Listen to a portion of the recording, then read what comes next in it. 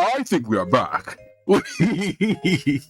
What did I tell you about that voices? Well, that's how we sound. And we're back. Yeah, we are.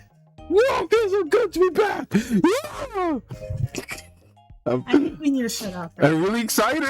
I'm excited, AJ. You're not even the one playing first. We're playing the Rugrats collection. I'm excited. I was just about to say, what is this? It's like, oh, never mind. Okay. Go. You just going right into it. Well, yeah, I said we're playing the Rugrats collection. Oh, we have an air conditioner now, so we can stream as long as we want. Remember last summer we'd only stream until it was too unbearable for us to stream. Or when your thing was shut down. Yeah, my thing would definitely shut down. Yeah. Your Steam Deck. Remember when it kept doing? Yes, because it was Pluto's technology. Because it was Pluto's technology. Go away.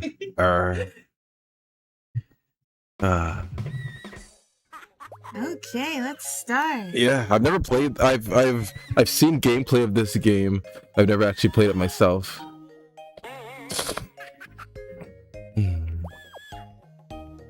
I'm happy that we can't hear the air conditioner in the feedback. Oh, you can't? No. Oh. I mean, it sounds pretty loud too. Yeah. Look how it has the music from the show. Yeah. They didn't have the composer from the game, from the show, but the person who made the music for this was inspired by the show. He got to use the composition. Oh. Yeah. See, I don't really look up the music score and the people that make it. Oh. What's wrong? Either a lot of the puzzle pieces are missing, or it's the easiest puzzle. Mainly because I don't always download game soundtracks. Mm-hmm. It's okay, kids. Here. Let me turn it up. Would it be able to be heard on the stream? Yeah, so I'll check. I'll listen, so I'm not hearing double.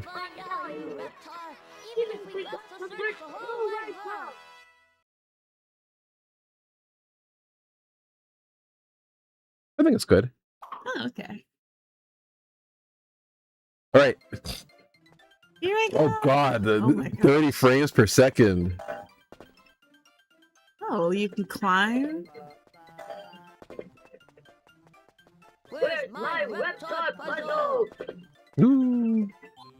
Oh, there. See, that was going smooth. Why does Steve look like that? Stu. Already. No, he's Steve from now on. We're calling him Steve. Steve Pickles. See, that's a mistake I would do.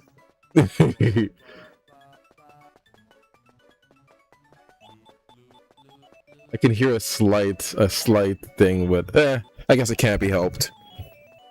That just shows our microphone is that good. Oh man, so much things have happened since we last streamed.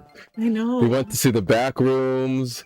We went to see Digital Circus, which is out on YouTube now, so we can actually talk about it. Digital Circus. I mean, it wasn't bad. My only complaint is that they showed us the episode that leads that's supposed to lead. Oh my gosh, I feel like the controls are very weird, or maybe it's just how this game is. But yeah, it showed they had the episode that led into the movie. I felt like it was like deja vu. I'm just like, Didn't I already see this? Mm. It confused me for a little bit, and I don't even know if they showed like new footage. It was No, it was the same. It was the same. It just seemed like such a. Can I not open anything? Can I just? I think this is the hub. I think this is the hub world. The whole time? Yeah, I think you actually have to go to. Yeah, so those are levels. How do I get in? Oh, There. To go on this adventure, you'll need more puzzle pieces. Oh, we gotta look for puzzle pieces. Oh.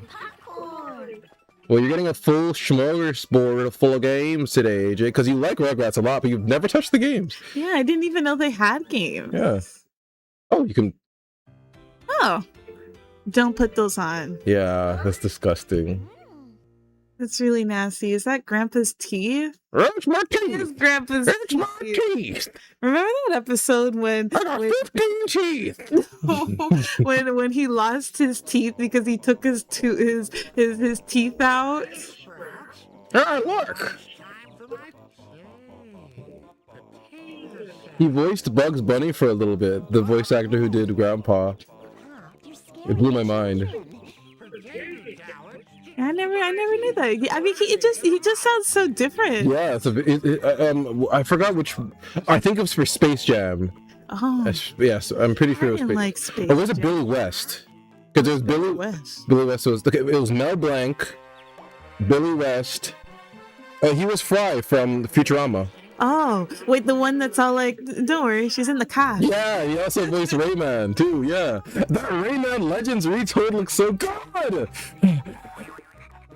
I think this part is lightly based off of the episode when he lost his teeth. Yeah, he just watched Rugrats so many times you can basically look at anything if it's related and be like, oh, that's that. That's from that episode. Yeah, I think it's briefly based off of that episode when he lost his teeth and then he had to look for it because he can't play the trumpet without it. Ah. And Tommy and Chucky went to go and find his teeth. I forgot what happened to his teeth, but yeah, his teeth got lost. Enter the opening in the fence to find Grandpa's teeth, or explore in the play area first. Press X near the playground equipment to play on them. If you have trouble in the what? In the nose? Is this his nose? You're asking me? Look for helpful arrows, but watch out for hungry geese. You have no bread. Oh, were the geese a part of the episode? Oh yeah, they were when they were riding on Spike to give Grandpa his teeth back. They were chased by geese or ducks. Because of Rugrats, because this is a new game, they shadow drop the shit out of this. Like, Which just they do with almost everything. everything Rugrats related. I don't know what it is. They just don't like Rugrats now. It's like they're obligated to put this stuff out. I love the music in this game. Because I don't think they've ever officially released the Rugrats soundtrack, have they?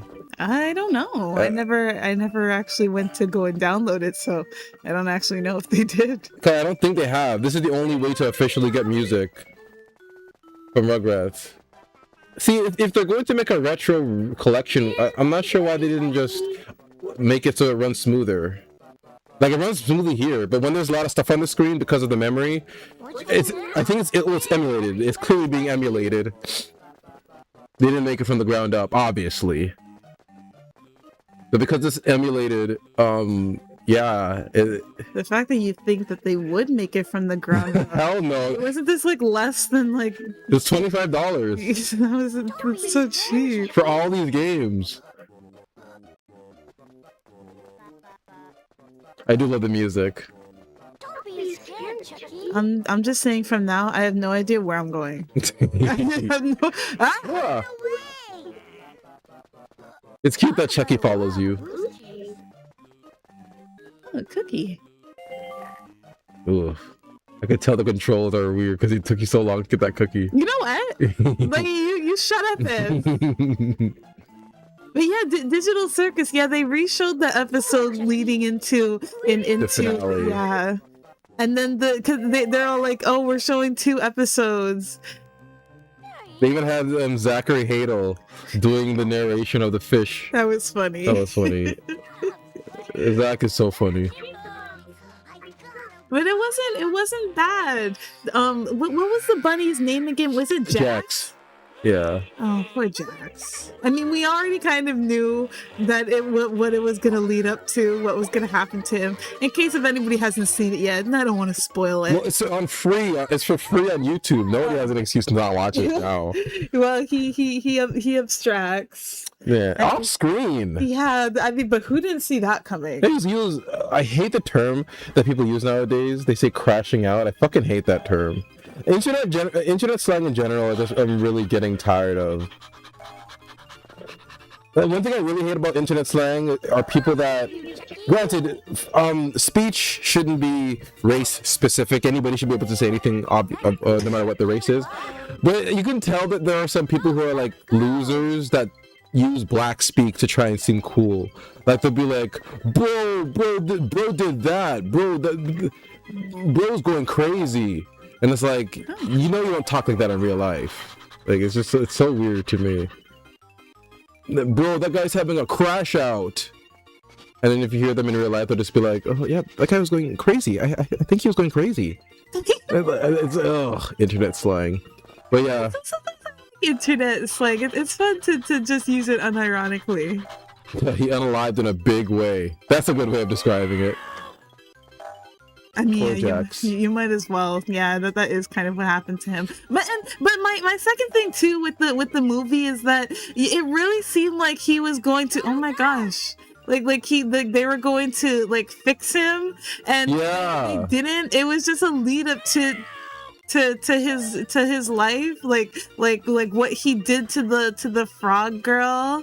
Which was really shitty of him. He ended up coming out to the girl, and then he was like he was so upset with the information that again he told her. Shared, like, he shared the information with her, and he was so subconscious about her like telling the information to somebody, which she already said that she wasn't even going to do. Like she was just like, oh yeah, my parents are Mormons. They didn't like me for that, and then he just decided to like unpack everything. His mom was a homophobe, but she still loved him though. Laugh at him. Yeah. And then like she tried to like hug him. And he pushed her off, and then she like fell to the ground. You're not supposed to hit the geese or. Well, Chucky is saying, please stop him. Yeah, you got it.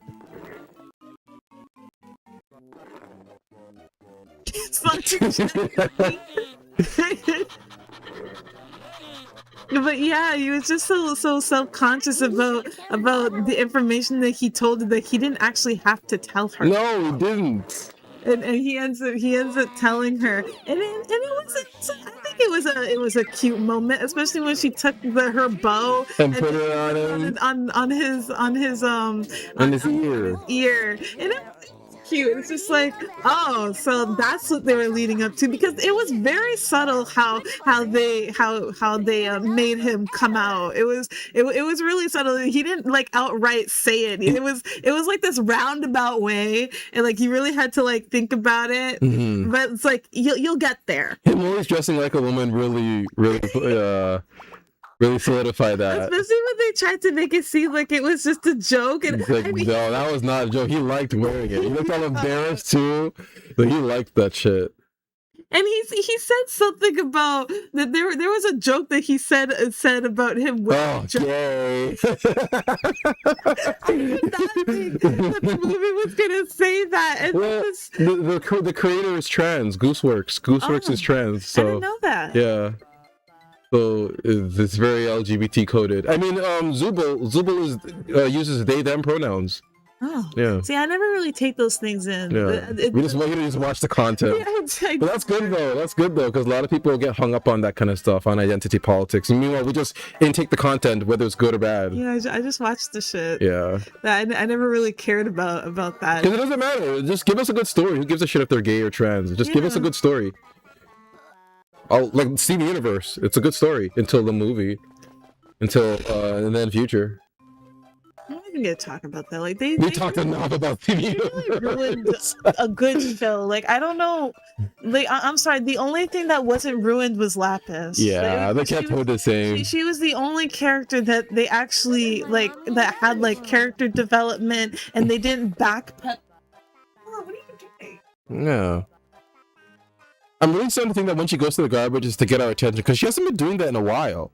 I know. I don't. Like she's starting now. I don't know what it is, but Well, yeah. you need more puzzle pieces. Oh. Tartar sauce. I love the music in this game.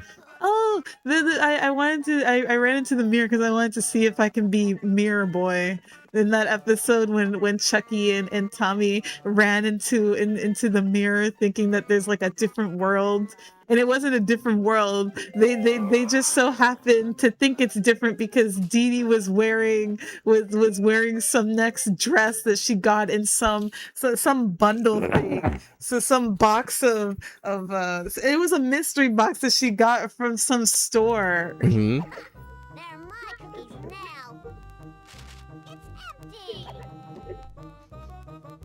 Why are they playing the music from when they were telling that story about that what was it? It was a story from the Bible. Oh, was it the parting of the Red Seas story? Was it Joseph? Was it that? And he was in and the Maccabees? Yeah. Ah. Okay, yeah. Yeah, it was that.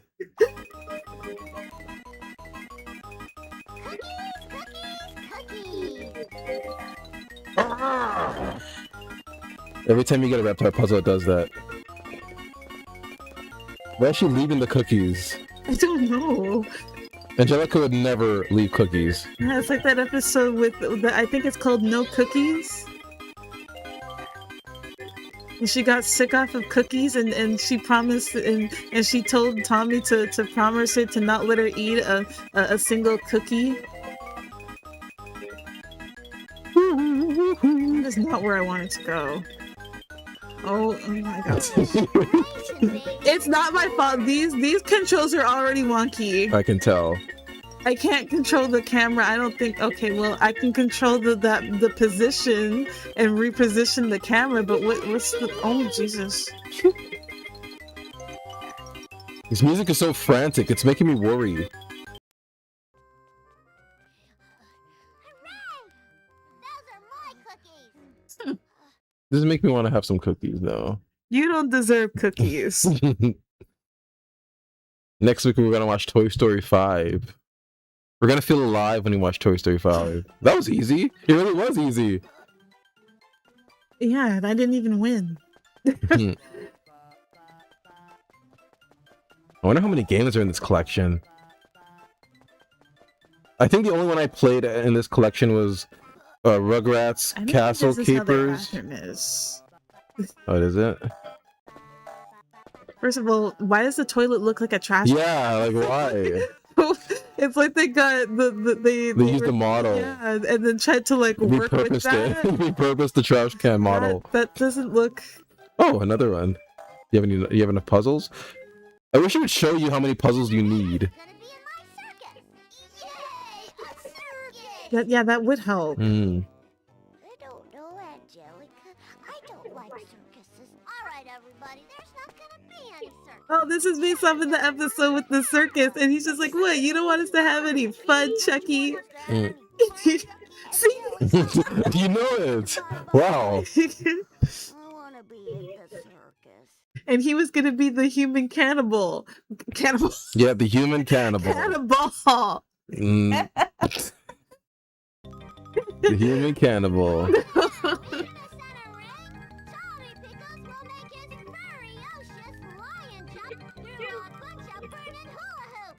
Woo! Be the lion tamer, or in this case, the dog tamer.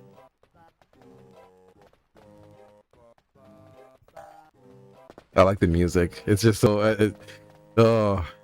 I wish the newer game had this kind of music. It just had some like hip hop music for some reason. You don't like hip hop? I do, but it's just like I don't get why they did that. Yeah.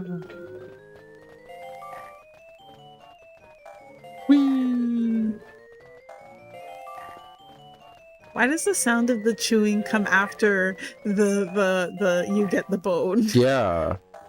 It's just very late. And now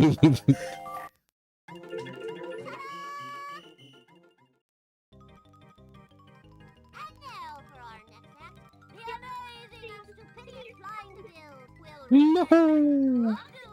Yeah, they're supposed to be the trapeze people. landing directly Oh my god, the frame rate. Boy, I'm gonna do some that from today. I think if you beat this game, you get to rampage around the town as Reptar. There's not many games where you get to play as Reptar.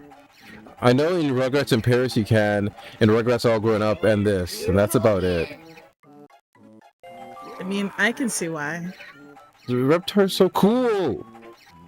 Well, like, you're not going outside. God. Oh my gosh. I just Really? we tried. What are you supposed to do? I guess does it go Maybe faster? not jump. I jumped when I was on it, and then I just sped right through. Oh.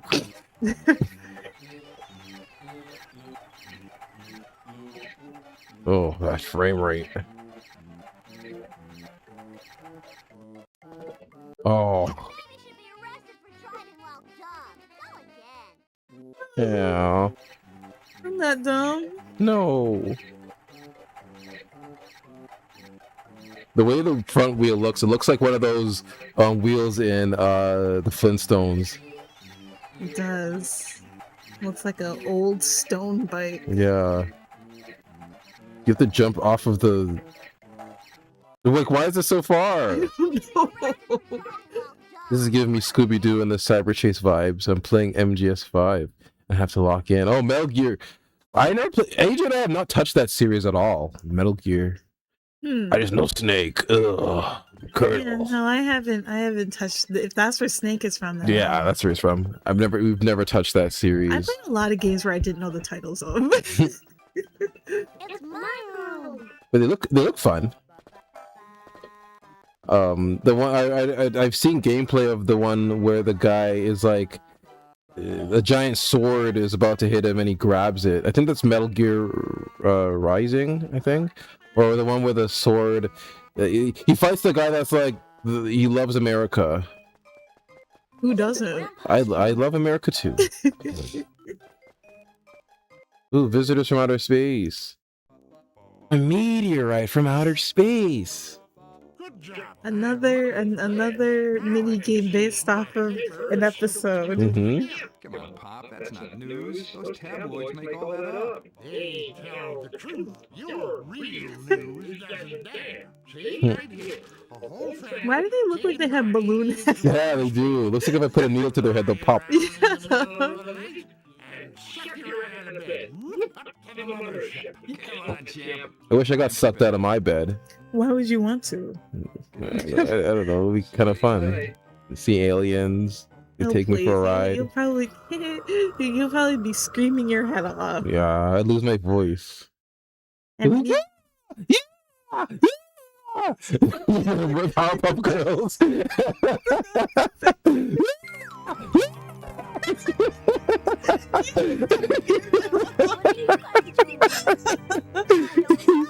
Lala, don't drop your tail. And then the next thing I know, I'm in this weird play pen. We must have got taken by aliens from outside space. Lala. Well, Remote control I found. baby says you like your tail. It's not tail time. Oh my god, move from me. You always an excuse to say that. Gex. Your diaper on. Say Gex. Hair on. Gex? Oh, it's a joke because if you reverse the S and the G from say Gex, it's gay sex. That's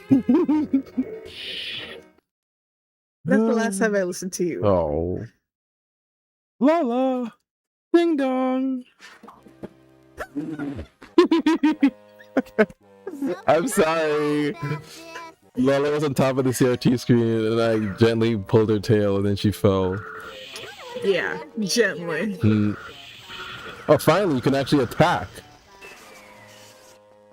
Can you run out of that laser stuff? I think so. Yeah. Blah, blah, blah, blah. Well, a reptile cooking for me. It's a puzzle. That's how you get to go to other levels.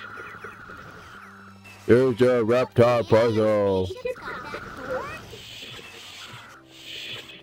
Wait, wasn't I already here?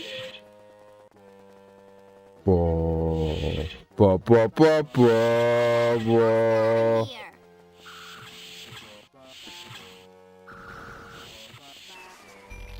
Would you be scared if you heard this music in your dream? No, I like Rugrats music. It's not scary. Mm. Would you be afraid? I mean, if it sounded like this, kinda. If it was the kind in the show, not really.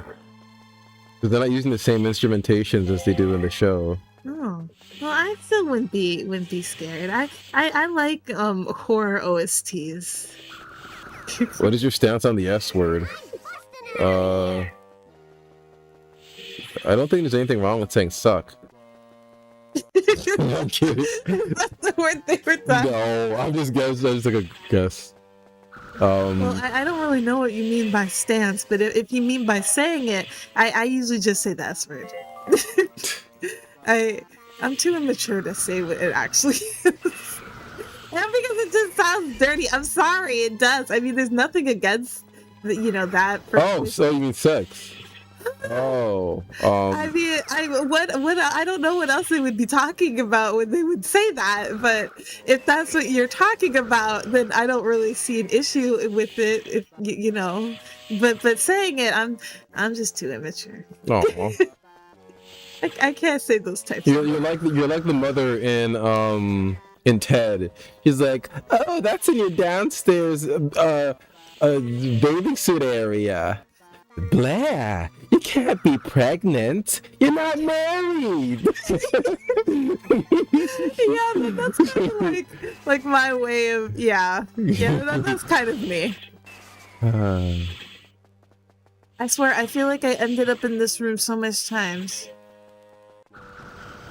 I just like shooting those I things. could tell. It's making you run out of laser, but you don't care. Now you're just shooting at the wall. Like, are they even hurting you? Well, I don't want to find out. Do, do, do, do, do.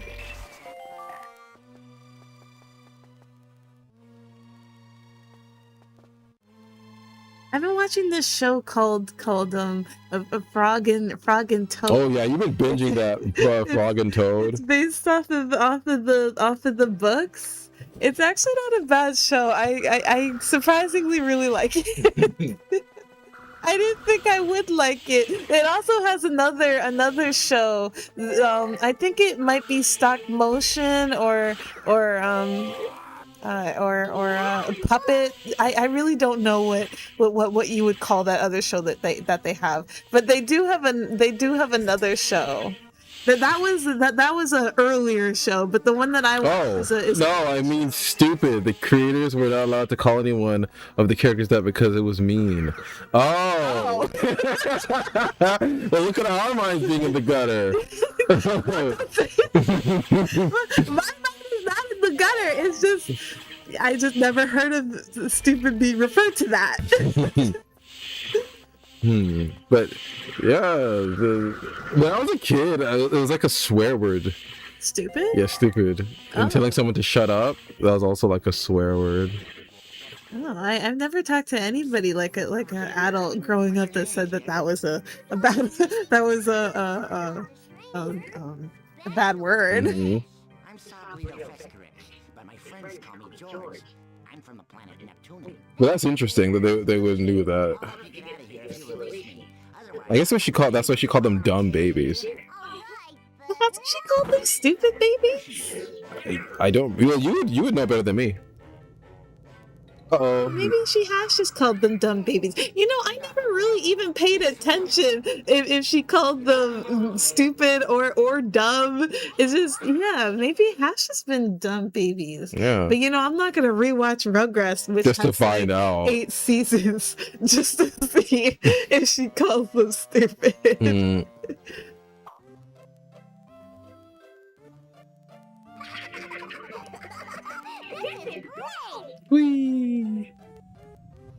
floating in space, Oh, wasting lasers. Wonderful. Da da da da da. Ta-da! I know that the creators of Rugrats they were having marital issues as well as creative issues amongst each other. Arlene Klasky What and happened to the Gabber controls? Why am I Suko. going backwards? Okay, did it just break on me? Fun. Oof. Oh, Angelica. This isn't my fault, I swear. But yeah, I know that they had issues creatively, and it started to affect their marriage. Why do they keep making me go backwards? I'm starting to see why this game was so cheap. Yeah, they didn't fix anything. It's pretty much just ROMs. They dumped the ROMs. I just want the cookie. Oh my gosh. Son of a bitch. You can't say that when we're playing a Rugrats game. You gotta say son of a Twitch. I don't even think they would say son of.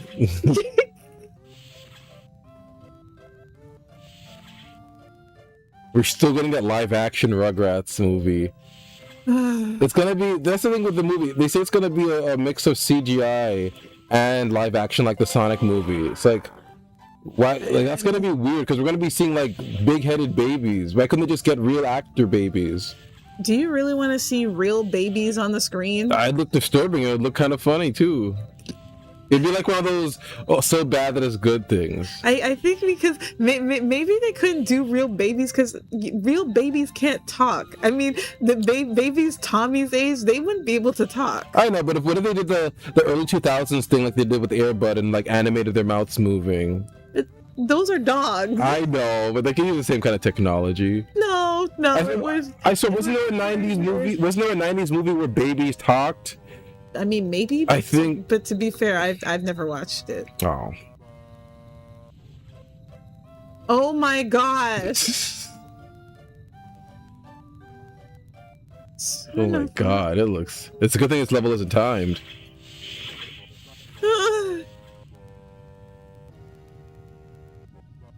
Can you even use the D-pad? Oh. You know what? It's even worse, it feels. Oh god. Okay, so that's front. Okay, that's side. Oh Jesus. Oh my gosh. I hear that the Backrooms creator, Kane Parsons, is going to be making a sequel. And it might be a show. It might be like a Netflix show. I hope it's a show. A movie would be fine, but you have more room for freedom with a show because each episode could be somebody stumbling upon the back rooms. And I'm sorry. I hope it doesn't. I hope it's not the story of the woman in the back rooms, of the therapist woman. I think her story ends there. Like maybe we can see her cameo in a future episode of the show as a part of Async. But I hope they make it different people, like different found footage from people. I think that'd be interesting. You have to shoot that? I don't even know anymore. I'm still trying to figure out how to navigate this shit. I mean, nothing.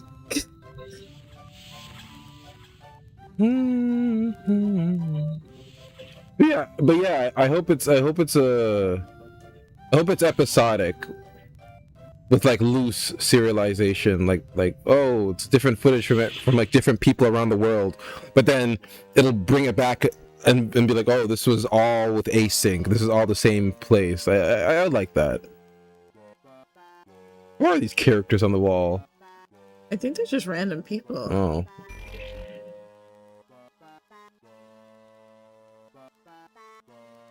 I'm almost finished The Office. The Office. Yeah, I've been very disciplined, and then I've only watched one episode on the way home from work. I'm on season 8. Are there like prisoners with like pictures of prisoners? I think they might be. Can I go through that? Jesus, you know what? I'm not even gonna bother trying to see how it feels. It looks like it's very frustrating. It is. I don't even know what I'm doing anymore. I was just going with the flow. You can't even open up the door. Mm. I think you have to go. Maybe you have to go into that vent. I don't want to go back up there. Yeah, that looked like it looked like it was difficult.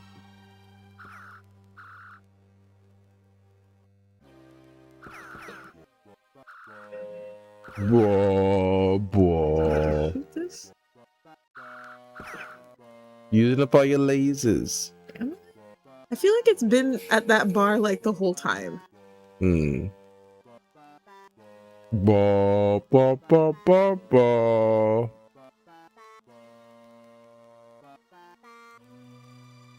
Yeah, but I heard that Arlene Klasky wanted to keep the show more cutesy, and her husband Gabber wanted it to be more like The Simpsons. I want to believe that it was his idea for what happened to All Grown Up, because I just don't understand how you can write characters in middle school but write them to be like they're in high school. I want to believe that it's his fault. Like I have to blame the man. Just blame the man, why don't you?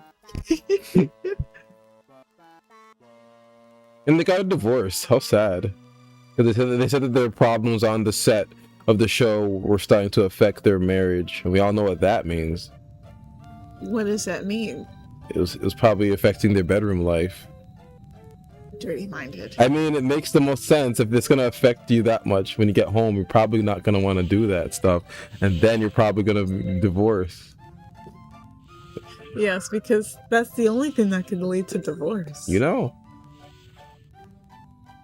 Swim, swim. Well, you seem to be navigating it better now. Yeah, no. Damn it, you jinxed me. Can you Z-target? Oh, you can. No, that just fixes the camera. Yeah, that's Z-targeting. Oh. Oh, I'm watching The American Office.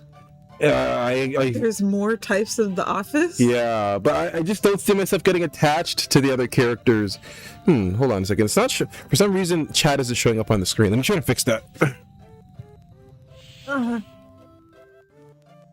Why must you always crush me? I'm sorry.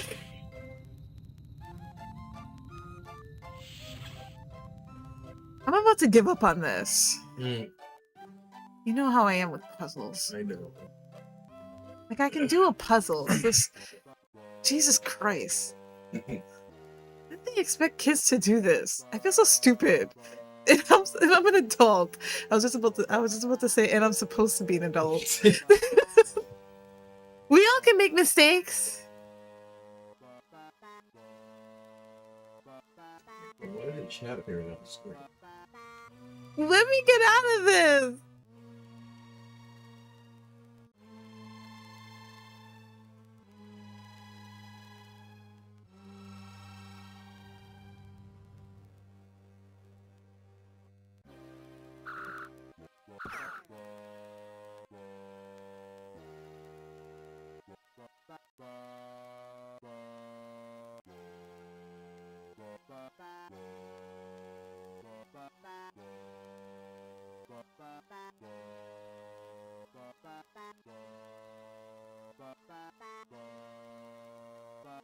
Oh, there we go.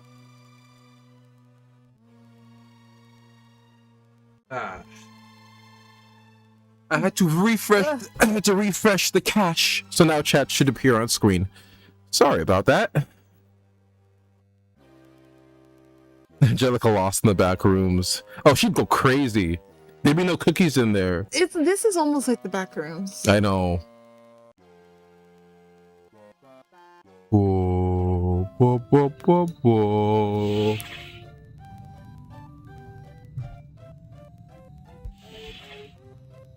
Hun, hun, hun, hun. Hun, hun, hun, hun. Like, what is it? I feel like this has something to do with everything. No, I'm all out of battery thing. Maybe you didn't even need to shoot it. No. Can I get out of this? Yeah, you can quit the level. Okay. I think this is a medium level too. You know what? We don't need to know what the difficulty is. It's hard. Hmm. You know what? It was medium. Oh, it pissed me off. I wonder how the harder levels are gonna be. You know what is? You got a lot of reptile puzzles. Maybe you can go to another level. This is Grandpa's room. Oh, he straight up tells you where things are. Yeah, you did that already. This is my mommy and daddy's room. I'm glad the Backrooms is becoming mainstream. That's one of the few things. Usually, whenever something becomes mainstream, like sometimes, like I am a fucking gatekeeping bastard. Sometimes, like I don't like. You said it. I am, because all these people that like Sonic, especially like women, I don't believe. I was like, no, you weren't there. You weren't there when Sonic was in its dark era, and nobody liked Sonic because Sonic was like the sucky thing. Like, get away from my culture. Like, so like now that everyone likes Sonic, like I'll always see on like Instagram and stuff, and they'll like these girls with like giant Shadow plushies, and they'll be like, well, Shadow's my boyfriend. It's like, get the fuck out of here. Like, fuck off. That's just creepy to say. I'm sorry. No, it is. It's like you weren't there. You weren't. While Shadow the Hedgehog came out in 2005, you probably were like making fun of people that like Sonic.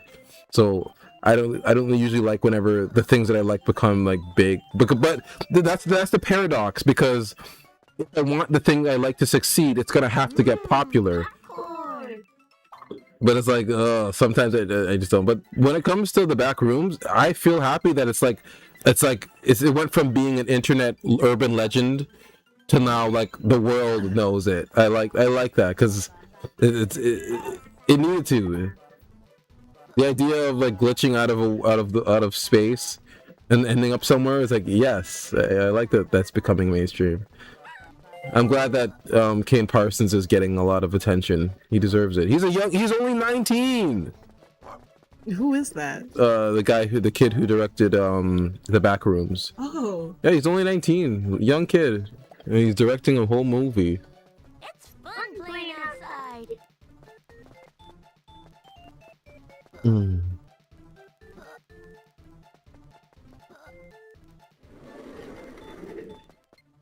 Oh, was that? Oh yeah, did you check his glasses? Did you? Oh, you didn't. Stupid rain. Now I'm gonna be stuck inside you babies all Another mini game based off of an episode Yes. when Chucky loses his glasses. I can't see without my glasses. And it's because Angelica took them because she was mad at Chucky for eating his crayons. No. You want to eat the rest of my crayons? I like Crayon Shin-chan. Take off your glasses. Extra eyes is no fair. Where'd that come from? You were talking about crayons, and I thought of Crayon Shin-chan. Oh my god, move from yes. Crayon Shin-chan. I didn't even think you would like it. I really, really liked it. I was so sad when you got to the end. It scratches the same part of my brain that Home Movies does. Maybe because of the improvisation. That's not healthy. It leaves less brain cells. Wow. It's like it's like the same part of my brain that that JoJo scratches, King of the Hill also scratches. Like that big center of my brain where it's like American animated or an American inspired animated thing.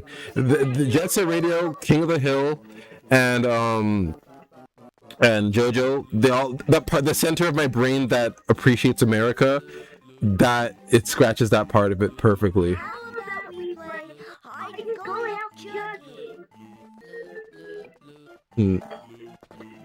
Playing Jet Set Radio is fun. It's just a shame that the thing kept shooting out. We found out that our internet is just really, really bad between the hours of 12 and 2 o'clock. So we could never stream. We could never do a morning stream. I can't believe it. That's how our internet works. We called our service providers, and they're like, "Oh, we don't see any issues. We can send out technicians." Like, we don't want to fucking have someone skulking around here. And they're like, "Oh, call us back if there's any issues." It's like, we haven't called them back.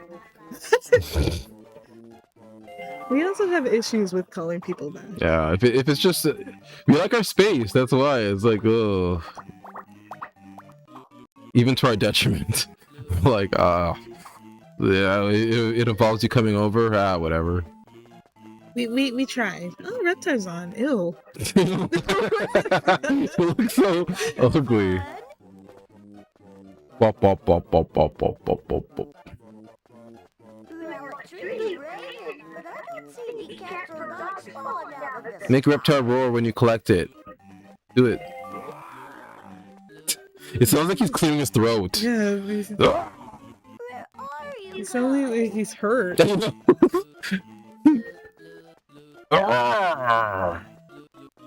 Instead, I finished Toad and Frog. You only had 2 seasons. I know. And they had, I think, 8 episodes. On Apple TV of all places. Apple TV is becoming the place for cartoon and kids shows. I think Fraggle Rock is also an Apple exclusive too. Oh. Do you have to find all the babies or just find your glasses? Oh, you're playing tag. Well, I just tagged him. Yeah, So why where is do he you- running away? Yeah. Uh-oh. The only part of me that's good at running is my nose. I got that joke. Running nose. Hey! I got here first, so I get to hide again. Oh, so you have to chase him to the place. Well, seeing how I already know where he is. Find 'em. Oh my gosh, these controls. Chucky's design loses so much charm when he doesn't have glasses on. Like, I'm sorry. Same with Dexter in Dexter's Lab. He just does not look as charming with his glasses off.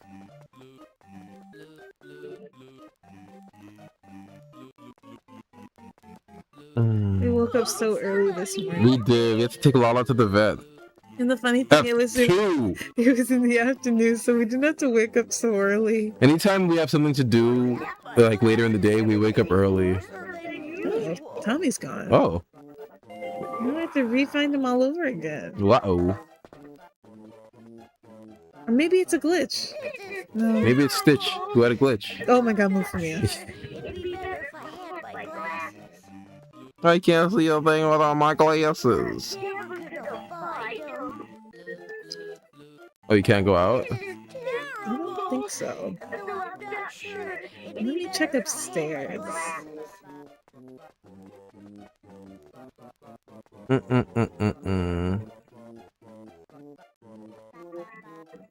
No, it's like Garfield. Remember when you play Garfield and he does the same thing going up the stairs? And it took so long for us to get up the stairs? But it took even longer with Garfield. Because he's fat. Or the game was just pretty bad. Yeah. That was when we didn't know where to put the items. didn't know We just what we were vacuumed stuff. doing. And then Garfield would be like, I wonder where this goes. And it was so annoying. And then come to find out that the items that we backed up, we were supposed to Bang. place. You know, yeah. You vacuum them up, you place them, and then you bank them in the closet. They're like, oh, are you kidding me? Okay, so you have to race them back downstairs to the playpen. Where's the stairs? Oh. Now I gotta Uh-oh. The only part of me that's good at running is my nose. Rest in peace to the voice actress, so Chucky. She did a great job. Oh, she passed away? Yeah, I'm pretty sure she did. Oh. She did a great job. And Stu. Stu also passed away. And Grandpa. Oh. Yeah. Well, rest in peace. They got Chuck to voice Grandpa in the 3D show. The Chuck from Better Call Saul. Oh. I never cared about you, Jimmy.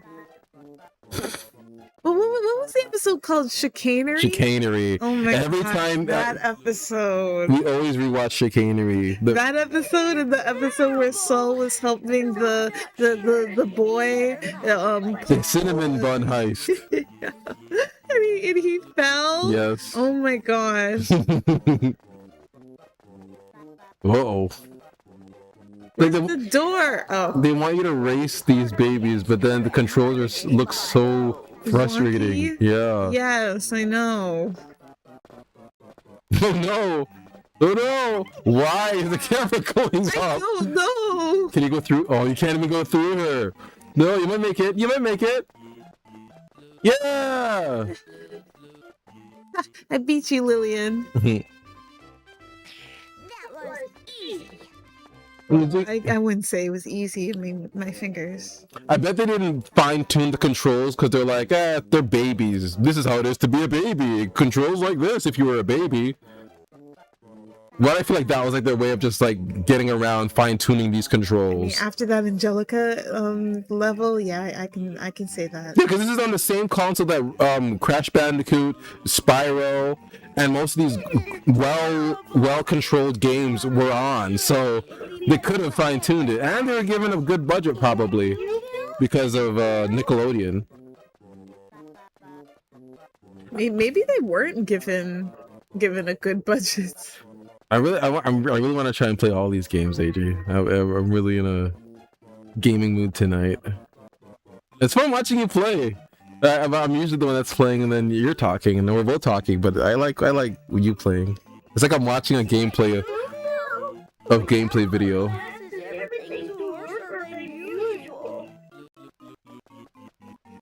I think it's because these games are easy for you, so you're not getting frustrated. You shut up, it.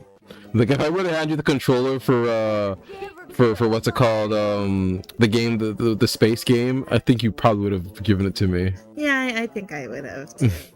Especially the part where you have to put the little code thing in. I like that about that game. I know we'll get back to it, but it was like, we're so busy throughout the week. We're busy people. We have lives. We stream for fun. But we still have time to watch Toad and Frog. Yeah. I'm sorry, that's just been my show note. I think I'm gonna rewatch it. I thought you were gonna watch the old one. Oh yeah. Yeah. There's like what, 2-3 iterations of it. The stop motion one. Was there another animated one, or was that the one that you're watching? I think it was just they just have the two, the stop motion and now that new one. If they have another one, it's news to me. You had a good description of what it would be like. You said it's like TVO PBS coded. Yeah, the way the animation is, yeah. it feels like a TVO or PBS show. Yeah. It's like a PBS Kids. You're gonna say TVO Kids. I know, I was close to. I'm not able to find PBS Kids VHS tapes online. Why would you want to? If they had like if they had like a marathon of Arthur and Maya Miguel, I'd watch. I'd download it, but you don't see them. You would sit down to watch Maya and Miguel. Background noise. Oh my god, move for me. We almost never sit down to watch these VHS tapes unless they're Inuyasha. We always just have them as background noise. Well, it's because somebody wants to watch Inuyasha with the commercials. I love it. It feels so nostalgic. We have to like turn our volume up like all the way because of the sound quality. Yeah. Let's go clean you up. Nice, you did it. I only earned a puzzle? Yeah. You know, it kind of defeats the purpose of this being a challenge if they tell you where the puzzles go. I know. Like, I don't feel like I'm actually doing anything.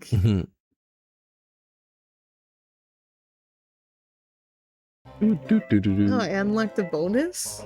Nice. Give me all your cookies. No, Angelica. My mommy made it for us to eat. Your mom made the box of cookies? Angelica got sick eating too many cookies. Eat all the cookies before she can get any more. Run away from her and press X to throw the box to the baby with the arrow above his or her head. Okay. Press B to eat. You're playing keep away. You're playing keep away. That's you get, you little brat. That's actually funny. I like Inuyasha, the guy that can suck with his hand, and the chick with the boomerang.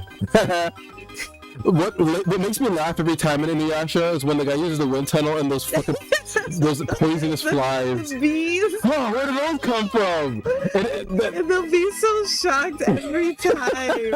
Like it's just so funny because he had the advantage, but then Naraku ended up making those fly, and it's like, oh, he nerfed your ass. Like with Kirby would just suck them up. Like you can't. Are we on the episode where he's like, oh, if you use the wind tunnel, it'll break open and you're gonna die? Yeah, like your father.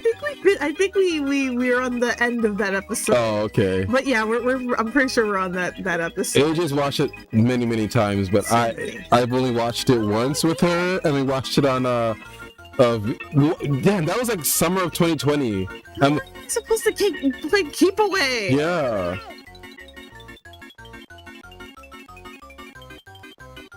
Oh, you gotta eat the cookies too. Yeah, you gotta eat the cookies too. Oh. Yeah, with B. Yeah, that was summer of 2020. We went because AJ's house. You had two floors, so we went down to the main floor and we made a bed out of the couch. Oh, look at her jumping. We made a bed out of 2 couches. We slept on that bed all summer. Oh my god. We did. Yeah, we made like a bed out of 2 chairs, and then she had a CRT TV. That's also where I first watched Jurassic Park. I never watched Jurassic Park before that. Which is so shocking. I know. And watched Snakes on a Plane. We just had a VHS summer in summer of 2020. Remember when I told you that there was a movie called Snakes on a Train? Yes, and I did not believe you. And I'm like, no, it's real. It's like that. It's a bad movie. I do not recommend anybody to watch it. But yeah, there is a movie called Snakes on a Train. Did we watch Anaconda as well, or was it just Snakes on a Plane? I think we did watch Anaconda, the one with I think it's called Blooded Orchid. Yeah, that one. I was gonna say Iron Blooded Orchid. that's Full Metal Alchemist.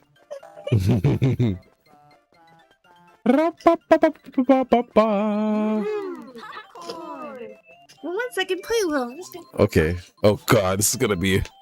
Oh. The controls aren't so bad now that I've gotten used to them. It was just that Angelica level. Yeah, it's not so bad. Not that level. Whee! Jump, little baby, jump. I'm little baby jumping all around. Look at me frown. I'm going to eat this town full of cookies. I think you should eat a cookie too. I think that cookies are good.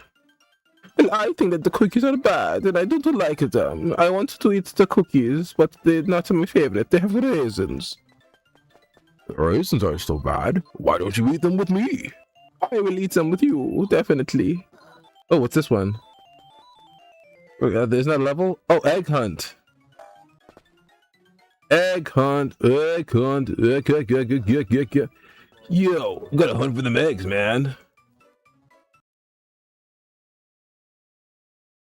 Yo.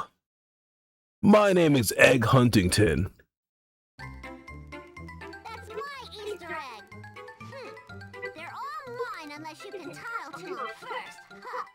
Oh, okay. I'll get it. Greedy Angelica wants all of the colored eggs for herself. Quickly search the house and gather as many eggs as you can by running through them before the time runs out. Look out for a gold bonus egg. I will. Oh, this is fun. All colorful. Oh, the control. AJ is right. The controls aren't so bad. Put 'em up. Put 'em up. Put 'em up, put 'em up. Get 'em, get 'em.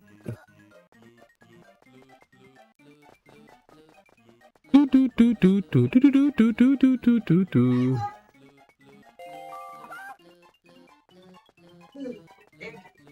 I know. Ever since we got this air conditioner, life has been so much better.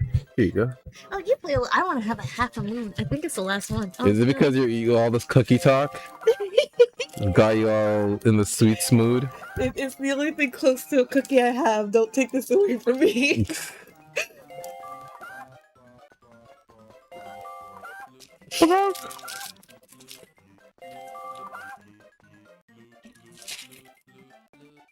Does Angelica like hate them in this show? It seems like she's unnecessarily hostile. She's just spoiled. I really have no idea if she hates them or likes them, because there are some episodes, like that episode when she was going to move away and Tommy was, and the babies were all happy and Tommy was the only one that was sad because Angelica was apparently the only one that got them together, and she did that to be malicious when she was telling them a bunch of lies. But of course, because they're babies, Tommy thinks that she did that so they would become friends. And so innocent. Yeah, so they started off as enemies so they can be friends. I don't know how they came to that conclusion. It was such a stupid conclusion. But at the end of the episode, she was all like, "Oh, I like you babies too." Oh, how sweet. Yeah, there are some episodes where she ends up liking them, but I really don't know. She has a love-hate relationship with the babies. Oh, there it is. Hey, baby, you missed an egg. Your head. Wow, so she's gonna insult them and then run away crying. Typical. Typical Angelica. You have a lot of games to get through, AJ. Just let me know whenever you've had enough of this one. I personally don't care. I'm letting you take the wheel. You want to switch? No, I'm letting you take the wheel when you're bored of it. That's when, or when you lose interest. We can switch. I feel like I've been playing this for a while. I wanted to play as a Reptar, but okay. Then you beat the whole game. I know. We'd have to beat the whole game to get a Reptar. All right, next game. Let us see. Let us see what's he. How can we? Did they? I really hope they've implemented a menu. You didn't go to it? No. Oh, really? We didn't. Oh yeah, you have to save, don't you? Did we not save? Granted, we don't need to. We're probably never gonna play this again. We literally buy games just to play them once. Why do we even buy games? Honestly, we could emulate this. Ugh. No, I'm still pissed at that Wings Club game that came out. That was, I'm not going to say that was based on the new 3D game. The new 3D show that came out, because the game, their game that was supposed to be around, that was supposed to be about that show, really had nothing to do with that Wings Club at all. Like the story, the game for the story was like completely different. We barely even get to be the Wings Club as like fairies. Like it felt like such an unfinished game. I'm so glad I didn't pay for that. I don't even know how much it actually is, but I was pissed at the end. Oh, guess who got back from a little saxophone gig today? Or more like just now. Guess now. Lisa Simpson? Lisa Simpson. I'm so happy for her. You know Lisa Simpson? That's so cool. Autograph, please. Yes, please. Tell her we said hi to Bart, not her. Like, tell her that we told her brother hi. But nice. You play the saxophone. Look at that, AJ, another instrument player. You know, I never actually tried to play the saxophone. It just didn't really, it didn't really seem like my thing. I'm more of I went for the trombone. Correct. You must be castrated now. No, not my ballsies. Not my cerebral balls. See? Well, maybe they'll grow back. Balls don't grow back. Once you lose them, they're gone. But in this case, not in real life. But nice. A saxophone gig. Hope they paid you. Do gigs pay you? No, depends. Oh, I've never actually been to a gig. Hey, I'm upset that toy wasn't actually in the show. in the show. It The little, here, you play. It was only in the opening, and that's it. It was never actually in the show. And you can't even find the toy online. It's like how they wanted to make you to have it disappear. Yeah. Call this hot? Back in my day, it wasn't hot unless you were on fire. Like, there's only 6 games in this collection. There is. Yes. 3 3D ones and 3 2D ones. Ah, Susie. And it's after the movie. Because we have Dilly. They finally show Susie. Well, a it's gig that- is more it's like that toy. What was it? I think it's called Mr. Friend. well, a gig is more like another word for picking up a job. I'm just Oh. playing for a wedding after party. Ah, nice. Congrats, but that must have been like so like nerve wracking.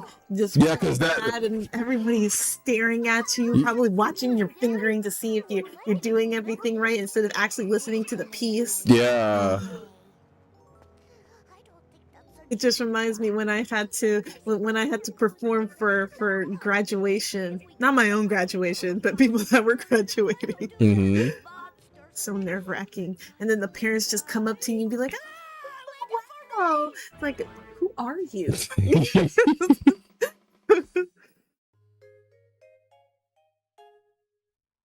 You get used to it eventually. No, Dill!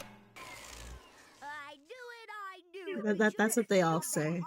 Mm. I was always so nervous playing, but then after once you start playing, it like the nerves go away. But I don't like being in the front row. Thank God I wasn't. I Mhm. feel sorry for the flutes.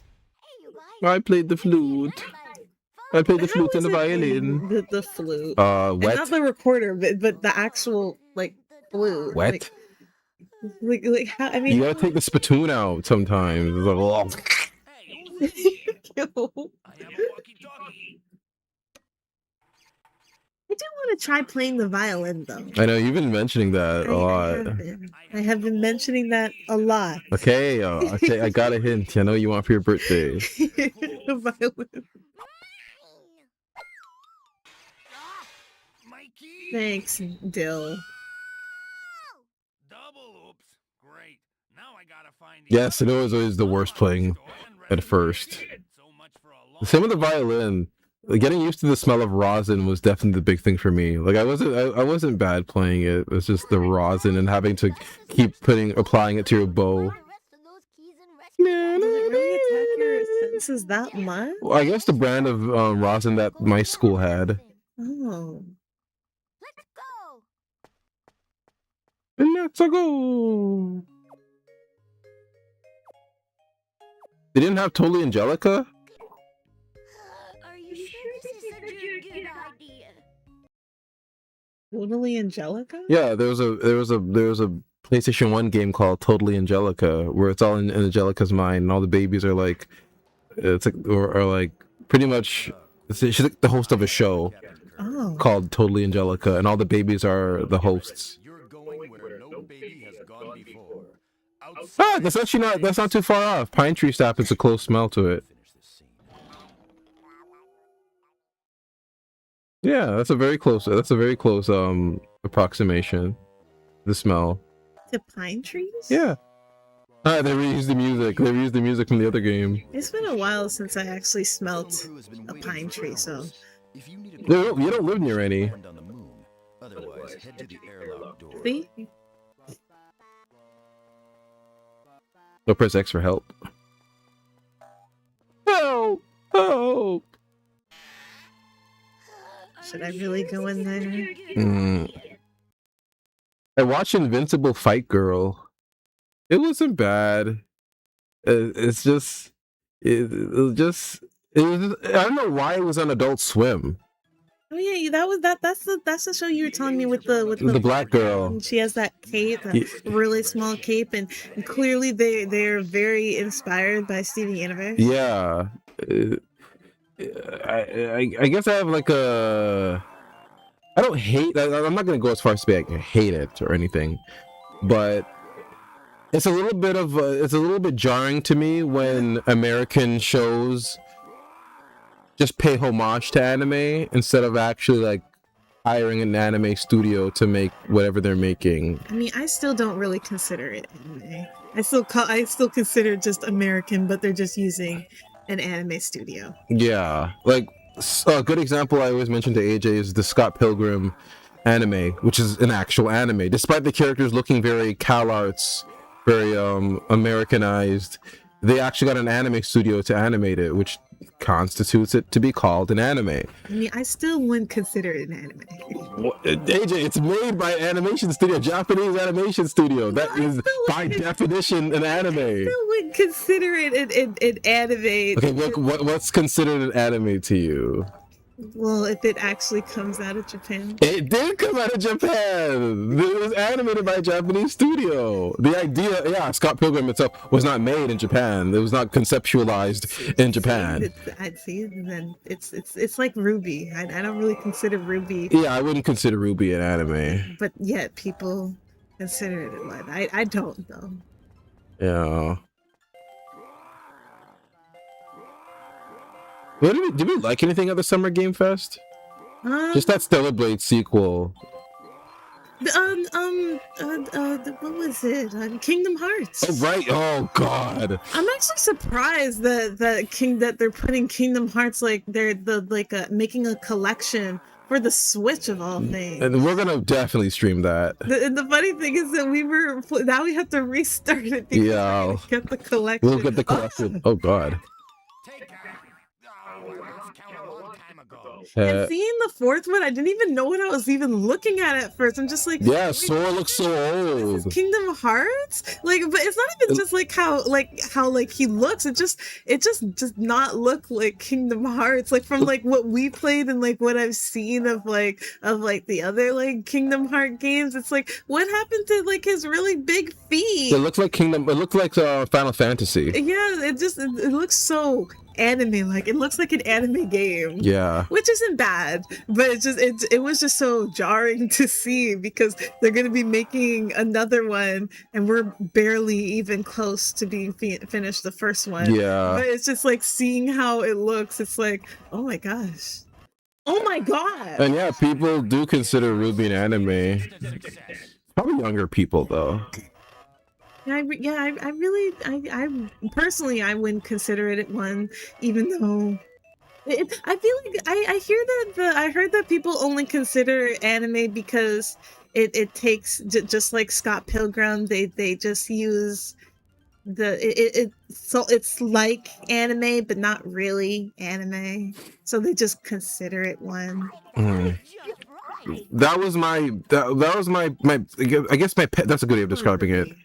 That's my pet peeve of Invincible Fight Girl. It was just like an anime homage, but they relied too much on the homage side of it. Like when the characters would like become chibi when they're expressing themselves, or have fire in their eyes when they're angry, or the cutesy eyes when a cute moment happens. It was getting kind of tiring. But that's also because I'm not the biggest fan of anime. I'm very, very, very picky. I'm very picky. So yeah, I would not consider myself an anime Which isn't fan. bad because I mean, out of all of the animes that I've seen, I probably shouldn't have even watched like most of them, but I did. But that's only because I'm a really big anime fan. Mm-hmm. But yeah, I just it was not a bad show by any means. I just don't understand why it was on Adult Swim. There's not even a swear word. I don't think anybody even said hell. My thing about it is that it looked too much like Steven Universe. I mean, you had the color palette and then the stars and then like how they look too. It just reminded me way too much of Steven Universe. Yeah, it's funny because it was on Cartoon Network / Adult Swim, so I can see why you draw that distinction. Oh, well, yeah. Yeah. It just felt like there was like no creativity there. No. It's just like, oh, okay, let's make a superhero or fighting. A wrestler girl. Yeah. It was like Ultimate Muscle, where wrestling is like what runs the world, because there's two. Ultimate Muscle. Remember when we watched that? Yes. It was so dumb. So much illegal things. So much illegal moves. Yeah. But it was kind of like that. Steven Universe a little bit too It wasn't bad per se. It was just very safe. There you go. It was very safe. What the fuck? What happened there? Yeah. Oh, I lost count a long time ago. It was a very safe show. Didn't really push any boundaries. I think because they wanted like the black girl to be like the forefront of it, they didn't want it to be too complicated, so they made it very safe. It wasn't too bad. I also watched Common Side Effects. Oh, I guess it just pushes you off. Yeah, I also watched Common Side Effects. It wasn't bad. I like the story a lot. The story is about a guy who finds a mushroom that can heal everything. Oh wait, is that the show that had like the terrible animation? Art style, yeah. The animation. That's it. Yeah, I didn't like the art style at all. I don't know how you watched that. I couldn't. I know. After you showed it to me, I'm like, oh my god. Yeah, I didn't like the art style at all. Everyone had big heads and little mouths and eyes, and yeah. It was just it was an unappealing art style. Yeah, that's a good way of describing it. But it makes up for that with a good story. The stories of a guy who finds a mushroom that could heal everything, and his high school sweetheart is the media consultant for a pharmaceutical company which wants to find a drug that can cure people. And it was kind of like a whole betrayal thing where she doesn't tell him that she works for a company like that, but she wants to try and get the mushroom from him. But then she ends up truly falling in love with him, and the government is starting to come after him, and yeah, it's a whole thing. It's a very interesting. I'm not giving it too much justice with this small description, but it's a good story. I liked it. It's just that art style is just it's just unappealing to me. I just didn't like the art style. But yeah, I don't know how you could. I know. It's like F is for Family. Oh god, the animation and the character designs for F is for Family suck, but the writing is very, very good. Hey, this is hard. That's how you felt. This is hard. Let me go to the next level. Yeah, that's a good way of summarizing that show. I'm going back to Arrested Development. I really freaking love Arrested Development. You're really gonna try to go through that again. Yes. Well, good luck. Yeah, because the season 4 is when it starts to drop off, and then season 5 is just not very good. But I'm gonna watch it again, analyze truly why I didn't like it. But the first 3 seasons are TV gold. I mean, after watching it so much times, the half times that you watch it, one would assume that they know why they don't like it. I know. It didn't. The season 5 became too convoluted, and it was a love triangle between a father and son, which is always disgusting. The brother Buster killed someone, and there was no consequences for that. It was just not very good. It was just not good. But then I will always stand behind the fact that seasons 1, 2, and 3 are TV gold. Some of the best written jokes I've ever seen in a show. One of the best written well written shows. Thank you. I would recommend Arrested Development to anybody. It's very easy to get into. It's very funny. Very clever. You should watch Friends. I was thinking of watching Friends again. We can watch Friends together. I don't mind. I never watched that. You haven't? I've only caught glimpses of it when it was on City TV. I think it was on City TV, I'm pretty sure. Or was it on Fox? I think Fox? Mm-hmm. Damn, Stop. your hitbox is so big. And I don't think you can run. Of course, I didn't try to. Oh my god. So I have a long jump? Oh. I'm not even gonna try that. Yeah. I got laser? You got a laser! Oh, why do I have a slow walk? Yeah, but not a run. You have a slow walk, but not a run. But yeah, I really, really like Arrested Development. It's one of my favorite shows of all time. The first 3 seasons. Because I think they only came back because they I don't think they wanted to come back. I think they were not forced to, but they got a deal to come back. I'm gonna say they were forced to. It's a very, very good show. That and Curb Your Enthusiasm. We have to get back. Oh yes, we There are do. a lot of sitcoms and things that we have to get back into. Curb. We're watching The Simpsons from the beginning right now. It's ironic because you watched the the Rugrats. You binge watched that, and the animators for the Rugrats did the first couple of seasons for The Simpsons. You love pointing that out. 'Cause it's just so crazy to me that that's how they got their start in animation. Oh my god! Wasn't that? Yeah, that's the one that scared Chucky, right? Yeah, the Mr. Friend. It was Stu's. Stu made that doll, and he wanted to. He was testing it out on Tommy and Chucky, but it didn't really work. But he was just so enthusiastic about it, and he still just he kept making more, and Tommy and the other babies were afraid of it, and they were trying to get rid of it.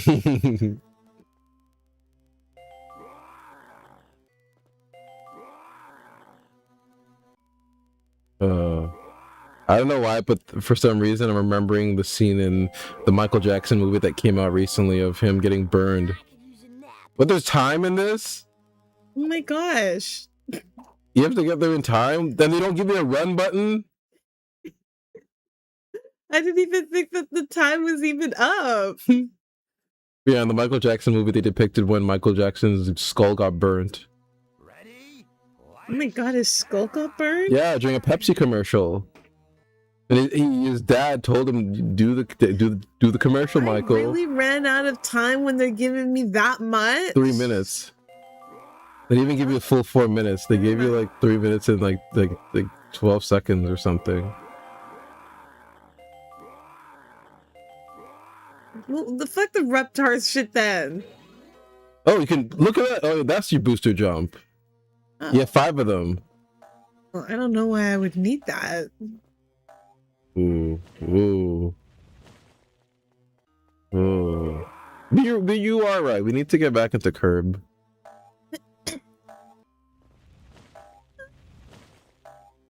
Yay. Da-da. Like, why is that the sound for it? It's very distracting. It is. And it just cuts off. Yeah. I don't know why they always make Reptar growl like that every time you collect one of his puzzles. And if you get them all in the sequence, he goes,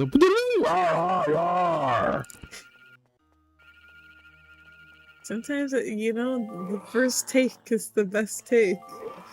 The only sitcom I've watched recently are Rick and Morty season 9. The writing took a serious nosedive.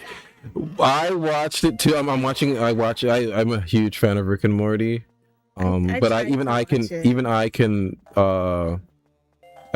be honest and say that it's not as good. But yeah, I first, it's gonna sound bad saying this, but I kind of liked when there was no woman on the writing team. I like that. I like that because remember they were forced to hire women, and I don't think you should hire women because they're wanting and willing to be a part of a show. The first couple of seasons was only written by Dan Harmon and Justin Roiland. And then they were called out. I remember seeing the articles back in the day. They were called out for being sexist and not having women on the writing team, and it was a tactic to make them hire women. And it just, in my opinion, that's when the writing started to suck. If there are women who want to be a part of the show who can match the talents of Justin Roiland and Dan Harmon at the time, yes, they were diversity hires. Yeah, that's in my opinion, that's when the show started to take a nosedive, because at that point you're just hiring because you're not hiring because they're funny. And I'm sorry, we've seen women writing cartoons. Case in point, Bob's Burgers, and we like Bob's Burgers, but we can call out the fact that I do like Bob's Burgers, but them always writing bathroom jokes, like, I don't think the out of all the episodes of The Simpsons we've watched so far, there's been no shit jokes. None. No, any type of washroom jokes. But for Bob's Burgers, they just have the need and feel like that's funny. I don't stop writing that. To me, it's tantamount to women stand-up comedians who talk about their periods all the time and their pussy and shit. It's like, why are you talking about that? Like, It's not this. You're not doing the same thing that men do, because dicks are objectively funny. They're funny when it's like in Rick and Morty. They're funny when they're big. They're funny when they're small. Dicks are just a funny thing, but Maybe to you. but like objectively speaking, like you don't find vaginas funny. You find it to be, usually you're scolded when you talk about a woman's vagina. You're told, oh, that's, how dare you? You shouldn't do that. Like it's taboo. There you go. It's taboo to talk about a woman's private area. Penises are funny, so it's funny when a guy has a small dick. It's funny. It's always like a thing. But I think Bob's Burgers is trying to do that exact kind of mindset where it's like women don't talk about poop because poop is gross to women. Women are supposed to be nice and not crass. But we here at Bob's Burgers, we're gonna break that barrier. We're gonna talk about shit too, because men do it and stuff. Men talk about shitting themselves all the time in South Park. So we're gonna really go hard. Yeah, it feels spiteful. It feels like it's spiteful, that kind of writing, and like I said, it's the same thing with female stand-up comedians. They talk about taboo things because it's ladies being crass now is like the new thing. Like it's like the new, really, there's fall damage. But yeah, that's what I'm seeing now with Bob's They're Burgers. not gonna make me collect my Reptar bars all over again.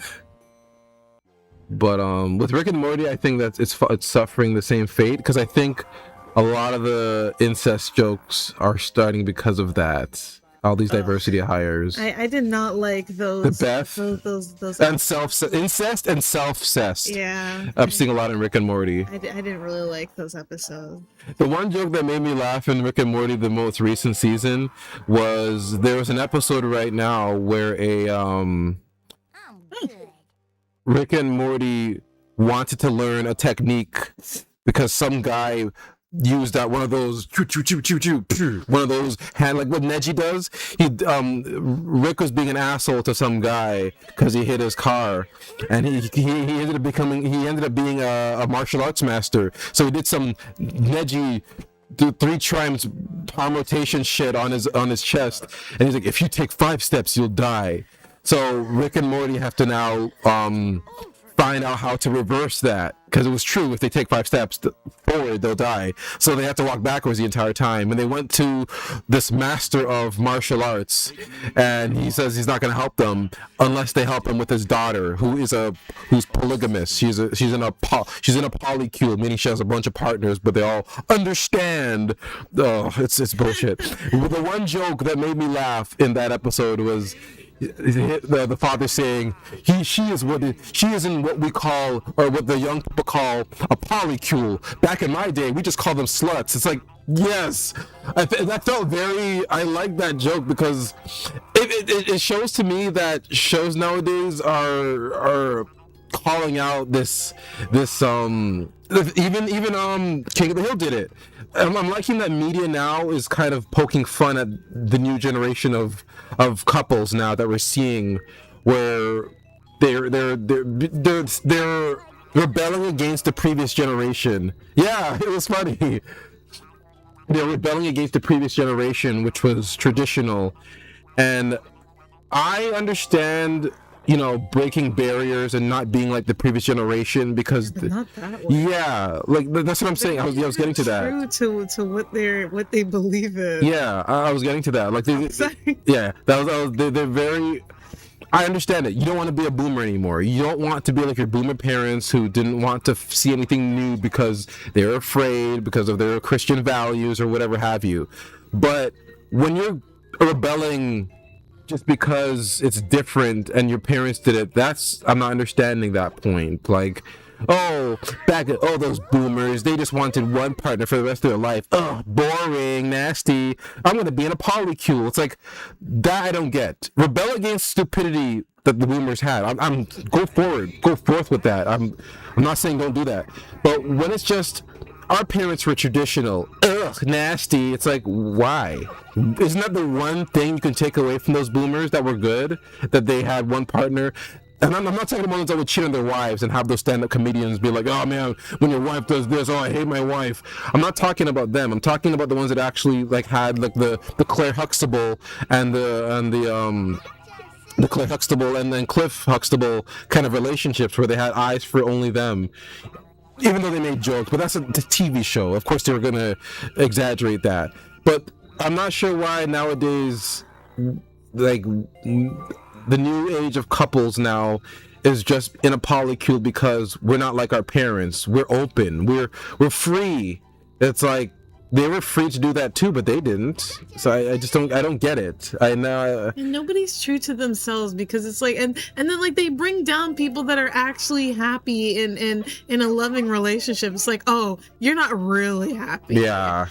It's very, and they try to make you cast doubt on your partner. It's like, oh, all men cheat. yeah, like It's like or you know what, vice versa too, because it's not just like the like men being like women being like all men cheat. Like men do it too. Like all women are like freaks. You know, you never know. Yeah. Like everybody has like a side account. I was shocked to find that out. Yeah. It's like a side account. Yep. Like, what? Or a Finsta, meaning a fake Instagram, where they'll use that Instagram to flirt with girls and stuff. I know Jason David Frank had one. I know he did. David Frank, whatever he did with his for his cheating ways. Yeah, I know. I feel it in my gut. I do not support or follow anything that he is as a person, but as a ranger. Yeah. That's the only part that I like. Oh, yeah, be in a polycule if you wish, but you're only creating problems if that really isn't what you want. Relationships of any kind shouldn't be a tool. I agree. It's like it's like you use it to spite. Like I've never met. I have yet to see. Show me, please. Anytime somebody mentions polycules to me, like remember that woman I was working with, and she's like, "Oh yeah, lots of people are in open relationships at work." So I told her to name one, and she couldn't. And I sat there, and then it got so awkward. It got quietly awkward for like a couple of minutes. Yeah, she couldn't answer. She couldn't because you're on the phone with me. Because it was really embarrassing. Yeah. It's almost like she wanted to be like, well, let's move on from this. Yeah, it was very awkward. I am yet to see one work because in my mind, I don't believe that human beings are built that way. I mean, it's not even just that. It's just, I'm sorry, humans are just not built that way. Humans are greedy. Yeah, it's true. Humans want greedy. attention. Humans are jealous. People want the attention of one person, even if you're in like those like types of relationships with like multiple people. I'm sorry, there's somebody in that group that would want the main guy or girl to only pay attention to them, yeah, and not the other people. Like I'm sorry, it just goes against human nature. If I got to be in a conversation with somebody like that, because I don't get to meet people like that in my work life, because it's very quiet, it's very to yourself. But if I ever had a chance to meet with someone like that, I would ask them, if you had a button that would allow one of the people in your polycule to only love you and you alone, would you press it? I feel like they'd say yes. Why would you say no? Like if you can live in a, or I'd even pose the question of, if you could travel to an alternate universe where one of the people in your polycule that you like the best loves you and only you, would you switch places with that version of you to be with them? I think they'd say yes, because I feel like they're doing that because of the idea of, oh, I'm gonna get cheated on anyway, because men and women love to sleep around and love to cheat. So why don't we have let's be open about this. Let's be open about this so that none of us get surprised when we find out that one of us is cheating. I feel like that's it. It's not really a relationship. It's more of just how can I describe this? Like more of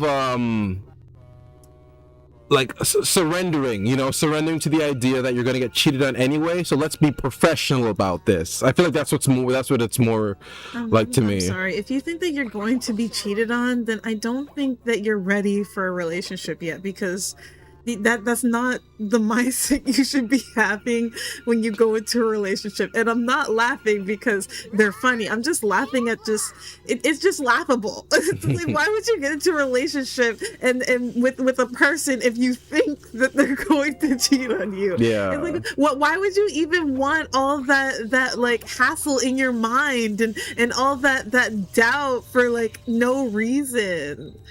Yeah, I think that's where it starts. It's just the idea of, okay, I'm going to get cheated on anyway because everyone cheats.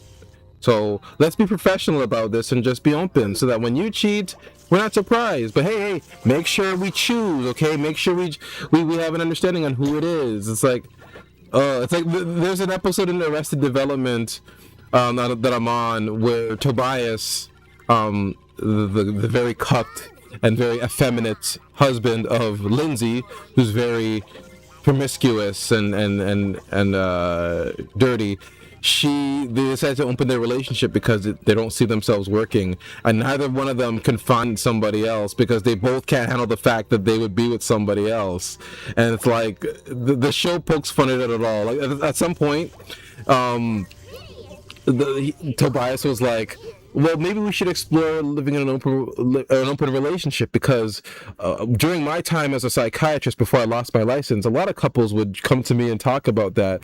And then Michael, the main son, would be like, did they ever work out? He's like, oh, no, never. But maybe it'll work for us. It's like, I love that. I love media that pokes fun at that. But media can't straight up be like, you're wrong for being in it. And of course, it's comedy, it's humor. You're not supposed to follow it fully. But I love that most comedy shows acknowledge the fact that it's stupid, yet these young people out in our generation just go into it fully, thinking, oh, this will completely negate all the problems that our previous generation had.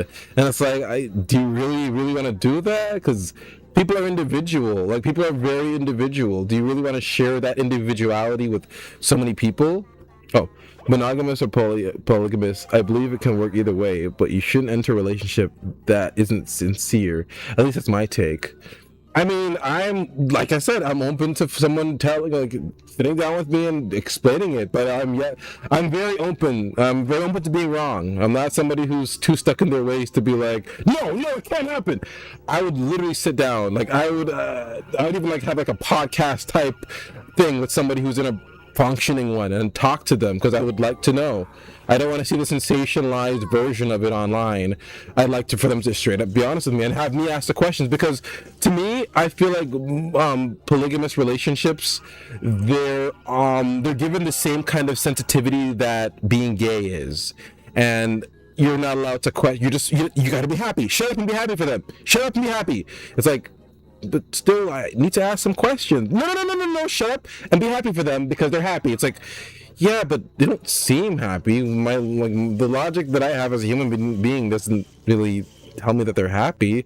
No, be happy because you understand them. It's like, but why can't I understand them? Is it because we're forced to not question them because we're told they're happy and that's it? It's like, I'd like to know.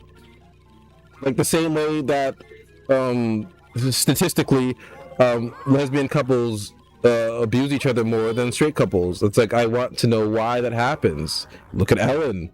It's like it's the idea of shut up, be happy for them, or don't say anything. It's like, that's not gonna fly for someone like me, because no matter what religion, no matter what ideology, no matter what, I question everything, and people hate that. People really don't like that about me.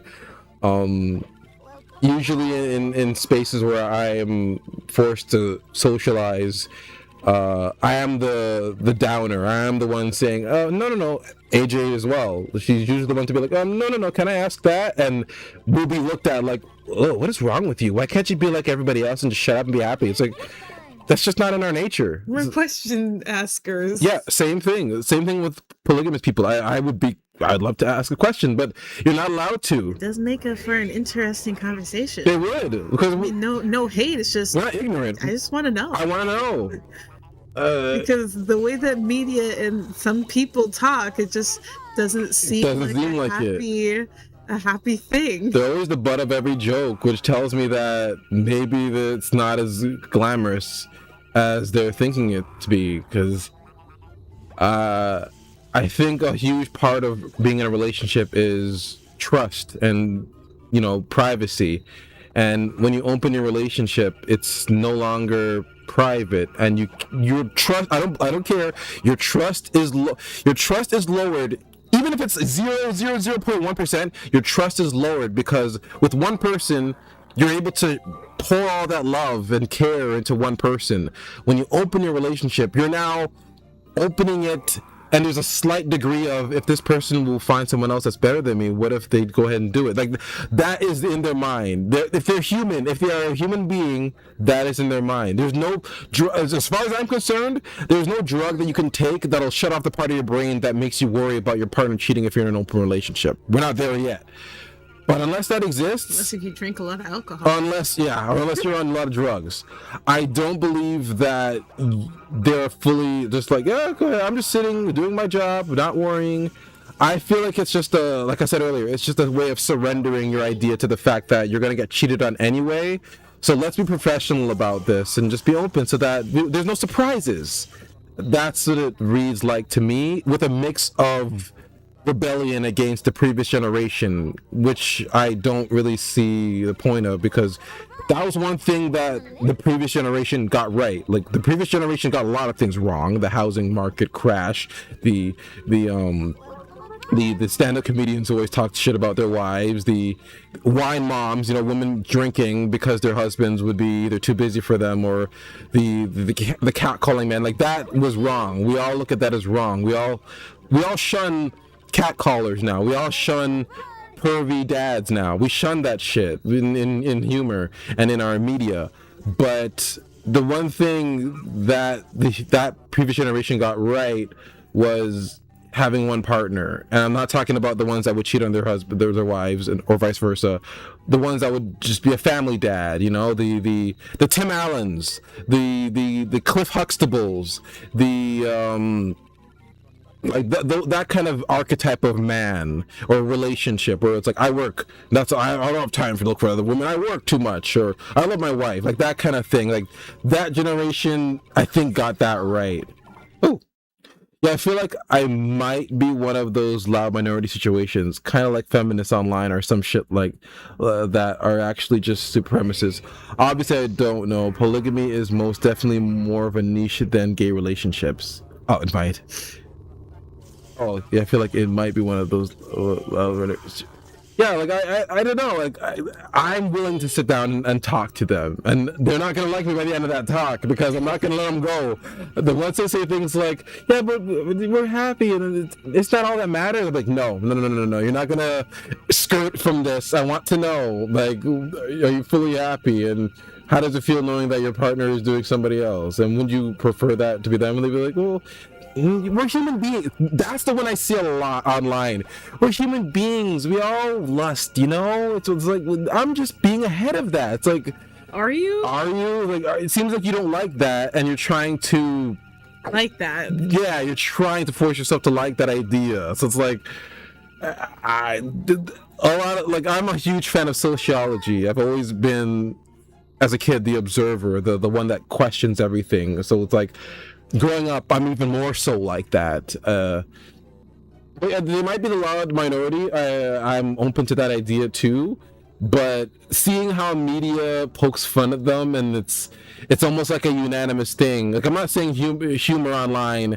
It feels like such a shortcut when people do that. Yeah, it is. I feel like it is.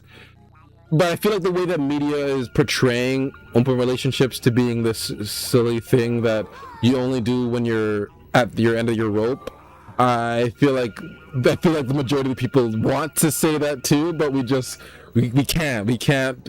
Like I said, like the fact that we can't talk about the fact that lesbians beat the fuck out of each other more than straight people. Like, we can't talk about that, because you gotta be happy for them. You gotta be. Granted, you should be. If they're two girls that love each other the way AJ and I love each other, I feel like that's beautiful. That's awesome. Two guys have what AJ and I have. Awesome. Please hold that to your. Please be that. But when it's like, oh yeah, but we're gay, but I also have, like, my boyfriend has boyfriends. It's like, that's fuck. That work? I don't know. Okay, let me just sum it up this way. I'm a fan of true love between two people of any kind. That's it. That's it. Yeah, I think that was obvious. That's a really good way of summing it up. I'm a huge fan of love, because we need that now more than ever. Because now it's so it's been so muddied.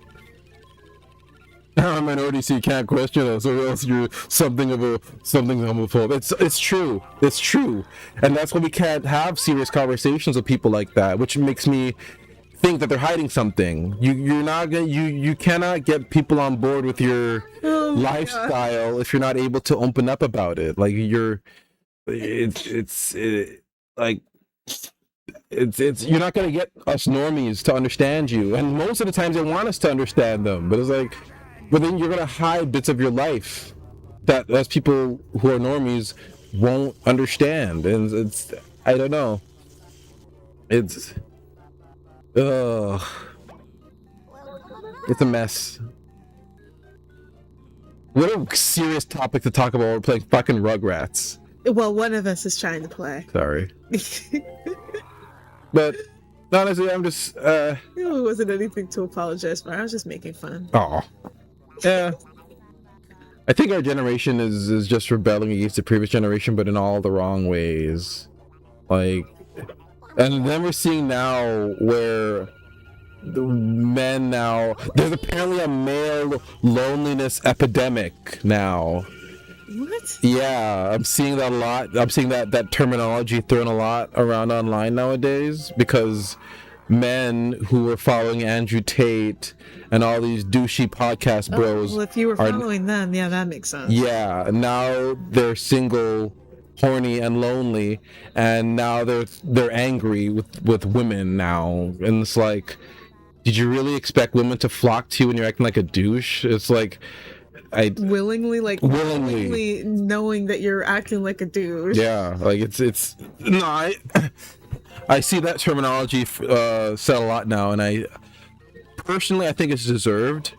I think there should be consequences for you following bad role models, and I'm glad this is happening, because that's your life you've now fucked up. And it's going to be hard to unlearn that kind of thing. It's like, I knew somebody who was all into that pickup artist shit. Like, he was really ingrained into this pickup artist 28 rules of power, whatever the fuck nonsense. I did not meet them, because he would talk about like crap like, oh, if a girl moves her foot a certain way, then that's what then she's thinking of wanting to be with you, or some next foolishness like that he would say. And it's just like, and AJ is very awkward, so AJ would do any kind of movement, and it would. Glad I did not meet them, because any gesture or something that I do, they would probably think that I'm trying to hit on them when I'm just sitting normal. Yeah, like the things that he would be talking about is like normal shit, and like he'll be looking so into it from all these things that he reads. Yeah, it's just like, stop reading those, they're ruining you. They are, because I feel like when you learn too much and you overly prepare yourself for a relationship, you're losing all the nuances and the hates me. You're losing all the nuances and discovery of being in a proper relationship, where you get to find out quirks. Oh, screw this. So I think it could maybe be a loud minority situation. Like, I know enough gay LGBT people, Q people, to know that a lot of the bad representations you see online aren't accurate to how they actually act. It's very true. A good example I would mention are Ding Dong and Julian. I always mention them because they're awesome. They're a gay couple. And no, it's okay. We're going to talk about anything. Who cares about the topic? This matter. I really do like Ding Dong and Julian, because they're such a power couple, and they don't show off or anything. They're so cool. They're so cool about themselves. They just love each other, but it's not like weird. And AJ used to watch Blair White. I used to watch her too. Blair White's trans content creator. Oh yeah, she was the one you got me into. Yeah, because I would see you watching her, and like she would have some hot takes. Yeah. The LGBTQ people would not like the things that she was saying, but she didn't care. There's a huge. It's very. I agree. It's a loud minority. And most of the time, it's not even online, too. Online people, I feel like, are exaggerating their opinions, when in reality, they would probably not talk the way they would online. I feel like being terminally online emboldens you to saying things that you probably wouldn't say in real life, and have ideas that you wouldn't have. But I do like that companies now are seeing people with these takes, and they're like suing them for like the shit that they say. Oh, what's a good example? Well, and for example, like in K-pop, like when people would post like false narratives on situation, and for example, like what's happening with Islet in New Jeans, there's just been like a lot of like false things said about Islet. I personally, I don't really care about the situation, but I do see that there's like a lot of false things, and like a lot of these people just think that they can just say like a bunch of like fake shit and they wouldn't get in trouble for it. So I like that the company is like companies are now like stepping in if like whatever like these people are saying like are people that are in companies. I do like that these companies now are like suing them, or even like artists themselves are going out of their way to like sue people that are putting out like false narratives on them, because it's just like it's getting too crazy to me. It's just like you shouldn't be able to like say like whatever you want online just because you're online and you know nobody can't see you in real life. Yeah. A good example to add on to what you were saying, the same thing is happening online. Remember iDubbbz? Oh, was he the one that made the content cops? Yes. And he had that Kickstarter crap. That girlfriend. Yeah, the one that ruined his life. So him and remember H3H3? Was he the one that has the not to be me? Not Just not say to it. be me? Just say it. The one that has the wife that looks like a horse. Yes. We used to watch the fuck out of the videos. I would jokingly say that she looks like a horse. Yeah. So good. You know the players in this story. Yeah. So him and Ian are iDubbbz. Ian and him aren't friends anymore. Didn't E3 though have like a lot of falling out with like a lot of people? Yes, he did. You remember.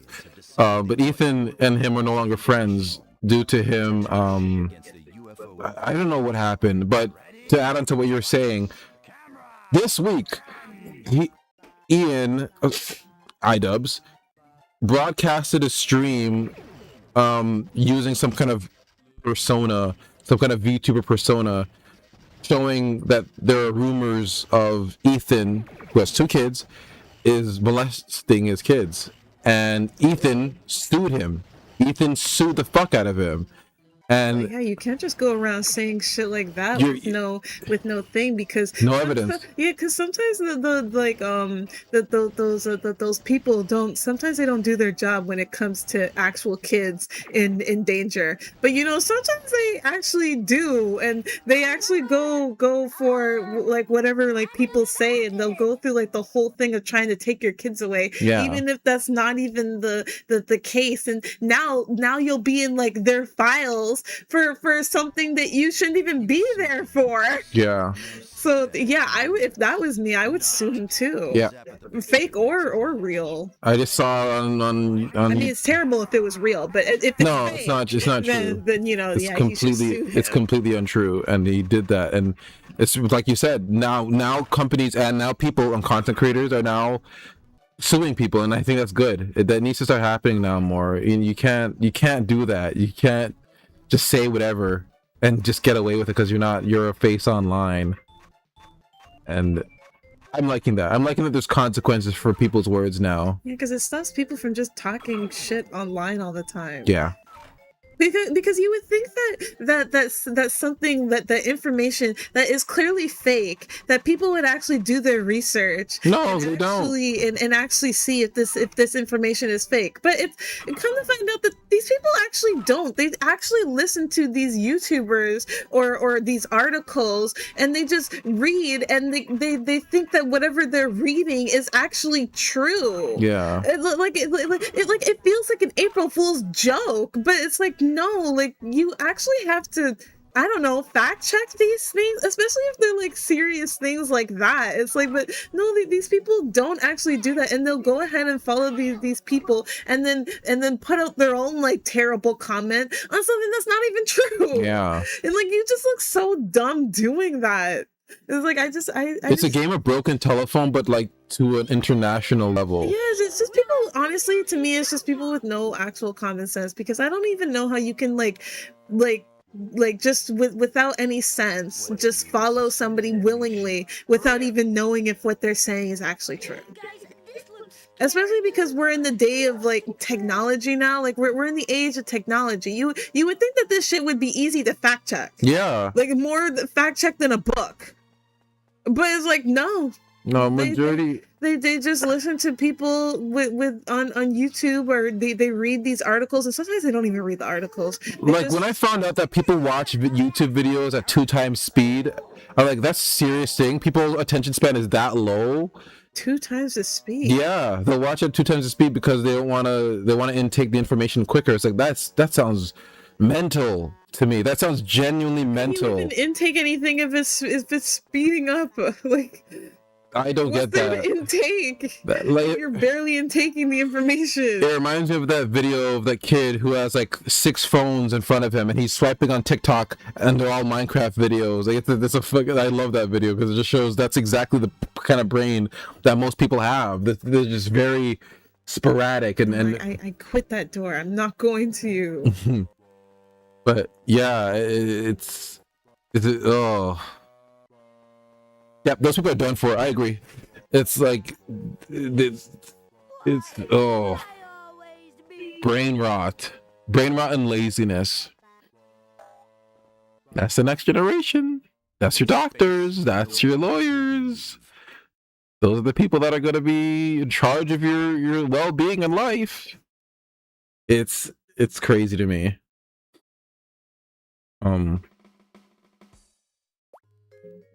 I've been reading Spider-Man. I know this switch topics. We know these streams already.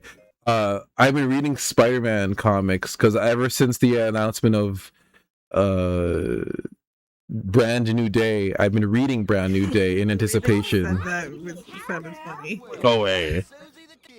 But in anticipation for Brand New Day, which comes out next month, I've been reading Brand New Day. I finished it. I then read the next arc in the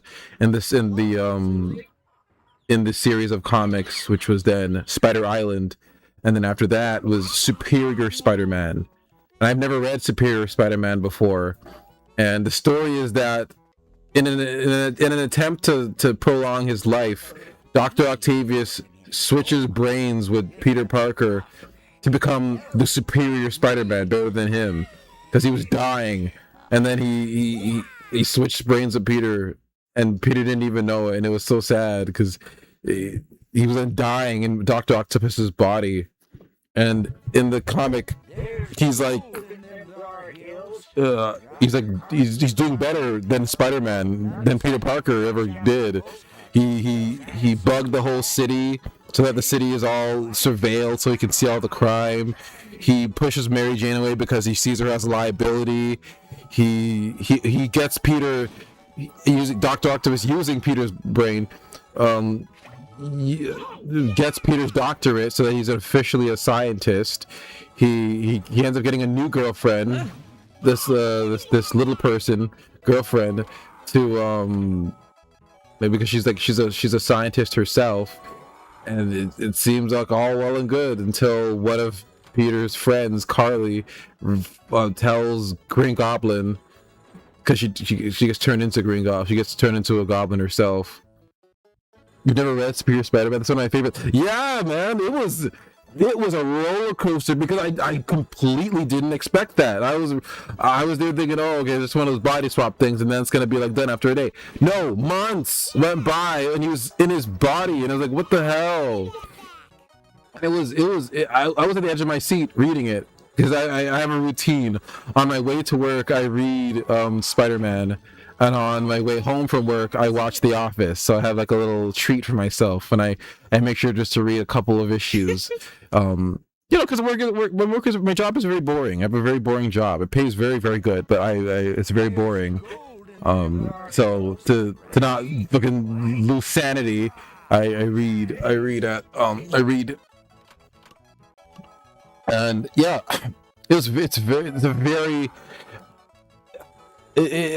I was so conflicted, but then I started to see the good parts of it, and then man, it was a roller coaster. I finished it now. I'm now on what's the arc called? I think it's called Spider-Verse now. I finished the arc. I guess I got to the part where he switches back and he declares Peter Parker as the superior Spider-Man. And it was like, it was a roller coaster. I can see why everyone likes that. Because I've heard it only by name that it's one of the best arcs. But man, it is really good. It was really good. I was conflicted. I felt fucked up. I was like, when I came home to AJ, I was telling him like, what the hell, man? This is so fucked up and weird. Like, it's him. And then the first thing AJ said was, oh, he better not be a Mary Jane, because that's an old man. Like, yeah, but he didn't. He kissed her as Otto once, but that's it. It's still creepy. I know. Then he broke up with her because he saw her as a liability. Because he thinks mathematically. He doesn't think emotionally. He thinks logically. And logically, Mary Jane is a liability. But yeah, it was a roller coaster of an arc. I'm not reading Spider-Verse, and I feel like all that hype and all that interest is just gone now. Now I'm reading like Spider-Man is now helping these new Inhumans, and it's just kind of like, okay, all right. And personally, I'm not a fan of like the Spider-Verse movies. I do like the ones of Miles Morales, but the idea of multiple Spider people like in one world, it kind of turns me off a bit. I like when they are in their respective worlds, surviving and living in their own story. But when another spider person or multiple spider people come to one universe, it's just I think it loses the novelty of Spider-Man. And yes, I know in the Brand New Day comics and in Superior Spider-Man, we have Spider-Woman, and we have Ben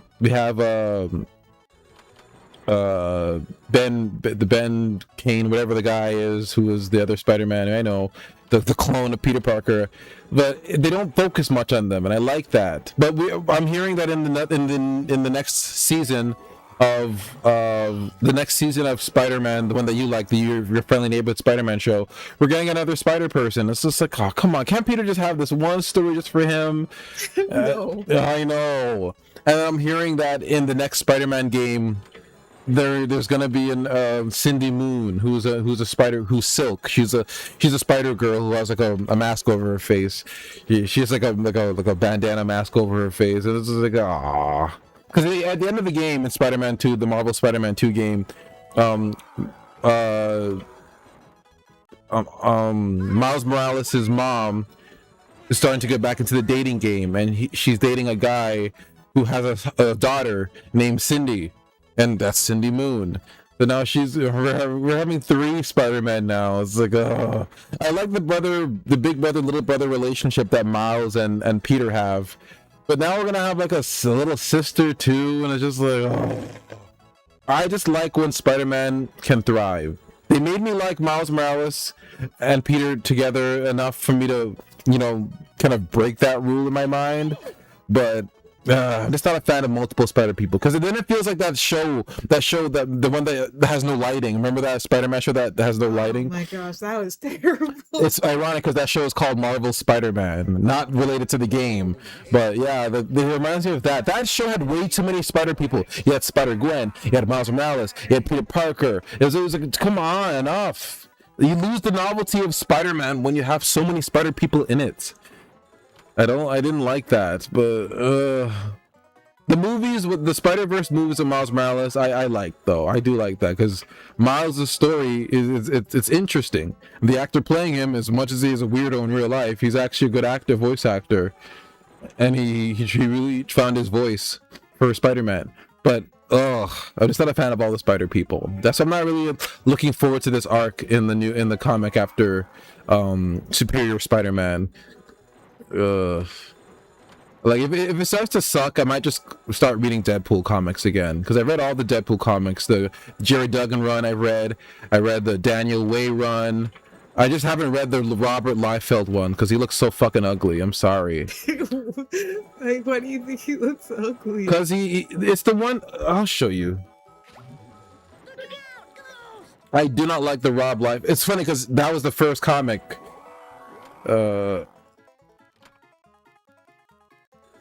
Yeah, the creator of Deadpool. Yeah, this Deadpool. It's ugly. This is ugly to me. This is. Yeah, I can see why. Yeah, I'm not a fan of Rob Live. Even though it's the first Deadpool, and you should pay homage. It's the first. But I'm sorry, the first of something isn't always the best. Sometimes the second iteration of something can be a little better. Bite your tongue. It's true. I'm sure the first toothpaste wasn't the best. I bet the first toothpaste tasted like shit. It took them to make it taste good and minty for it to be good. Maybe it was really good. I don't think so. I kind of want to. I wish I tasted the first toothpaste because it probably didn't work as advertised. Probably not. It's just clean your teeth. It doesn't taste good. But that's what I mean. Like, I don't like the Rob Liefeld's Deadpool. And sure, he created Deadpool, co-created Oh my gosh. Deadpool, but I'm just not a fan of it. But I hear that there's multiple Deadpool runs now, so I might just read those if this Spider-Verse comic just doesn't do it for me. I could read Sonic comics as well, but there's just too many of them. There's way too many Sonic comics to read. Sure, I could see. Oh, I am lazy, even if it's Sonic. And Sonic's characterization isn't the same as it is in the games. So it's like, oh. I mean, I can see that. I'm still yet to Read the Boom comics of Power Rangers. Yeah. Yeah, I knew you were gonna talk about that. They existed. I keep telling myself, okay, I'm gonna read it, and I just never do. Yeah, it's like that. And I hear that they're not even bad. And the art looks really good. It does. It's just, when will I have time to read that? Oh.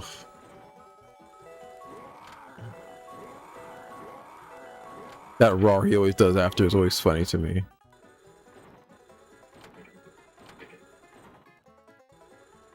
These maps in these Rugrats games it's what's gonna kill me. They'll be on my tombstone. Die due to Chucky's Minecraft ride. Yeah. Or minecart ride. I mean, I've never played Minecraft before. I dabbled. Or Roblox. It's I mean, I don't really see the hullabaloo with Minecraft. I mean, you're a creative. How come you don't like it? I'm just not really about the whole going like it like takes away like all like the whole like box thing. Like Oh, the voxels. Yeah, I'm not really about like the pixel art. See, that's what Minecraft is. It's Voxels. pixel- that or pixel art. You just want to have that. Yeah. It's like you could create like great things, and it was fun at a time to create, but after a while, just seeing so much boxes, it just upsets you. Back in the day, there used to be a huge Minecraft community around certain YouTubers, and most of those YouTubers ended up becoming pedophiles. I can see that. Like Basher, or you can say that I could legally say this because it was proven. Basherverse. There was a guy named Basherverse and Lion Maker. Those are like the two biggest Minecraft YouTubers, and both of them got exposed for trying to talk to kids online I mean, inappropriately. yeah, I can see that. Minecraft is a kid's game, and if you're already fucked up in the head, which a lot of people are, to be doing that, Yeah. then yeah, I can see that. It doesn't help that it attracts a lot of neurodivergent people as well, who may not be able to, catch social cues when someone's trying to exploit them. So it doesn't help, and that's the perfect ground. So predatory. Yes, it's a perfect place to get groomed if you're a neurodivergent teenager at the time. My thing is, I just don't know how one can even get groomed. See, I guess Well, like I said, neurodivergent. You have to be on the autism spectrum usually, because they trust very easily. They don't understand social cues when they're being manipulated. So Minecraft YouTubers would exploit that. It's not their fault at all. I'm not victim blaming. It's just that's just the reality of it. They're usually on the internet because their parents were just happy to see them do something and have friends online, because most neurodivergent children don't have friends in real life. So at least they're making an effort to make friends online. So the parents just let them be friends. And when a big YouTuber is in your messages saying, take off your underwear and shake your little ass for me. It's kind of hard for them to like not do that because they just think, oh wow, That Lion Maker, oh, wow, Lion Maker told me to take my pants off. Like it's kind of it's very. I can see. Yes, disgusting. that's what happened. There's also a guy. He was on Vine. I forgot his name. His name was. Maybe that's a good thing. I forgot his name, but he used to make vines. Like he used to send videos to kids, teaching them how to twerk, saying, "Okay, you gotta move your butt like this, and like move it like in a circle." It was fucking creepy. It was very creepy, and he was a moderately attractive looking guy too. Like he wasn't just some ugly fat guy. He was he looked like something that would be on like the cover of a magazine, and he's trying to talk to kids. If you're ugly or good looking, that's just fucking creepy. It was so cringe back in the day. I forgot his fucking name, but I remember seeing the videos when it was exposed, and he was just like yeah, you gotta like shake your ass like this and move it in a circle, and then kids would send it. I'm laughing because it's fucked up and it's a hilarious situation, but it's still very serious.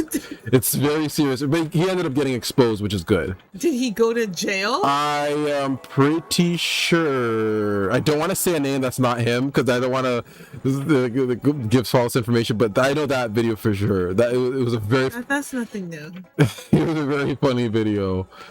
It was like, oh, you piece of shit. But yeah, early online, it was very predatory for neurodivergent children, and it's very, very sad that happened to them. But at the same time, these parents should have been paying attention to what their kids are doing. I feel like it's mostly the parents that were just like, oh yeah, that's that computer stuff, without wanting to learn more about it, because a lot of parents at the time would have that kind of attitude. Oh, that's that internet stuff my son is on. Oh, he knows what he's doing. It's like, you shouldn't be so behind on the internet. You're an adult. You need to use the internet too at some point. But they would just leave it to them and leave the internet to parent them. It's still happening now. Like, so many times will I see on Twitter some of like the worst takes I've ever seen, some of the most inappropriate takes I've ever seen. Go to the profile, it's someone saying, oh, 17, like 16, autistic, Sonic fan. It's like, what are you doing talking about like all these inappropriate things if that's in your bio? Like, because no one's looking out for them. And granted, nobody should be looking out for you but the people in your real life. It's like it's like these adults don't see the internet as like a real place. They just see it as like, oh, that's just the space online. It's like, this is still real life. It's just you're not seeing the people in your room. You don't have a crowd of people on Twitter in your room, but it's still the world you're interacting with. To me, it's like they know, but they think that, oh, this stuff won't happen in that space until it actually happens to your child or somebody else's child, and then they'll be on the news or somewhere if they get interviewed. It's like, oh, I just never believed that something like this could happen here. Yeah, and it's just like, really. Especially when like most of these moms and these parents are in their 30s. Yeah. And we're in the type of climate that we're in, where it's just like, you need to be aware. I'm just always hearing about a predator or some next nasty person getting caught, and it's just like, we live in this type of climate, and this is how you're acting. Like, this stuff doesn't happen. It's just so weird to me. It's like, how can you just try to close your mind off to that? That's something a child would do, which rightfully so. They're a child. But it's like when parents try to like, or like just grown ass adults try to like close their minds to something like that happening. It's like, no, I'm sorry, you should be jailed too. Yeah, I agree. That's child neglect. At its finest. Yeah. But you know, that's apparently victim blaming. Yeah. If you turn around and blame the parents for something that was completely out of their control, as the internet would like to put they it. love using that one, victim blaming. I'm sorry, sometimes victims. At this point, to me, it's not really victim blaming if you're not really actually blaming, but it's just being aware. It's like when you're above the age of 20 saying you got groomed. You didn't get groomed. You just got tricked, idiot. Like, how are you in your 20s talking about you got groomed? And like, it's not even like, oh, it started like before their 20s. It's like, no, they started around their 20s, 21 or like 22, and then they're out here getting groomed by these men in their 30s and 40s, which when you think about it, isn't even like a big gap away from 20. So you should really know what they're doing. Nah. And it's just it's so like, no, and like and people like want you to feel sorry for these people that have that happen to them, especially if they have like no like mental problems at all. Yeah, like if you're not neurodivergent and you're completely sound of mind and you're getting groomed by someone, you just that was close. You don't deserve it. You just don't deserve the sympathy as to somebody who is neurodivergent. Save that kind of attention for somebody who is groomed and they're neurodivergent and they didn't understand because they don't understand social cues. Yes, all attention should be on them. If you are not neurodivergent and you got groomed, I use in quotes, you don't deserve the sympathy that could go to somebody who is neurodivergent. I'm sorry, that's what I believe. This whole being in your early oops and pretending like you're like some like innocent 12-year-old, yeah, is sick to me. It is. It's infantilization. Like, yeah, it's like, what are you doing? You're like in your early 20s, acting and carrying on like you're some type of like young teen. Like we all didn't pass high school. Yeah, and it's just like at that point you should really know what's happening. Yeah. But it's like they just pretend and they try to get away with like that way of thinking. And it's really sad too, because you know the people on the internet will really hate you for saying that it's not their fault. No. For calling out something that you obviously should be calling out. It's because people in real life, if they were to tell that story, they'd get judged, rightfully so. So the internet is a place where it's a judgment-free zone. You can say whatever, and it's supposed to be a circle of care. Like these posts on Reddit, like these Reddit posts of like relationships. Oh my God, they're the worst. There was this one time this guy would talk. I remember, it's a famous Reddit post.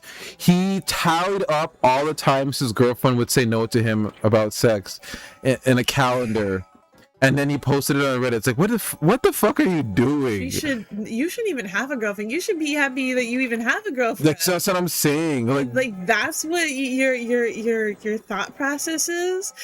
Forget what she's doing in life, but you just want her to do that. Just to be your fucking fleshlight, personal fleshlight. Saying that, who tallies that up personally, and why would you be bold enough to post it online? Loser people. Oh, and of course you're a Redditor. Of course. Hey, there's nothing wrong with being a Redditor. It just depends on the type of places that you follow on Reddit. I'm a Redditor when it comes to games. There. Oh, victims. Everyone wants to be a victim. You know, like, you can't have it both ways. No. It's starting to get annoying.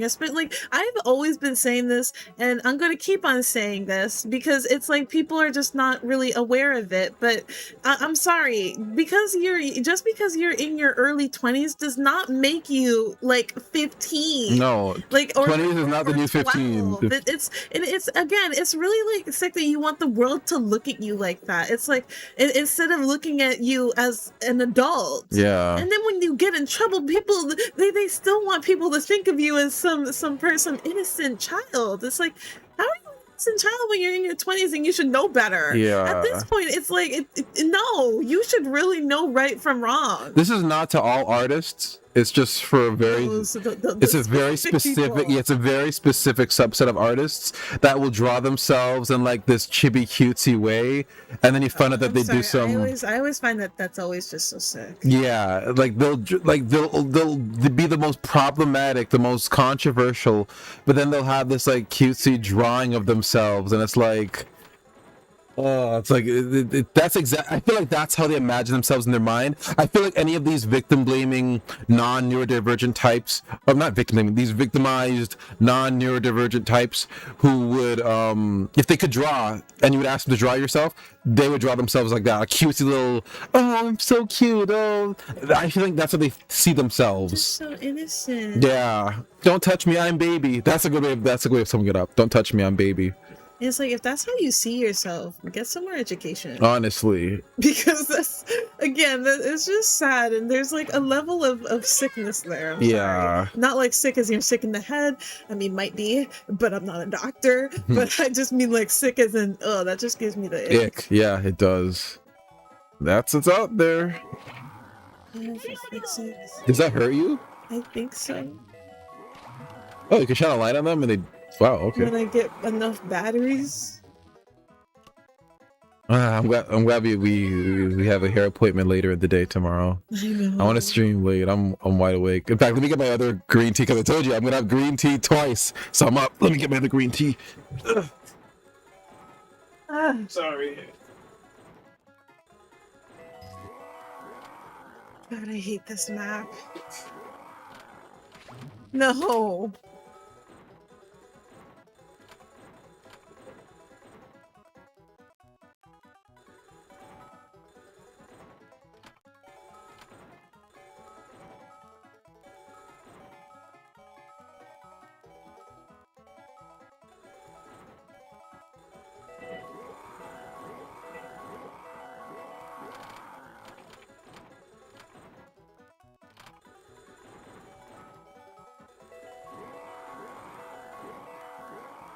Great, a new game. Oh, I feel charged up. Ugh. You try. Is this like the Pixie Dream Girl, like a fake persona? Yeah, that kind of shit. That whole oh look, I'm baby, don't touch me. My last half a moon. You had all those half moons already, lady? Well, not all in one day. It was like a span of 2 days. Oh. Wait, what's today? Oh, they have filters. They have a Oh CO2 my filter. god, move from me. Look at that. Why would we need a Whoa. filter? We're on a CRT TV. Yeah, but look at this. Look at these. I like this one. I'm surprised you didn't go for the Reptar one. I know, I love Reptar. But actually, yeah, I finished these half a moons in a span of 2 days. I almost forgot what today was. No. Well, get ready. Lights, camera, action. Do we have to do this level No, I to think we- progress? I mean, I think to beat the whole game, I think so, but when I get fed up, I just quit. Oh.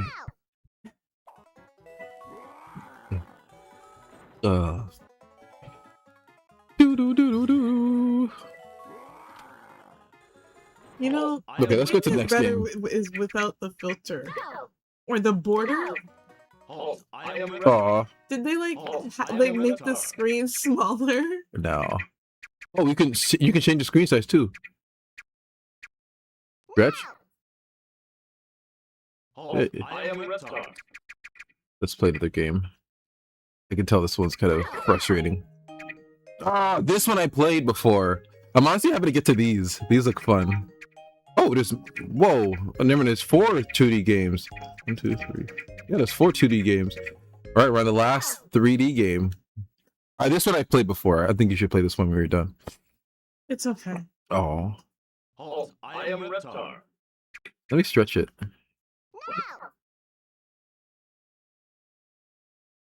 Lasky Kasupo. Boing. Insert funny line from the episode here. They don't always do that. We found. I know. This I played.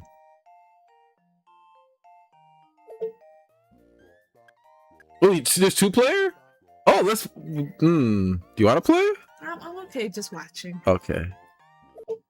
I'm a watcher, not a player. Okay. You have to happily place, but not today. Ruby now got the princess trapped in a tower in the volcano. We got to save her. Forget that. I'm just here for the ball. Princess will probably get whoever saved her lab to candy and other good stuff. Oh, here I come, princess. Wait, this is where Reptar lives. Why doesn't he save the princess? Reptar doesn't know she's in trouble. But There's a special helmet inside the park that helps you talk to him. Like Phil's mom hates him. I don't know why she stuck him in duck I didn't know where to put the children. and gave him a pink shirt. Yeah. Like if like fine, like stick him with a duck shirt, but you could have at least made Change the the undershirt. yeah to like blue. Oh yeah, did you guys watch TADC episode 9? Yes, we did. In theaters. It was good. Can we see what? The Amazing Digital Circus. Oh. Like, what are all these letters? Yeah, we did. But yeah, we did. I liked it a lot. Yeah, it wasn't bad. I mean, the first half, if you're gonna go and watch the movie, don't rush, because the first half of the film is the previous episode that leads to the movie. So the second last episode, I would say, yeah. So if you're gonna go and see it in theaters, you can take your time, even if you go there late. Yeah. And I don't even know if they'll still allow you to go in, but yeah. But after you get through that part, yeah. Oh, it's not a premiere. Fine. Okay. No. Oh my god, you're so slow. But yeah, other than that, the last episode was actually pretty good. I liked it a lot. Poor Jax. I know. And the movie really made it seem like they were gonna save him, and they didn't end up saving him. Isn't she lovely? That song. It was just to tell the story of what happened to the frog girl and the clown guy. And no, when the clown guy was talking about he might have found a way. Kaufmo. I want to know what he found out, and Jax just laughed at him. Yeah. So it's like, all right. And then just laughed it away. Like, what did I? Are we gonna watch it after the stream? Okay. I wouldn't mind watching it again. Yeah. Kaufmo. Oh, poor clown guy. Kaufmo. We get it. You know his name. And he was voiced by Aaron Hansen. Who's that? One of the two Game Grumps. Oh. I used to watch the shit out of the Game Grumps back in the day. I stopped now. I've never watched them. Oh. 16 gold tickets? You should get a yo-yo. I can't get nothing. We're poor. The first time I played with a yo-yo, the knot thing came out of my hand and hit me on the toe. And I never played with a yo-yo again after that. Oh, AJ. That's But yeah. a form of bad luck. Aaron Hansen voiced Kaufmo. Aaron Hansen, man, he's been busy. He's also, I think, co-creator of Gameoverse. AJ hasn't watched Gameoverse yet. What is that? That's the new show that's replacing the slots, I use for lack of a better term, the slot of Digital Circus. Wait, is that one where that girl and she's in like different game universes? Yeah. Oh, yeah. I'm sorry that show just didn't really seem all that interesting to me. But you could watch it and you could tell me about it. No, it's good. I like it. It's because I knew the kind of games they were parodying. The first game that they parodied in the trailer was those. We played some of those Pajama Sam games. Those kinds of games that it was parodying. Pajama Sam. I liked playing Pajama Sam. See, it wasn't a bad game, but I don't know. If I was a kid, I would only play it for like a little bit and then get bored. Oh. How I thought I was gonna get bored of Toad and Frog, or Frog and Toad. I have to watch that stop motion one. Yeah. Now after I watch the cartoon, and then I'll rewatch the cartoon again because it was really good. Mm-hmm. So like that's just a guy. You're like, can you just give us a roar? Don't bother sounding like an actual dinosaur. Roar! That's we perfect. weren't around when dinosaurs were alive, so All right. technically all the sounds of dinosaurs that we're hearing are just sounds. It's like, what are they squeaked? There's a couple other pilots on the channel too, though. I haven't watched. I'm sorry, I just don't have any interest in the other ones. They just don't seem very interesting to me. But I do like Gameoverse because I followed Ross. I followed Ross O'Donovan. Ross O'Donovan is the main creator of the show. He was also a part of Game Grumps too. Yeah, the Gaslight District and Knights of Guinevere. Did they voice Guinevere. people in Smiling Friends? No, I don't think the Smiling Friends group is Oni Plays guys. Oh my gosh, so much groups. I know that was like the cool kids back in the day. Like during the internet days, there was JonTron, you know him, JonTron and Aaron Hansen. They were the original Game Grumps. Was JonTron that man that played Sonic Riders and put it in the toilet? Talking about how bad it was. Did he play Sonic Riders? And he's a little chubby. Okay, yeah. That's JonTron. Okay. He's very funny. But then he ended up saying some controversial shit online and no one's ever made him forget it. Oh. He said that poor white people commit less crimes than rich black people, or rich black people commit more crimes than poor white people. Whatever it was just some uneducated bullshit. Yeah, because he was arguing with this guy online named Destiny. Thank you. Destiny is like known as Destiny's a weird guy. Okay, Destiny at first was very left leaning. He's very left leaning, very pro feminist, pro black, all this mumbo jumbo. And JonTron is not on any side. JonTron is very broad appealing. Anybody can watch JonTron. Like, he didn't lean any kind of way. But JonTron decided to debate Destiny, who's very left leaning, and he said some dumb, very controversial shit, and no one's ever made JonTron forget it. Ever. Was he trying to? So was his argument? Was he trying to say that white people commit more less crimes? Black people? Yeah. He was just trying to. Yeah. I'm just gonna leave him on that. Yeah. Let him die on that hill alone. Yeah. Gaslight District was cool, but I didn't watch Knights of Guinevere. Yeah. I don't know. I'm a huge, as you can see from my aesthetic online, as well as the things that I like very colorful stuff. Digital Circus is a good example. Like, it drew me in with the colors. Yeah, like that mall that store that we passed when we were coming back home. Yes. From Lala's appointments. Like, that store looks interesting. It was like this girl store, and it was very stylized. And I'm just like, yeah, those boots would look nice on you. Mean. Well, I don't know why you would be pointing that out. I would be shopping. I don't know. They just stood out like a sore thumb, and it was like, why is there no girls lining up to go into this place? Because it's for men. Go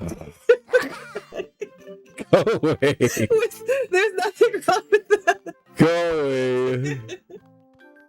But yeah, when it comes to the media that I intake, I'm very picky. There you go. I'm very picky. See, I knew you would like JoJo. You did. Now it's your favorite thing, and now you got me into JoJo. It's so funny how I got you into watching an anime that has like a lot of episodes. I told him that he should watch Dragon Ball Z or any Dragon Ball franchise, and he said it was too long. I think with Dragon Ball Z, you needed to be there. Same with Pokemon. If you're watching Pokemon now as somebody who's never watched it, you're not gonna feel that nostalgia, that kick of nostalgia, because you weren't there. See, after you explained that, it's like, yeah, I get that. See, with Pokemon though, it's like you had to start young. Yeah. Because it's just like, now that when you're older, it's like, I'll be a tourist. If I were, I'd be a tourist. I wouldn't be a local.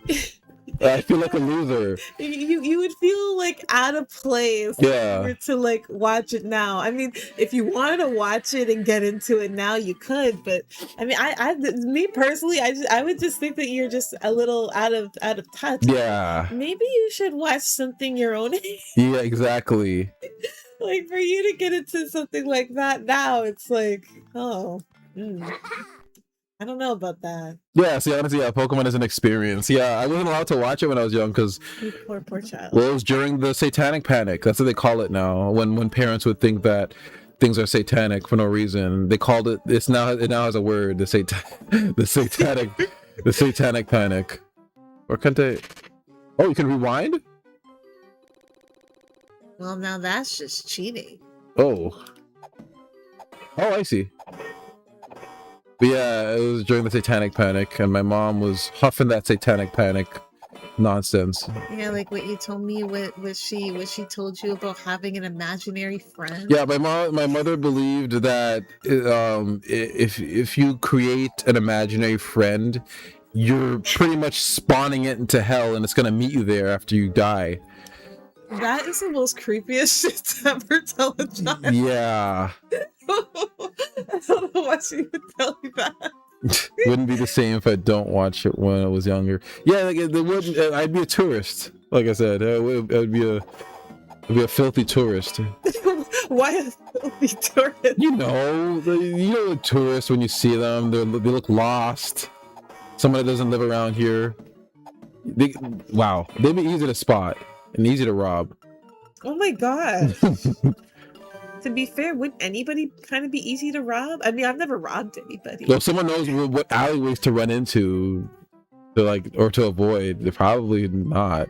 See, this is why I always say when you're going to a place, have a map. We have our phones. Well, I don't carry paper maps. I used to do that when I was younger. Oh, remember those paper maps? Did you have the yellow pages? Yes, but I don't know why we even had those. I would just throw them at my brothers. Use them for violence. Oh, I also like to do that thing where you like fold the papers into that like half triangle thing. I would like to do that too. Oh, you're one of those people? Yeah.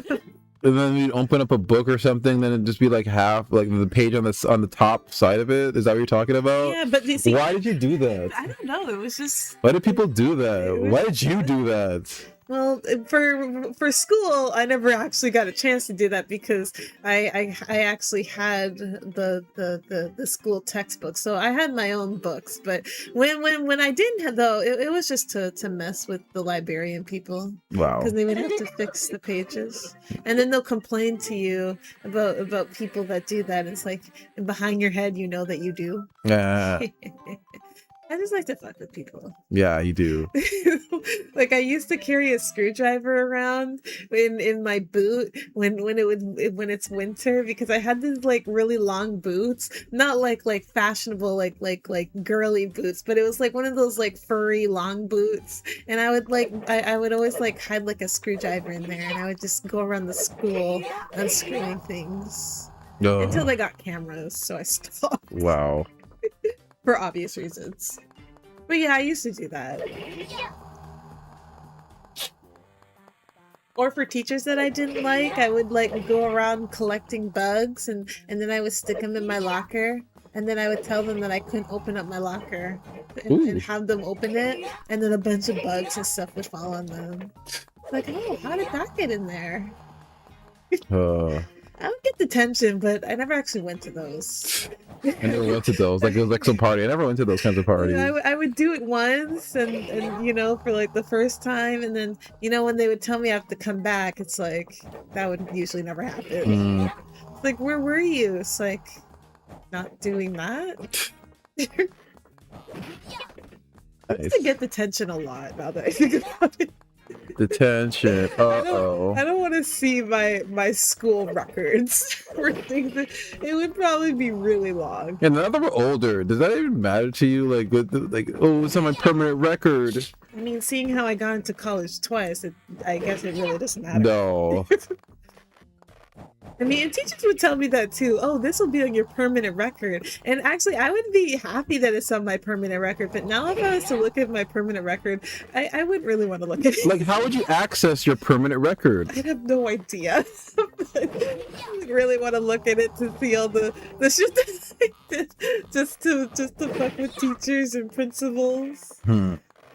Like when we got a new principal for in high school, I used to laugh at her. Oh, it was the one with the red hair? Yes. I know you're talking. I know you're talking about. And I think she saw it as like an adorable thing, but I used to laugh at her because she would make this like really weird face, and it's not like a face that you want like a funny face. It's like this like really like weird face that she would do, and I would just laugh at her for it.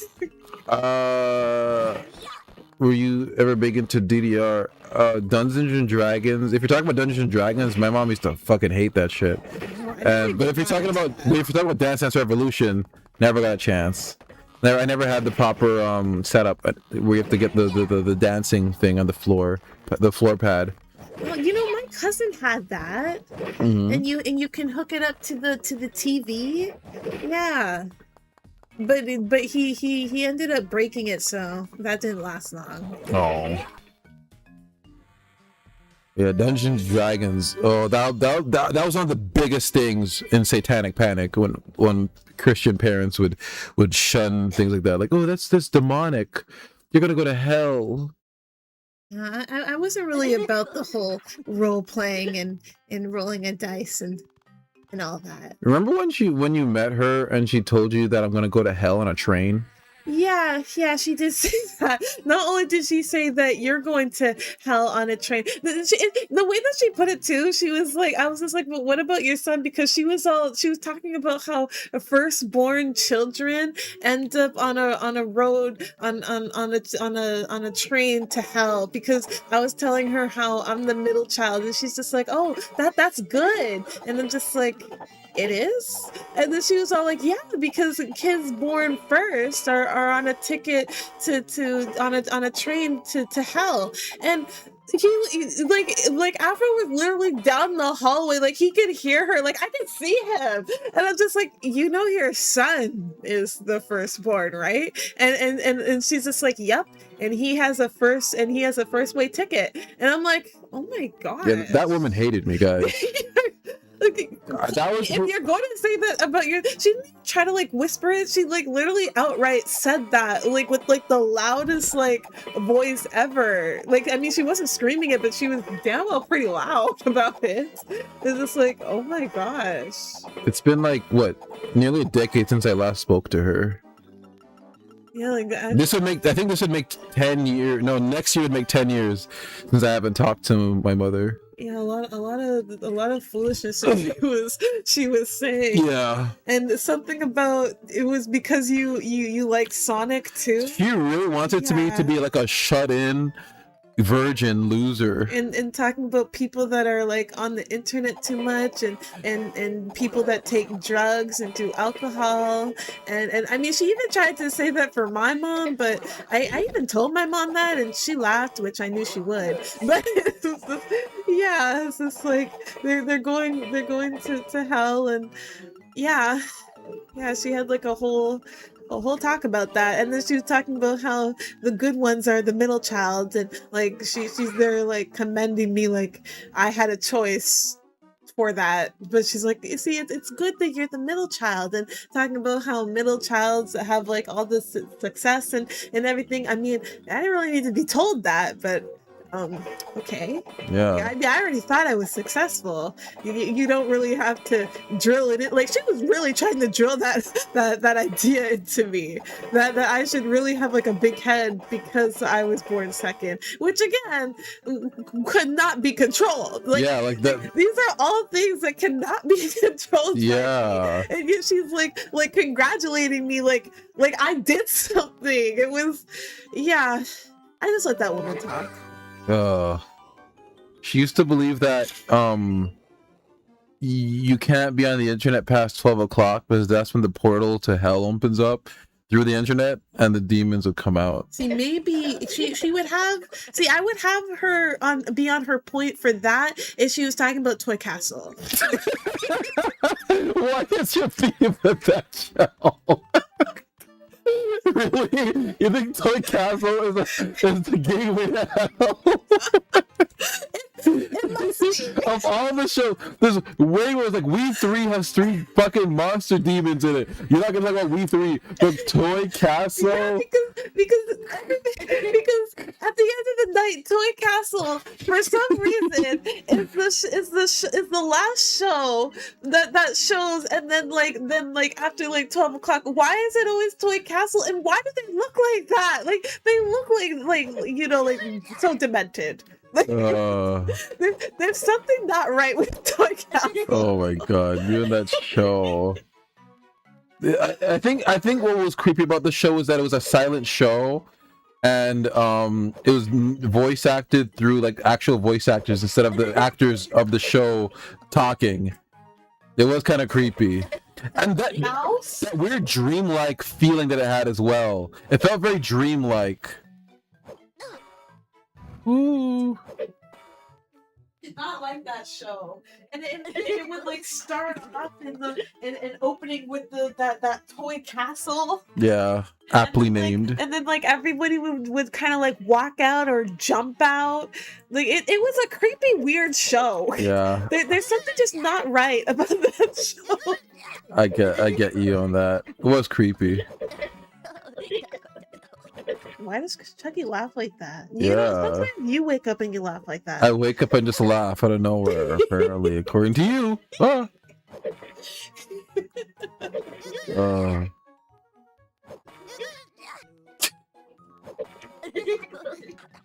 That's me. Yep.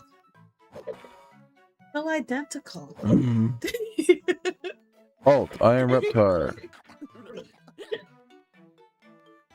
Do you ever see yourself playing any of these games on your own? No. Wow, we just wasted $25. So you could play it. You're mainly on the Switch. Oh, shut up, Is. Not that I have a problem with it. Really? Yeah, I don't. I wouldn't play much. I was playing Bubsy 4D. That game was short and sweet.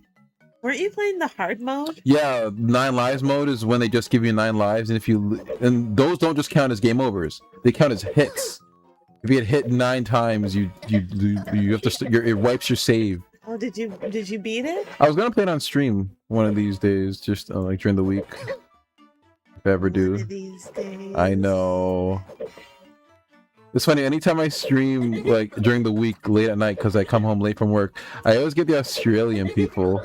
I think because their time difference. Don't be racist. Well, it's true. There's nothing wrong with them. I There's think nothing wrong with you. that I feel so confident when you say it like that. Not to you. There's nothing wrong with To you. the people. Oh, I love Australians. They can get I know it. you do. I'm kidding. I don't mean that. Wait, what did you say? I said I love Australian people. They can get it. I take back what I said. I'm kidding.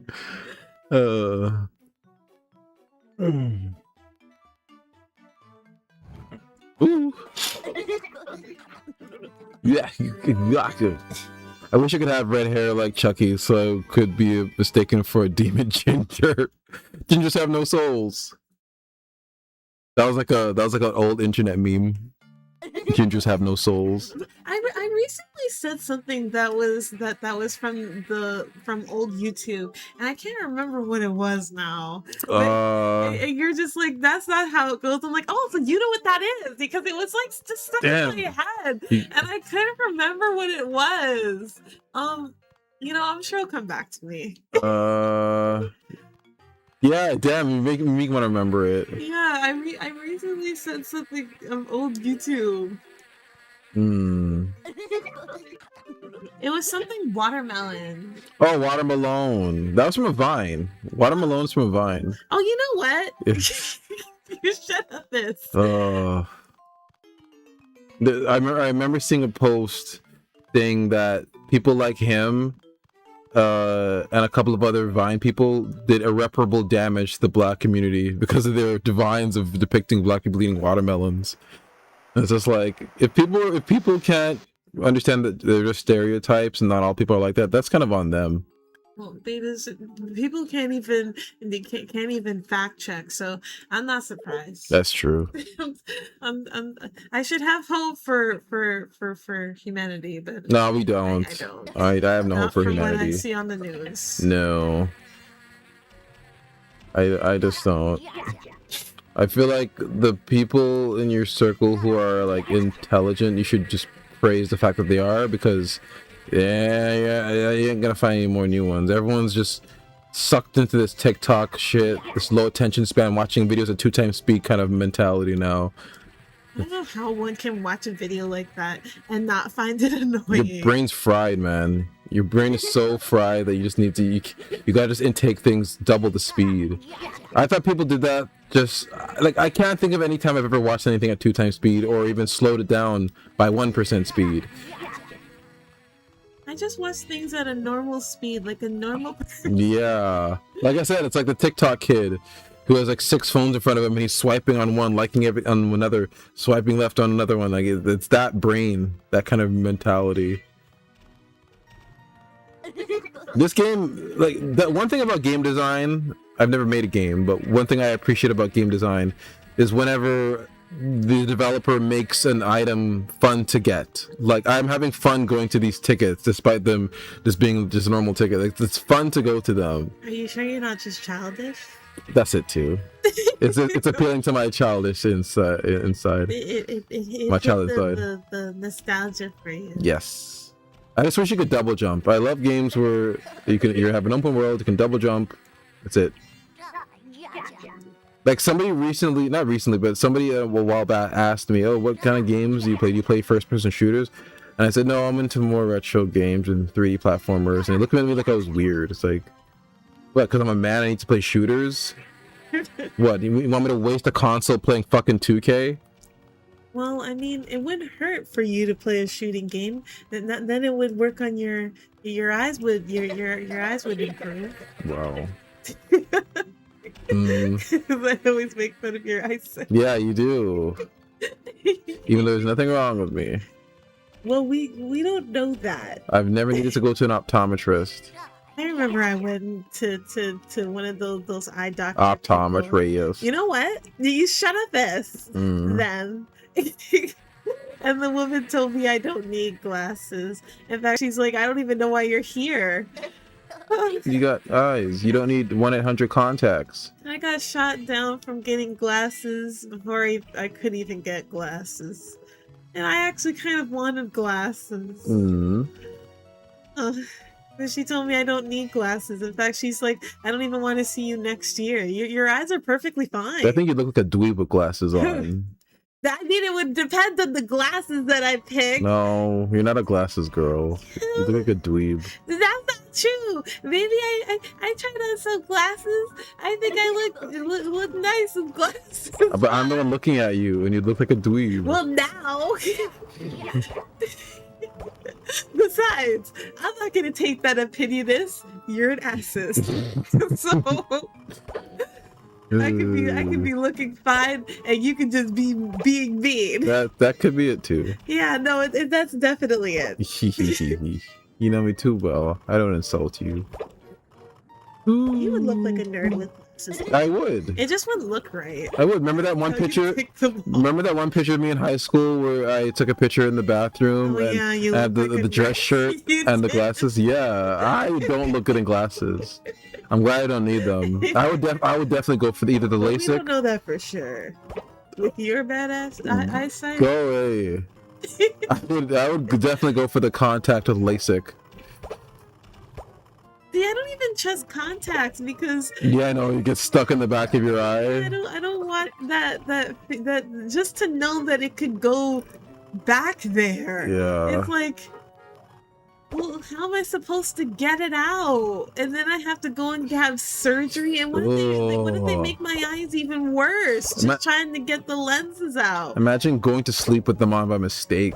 See, Fuck. and you're not supposed to do that. Like how you're not supposed to wear makeup to bed or have earrings to bed. And sometimes I'm guilty of that. But to be fair, I do wear hoop earrings, so I'm sure it's fine. But yeah. Did you ever find that missing Digimon Digivice Oh, no, earring? that thing's gone. And you got a spare, right? Yeah, I did. Okay, thank God. It came with a spare. Now earrings come with a spare, depending on what you get. I really like those earrings on you. They look really cool. Yeah. They're such a subtle like it's a subtle thing to wear for you because you like Digimon so much. I do like Digimon so much. So like It's best anime. I bought AJ these earrings. Was it for your birthday or was it just a random gift? I think it was just a random gift. Yeah, I bought AJ these earrings. They're like gray Digivices. They look like if you see her from afar, you would think they're just normal earrings, but then when you look closer, they're Digivices. They're very subtle. The only problem is that they're so big that it takes up space for my other hole because I have a double piercing Mhm. on both my ears. Yeah. So I have 4 piercings if some people can do the math. Not saying they get dumb. Not outright at least. Wow. But yeah, it just takes up room for my other ear piercings, and I'm that type of person that likes to wear, well, 2 earrings because I'm double pierced. Hmm. But you know, I have been thinking of getting an upper pierce for my ears. You look really punk. Yeah, I have been thinking of piercing my ear more. And really that's really the only place. I don't know how people can pierce their tongue or their belly button or their chest, if you know what I mean. Only sluts do that. Yeah, or like the middle part of your nose. Like, I just don't know how you can have those types of piercings. Oh, and women and the women who have the septum piercing in their nose are women to be avoided. You mean when it looks like they The have bull, that dot thing in their nose, that dot? It looks like a bull. Oh yeah, see that thing that's what I'm talking about, like in the middle of their nose. Like, That woman it will. just looks uncomfortable. That What happens if you like your nose? Like, it must be so uncomfortable. I just don't know. the most annoying woman you'll ever meet will have a nose piercing like that, a septum piercing. Remember I remember back in the day, the woman to avoid was the woman with like big hoops. Oh yeah, that was like she's gonna fuck your life up, man. Which is such a shame because I mean I tried to wear big hoops when I tried to wear my mom's earrings, but I couldn't even wear those. Like, it just brought down, there was just so much weight on my ear. You know, Alicia Keys popularized them in the early 2000s. I actually don't know. Yeah, maybe she might have. But I mean, what artist from that time didn't? That is true. Find and pop all the balloons. There's so many. I thought it was like, oh, this is a couple. All of them. Oh my god. Where's the one that was just here? I got it? Okay. And they want me to do this in 2 minutes.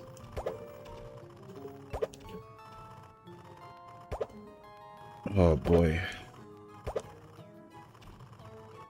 Oh boy. They look like snot bubbles, Yeah. not balloons. Like, what happened to the string? Yeah. And why is the color so grayed out? I know. Like, balloons aren't like transparent. I do like the smell of a balloon, like when you blow it up. I don't know, the smell of a balloon smells nice. It's rubber, and they say if you smell that, your nose will lose smell within the hour. Oh. No. Oh. You know what it is? You're a real acid. Damn it. Where do I go? Good, Carmen's a bitch. What's wrong with NBA Street? They have Mario. Yeah, NBA. I don't know nothing about no basketball. Yeah, I'm at a loss for sports. I mean, what sport is Fucking- being played the now? fucking- The World Cup? Isn't it Yeah, soccer? I don't know anything. Fucking goy slop. What? I shouldn't be using words like that if I don't know what they mean.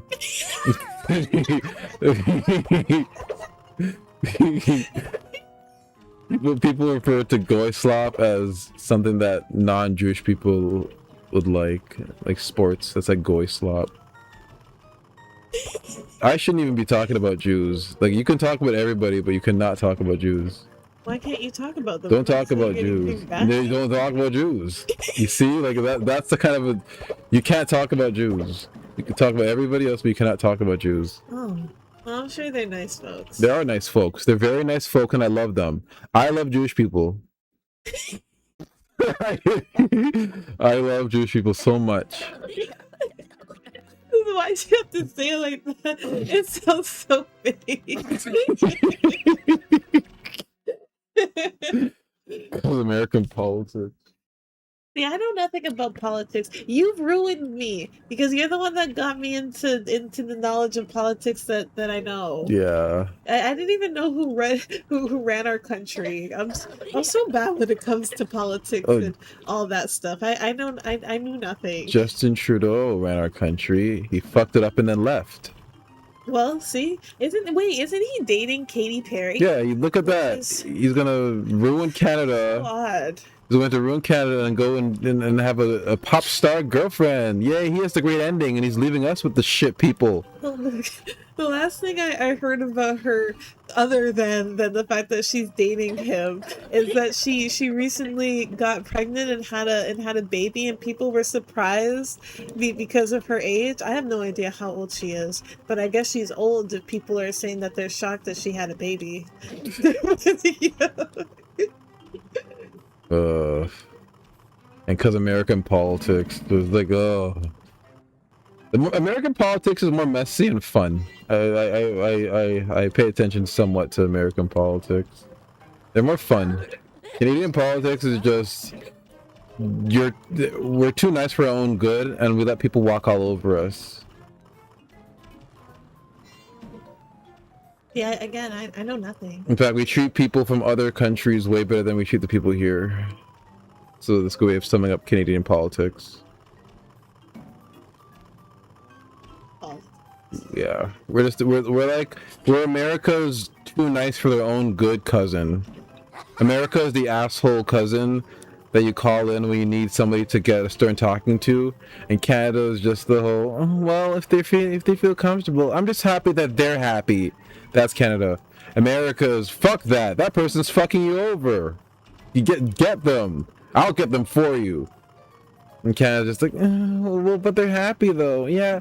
Wouldn't that mean that we have to go to war? No, like not just war, and just in general. Like a lot of things happen in Canada here that just get slid under the rug because we're too nice to do anything about it. Like a word that's being used nowadays that I see a lot of is fatigue.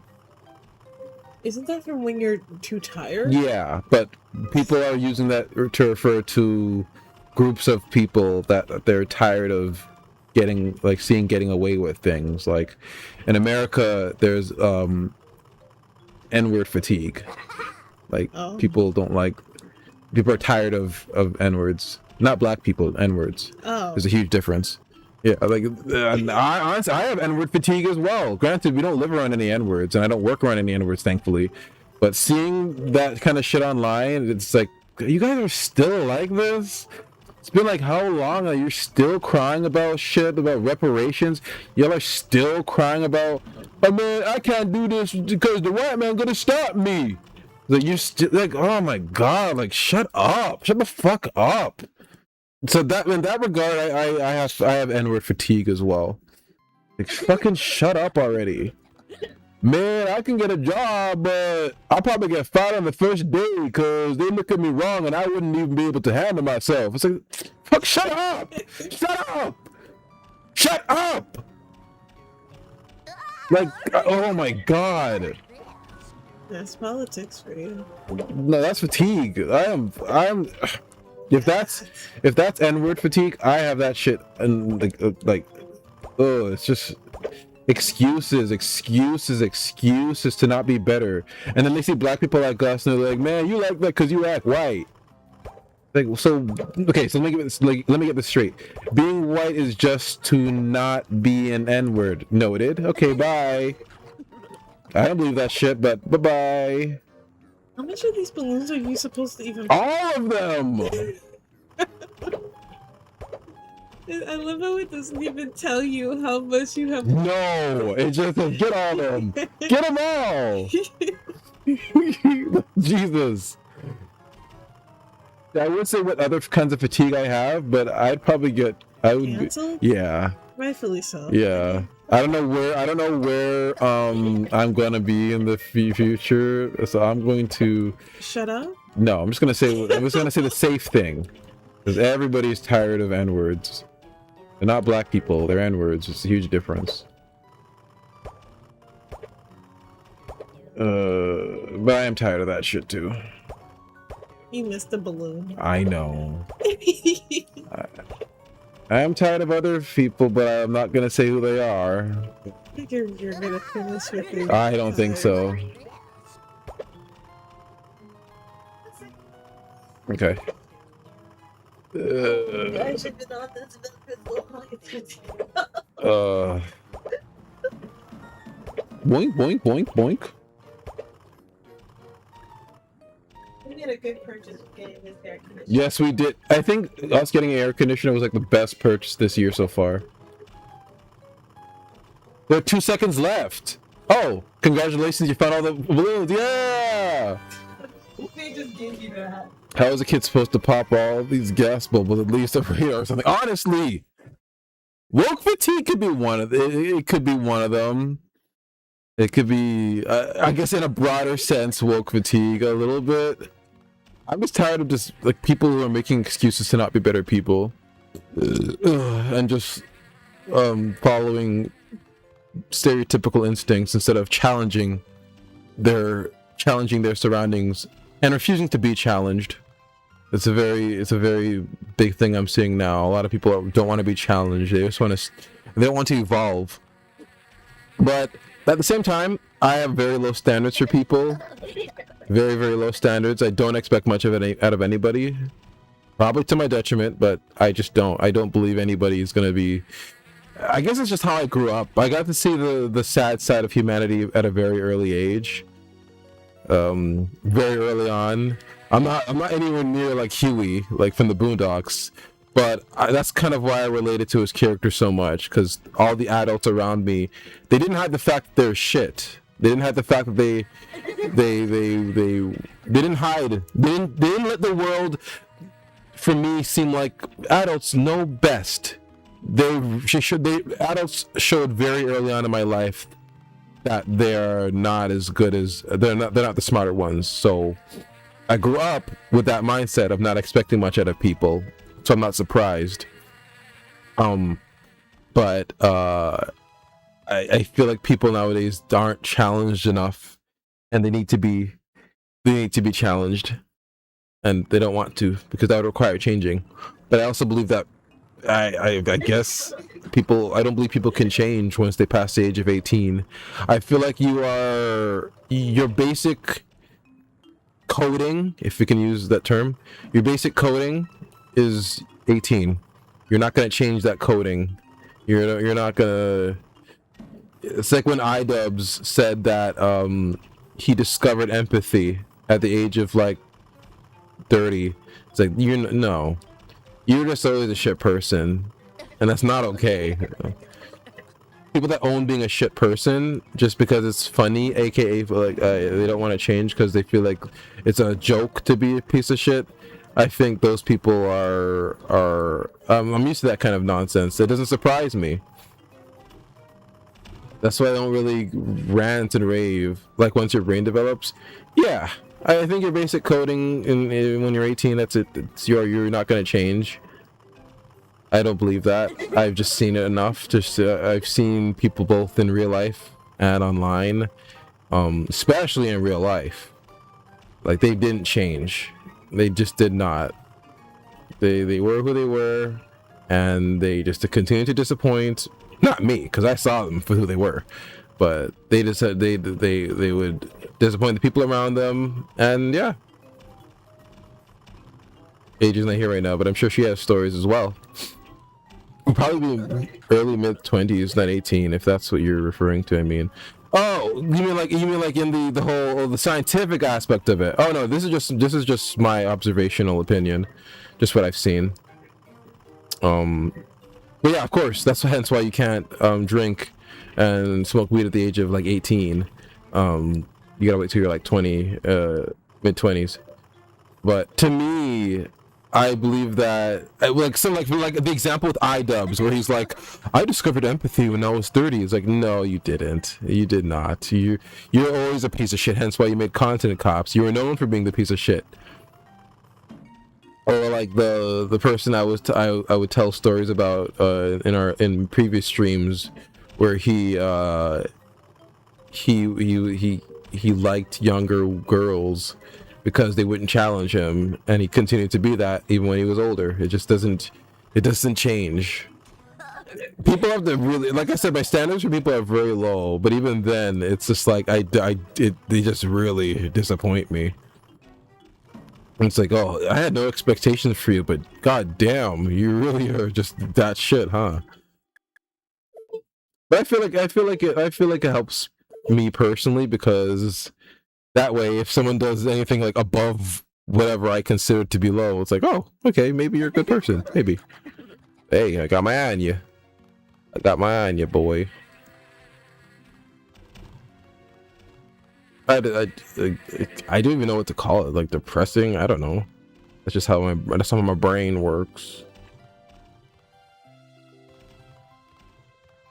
Hence why I don't really have quote unquote friends. It's too hard to keep up with, and like I've said in previous streams, most of them end up just being jealous. And it's not like me being like a conceited, oh yeah, they're jealous of my life, oh my god. It's like more like I see it. The comments that they make, them always saying, oh, I'm so happy for you, you're so lucky. This is like, yeah, this is getting weird. Normal people would just live their life and just live parallel to me. They wouldn't keep pointing out the fact that they're happy for me or asking how'd you get that or whatever. It's like, no, just no. And because I moved around a lot, I got to see a lot of people too. And it's like what Cat Williams said. There's only like it was a very open-ended statement, because he left it open to interpretation. Oh, is she okay? Yeah, she's been really quiet today. I guess those needles are starting to get. Yeah. Not drugs, but she got needles. And they thought she would be a little drowsy. Yeah, it is apathy. It's like, What's empathy? apathy. Emotion is apathy. Oh. But it's like it's for me. It's, I don't know. How do you feel, AJ? How do you feel about people? How you, like I was saying earlier that my standard of people are so low, and when someone does something even above what I consider to be low, that they're considered, you know, somewhat trustworthy. Like what is your standards of people in general? Oh. Like how do you feel about like overall, like the people in your real life? We're not talking online. Like, do you have a low standard for people? Do you feel like they are, you know, like, yeah, what does it take? What does it take to impress you? That's a tough one. Usually I don't really think about people. It's just I haven't really the people that are even above me, they act kind of like they're lesser than me, and they also get jealous easily as well. Yeah. But yeah, I guess my bar for people is also pretty low. Yeah. I mean, because I haven't really met anybody that's like me, which is quite sad. I mean, I'm starting to notice even people outside of me, like just people I see outside. Nobody says please or thank you anymore. Nobody wants to, like, I see like men, and nobody really holds up doors. There's like no gentlemen and ladies that I'm seeing, and I mean, I didn't notice, but yeah, I guess I'm kind of classy that way. Not kinda, you are. Hence why AJ, in the description of the stream, it literally says the cool, classy, and sassy AJ. No move for me. You're very classy, and you're one of a kind. I don't see people act like you at all. So so my bar of people is pretty low, because I don't really see anybody other than you on my level. They're somewhat down in either education or just how they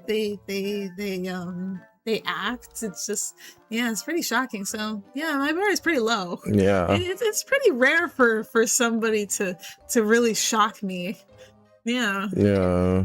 It just seems like That's a good way of saying, like, people have no class anymore. Yeah, like not. Of course, not every single person. Like we're being hyperbolic. It's just the people that I've met in real life that I encountered. It's just like that classiness or being a lady. It's just gone. Yeah. like the girls that I meet are either dirty or they're either dumb classy. Yeah. Like it's like there's really no in between. Yeah. I can vouch for that. So it's also hard to make friends because I'm literally making friends with somebody that's like lower than me, like especially with intelligence. It's like you can't be this dumb. Yeah. But they are. Yeah. Especially if they've gone to like college like me, but yet like I literally know people that are literally the same age as me, and they're either just dirty or just dumb. Like it's like they have no sense. Like I just don't know anybody that really has the level of sense that I do and common sense. Like I just haven't met a person outside of you. But yeah, and that again, that's not even me trying to be conceited or I'm all into myself.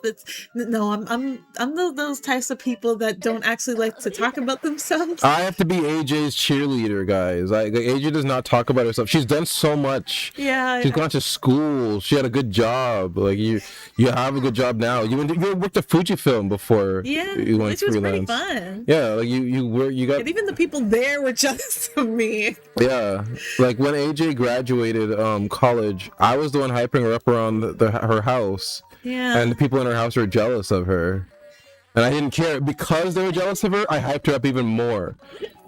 Like I'm just not the type of person to really talk about myself. It's because I don't let what I do.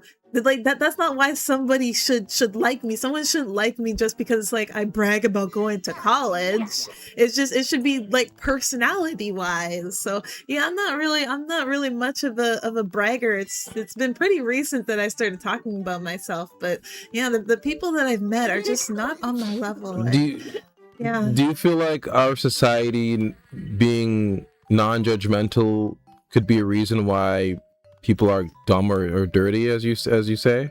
Do you feel like the idea of not being judged anymore and not needing to change up because you're going to be seen in society as dirty, do you think that's a huge contributor factor as to why people are the way they are now?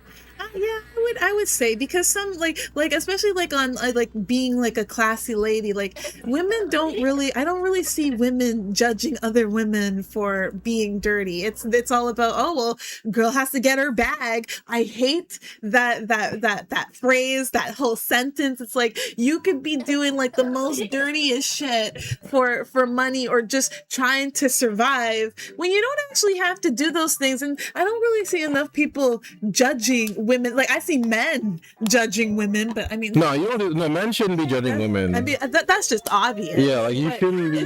But I just don't see other women like outright judging like those types of women. Like what I'm doing now, like I've never met anybody that like has judged a woman outright like how I judge women. I have not either. I have not. I'm legitimately, I'm not just saying because AJ is my best friend and partner. It's just I don't see anybody doing that. Not even on YouTube. Yeah, I just don't like. And I'm not. Candace Owens is the closest, but even I judge her. Yeah, but you judge her taste in music and it's just because like the way that like the way that she like presents herself and like her values and things like that, it just kind of all falls apart when you say that you're one of your favorite artists is Cardi B or was it Cardi B or Nicki Minaj? I think it was Nicki Minaj. But either way, I think she judges Cardi B. I mean, who doesn't? Yeah. But yeah, I think who she liked was Nicki Minaj. And again, I have nothing against Nicki. I love Nicki as an artist. Yeah. Let me say that as an artist, that not actually a person,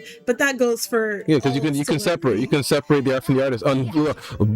Crazy idea. AJ can separate art from the artist. I don't understand how people can't do that, and they get so emotional and just so shocked when they hear like Or Sexy Red. yeah. Oh God. Sexy I'll be right back. Don't even get me started on her. Wasn't she the one that made that The one with the thing with the name of the dirty part. Oh my gosh. I couldn't believe that she did that. Who is going to be wearing lipstick that's the name of what the people in Hollywood and online call a woman's downstairs area? That is so fucking disgusting. I can't. I don't know where her sense went. It's just so wrong. But yeah, I mean, I just don't see people like me that like go around judging women. I mean, from some of the things that I say, you would think that I hate women, which I don't. It's just that, you know, sometimes women need to be judged by what they do. Yeah. And I feel like, you know, women have fallen when it comes to that, because they don't judge anymore. It's now, oh well, you know, the man's a piece of shit. The man that they decided to pick is a piece of shit. Well, girl has to get her bag or you know, live her life somehow. But it's just like, with that mentality, like that way of thinking, it's like it's like you're saying, it's like women can't get money or other things if they're not dirty. It's like, why does the body have to come first? Yeah. Like I've always I think it's like they're taking it back from men, but like it's once again like what we're talking about earlier about rebelling against the wrong thing. It's like, yeah, back in the day, women weren't as dirty in a public setting. Like, yeah, but why is that the thing you're going to rebel and be like, burning bra? Look, I'm going to show my tits. It's like, why is that the thing you're gonna take? Why not just the whole women wearing dresses thing? Why can't you take that back? You know, and it's like, you're not like a seen as like a woman if you haven't done like those like types of things, and it makes it even worse because they do those things and then they try to backpedal and try to act all classy. And again, women like me can't judge that. Like I've never been a dirty person. I've never done any of those things. But yet I'm like, you can't judge. I'm seen as a bad person for judging another person's life. When they put their lives out there for us to see, it's like, it'd be different if they were like doing it in the behind closed doors, and we went and got a camera and we were spying on them and then we exposed them to the public. Like, yeah, that's wrong. But you're putting your life out there. You're the ones showing your breasts online. You're the ones showing cleavage and trying to tell people, oh, it's not the full thing, so I can pose. It's like, you know what you're doing. And yet they do this stuff and then they try to pretend, you know, that they're classy. It's like, what is this fake class that I'm seeing? It's just like, what happened to like judging? We need to go back to harsh judging. That needs to come back. I need you. Oh, slightly related. I need you to listen to Sexy Red's feature on cheetah print. Okay, it's gonna have copyright, so I'm gonna mute. We'll mute quickly. I always like. I don't even listen to Sexy Well, Red. let's see. We're asking for Sexy Red. Like after she had that makeup brand and like she went like full force with that shit too. Like I couldn't believe that. It's like another woman just fallen. Okay, I'm gonna mute. I will come right back to get our opinion.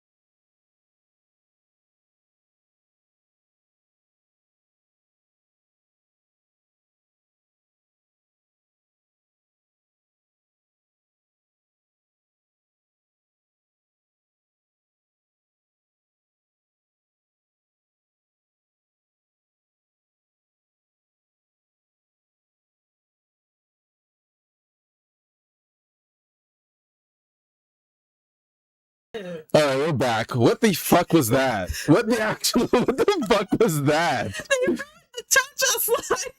What the fuck was that? What was that? Oh my Or did you 3 move? Yeah, how was the new HQ? Oh, we didn't move. We didn't move yet. We just had to stay here a little bit longer. It's kind of our choice to move. We're not being kicked out or anything. But what the fuck was that? What the fuck was that? Oh my This is a cha-cha. So it starts off saying that I'm a gentleman. but then talks about the wanting to She gets me rock hard when she stands up. So like, what the? and then talks about wants to slap that butt. Slap that ass like that. And I love how he just keeps saying it over. And what the fuck was the cheetah print? Like What was smack that? until it leaves a cheetah print. Like You know what? I just they ruined the cha-cha slide. I yeah. don't. It got popular because it's fucking atrocious. Okay, Oh. get on my feet a little because people keep making fun. It's okay, good. I'm glad this is not accepted. Because AJ and I were like disgusted and like, what the fuck? I was like baffled. Good. Like what the? I never liked that piece of shit Drake anyway. Like, black people have allowed him because he has that, you know, the 1-drop rule. If you have 1 drop of black in you, you're black fully. Blacks have made this guy like What's the most shittiest song I think I've heard from Drake? And yeah. I'm not even a Drake fan, so I have That's so rare to hear. much of his songs. But what the fuck was that? Like it was the same. Like he literally almost had like the same lines talking about slapping butt. Yeah, like it was fucking. And then her trying to ruining the cha-cha slide like anybody's gonna dance to that. Like stop. Like come on. What was that? Like I don't mean the mainstream bad, but like certain artists in the mainstream are bad, and he's, in my opinion, one of them. I've just never. How are they still being followed by putting out shitty music like that? I don't know. That's kind of why I like that you like K-pop, because it's like it's. I may not like listen to it because I'm not a fucking girl, but it's like it's a breath of fresh air than what we see in the media in Americanized and Western artists. Western artists. I don't listen to new Western artist people because they sound like shit. The girls sound like terrible copies of Future. Yeah. And it's just like, and sometimes if they don't sound like Future, they sound like Future. Like, how is it that you try not to sound like Future, but you sound like Future? And then you have the Ice Spice girls that try to like rip off like the Nicki Minaj and Cardi B's style, who is really just trying to rip off Nicki Minaj's style, but. And you don't know what the fuck they're saying. It was on one of his 3 albums. On a slightly related note, do you know about the CIA jokes? Yeah. No. What CIA? Nope, I don't. No. AJ and I are on a very specific corner of the internet, and we like stay there. So we really get like I get all my news from YouTube, or if someone makes like a random Reddit post and I see it on my feed, but usually I get my news from YouTube. Yeah, I don't know what the CIA thing is. In fact, if this is Western music that you're talking about, I am so far away from their news that the only news I get is K-pop now. So I don't know.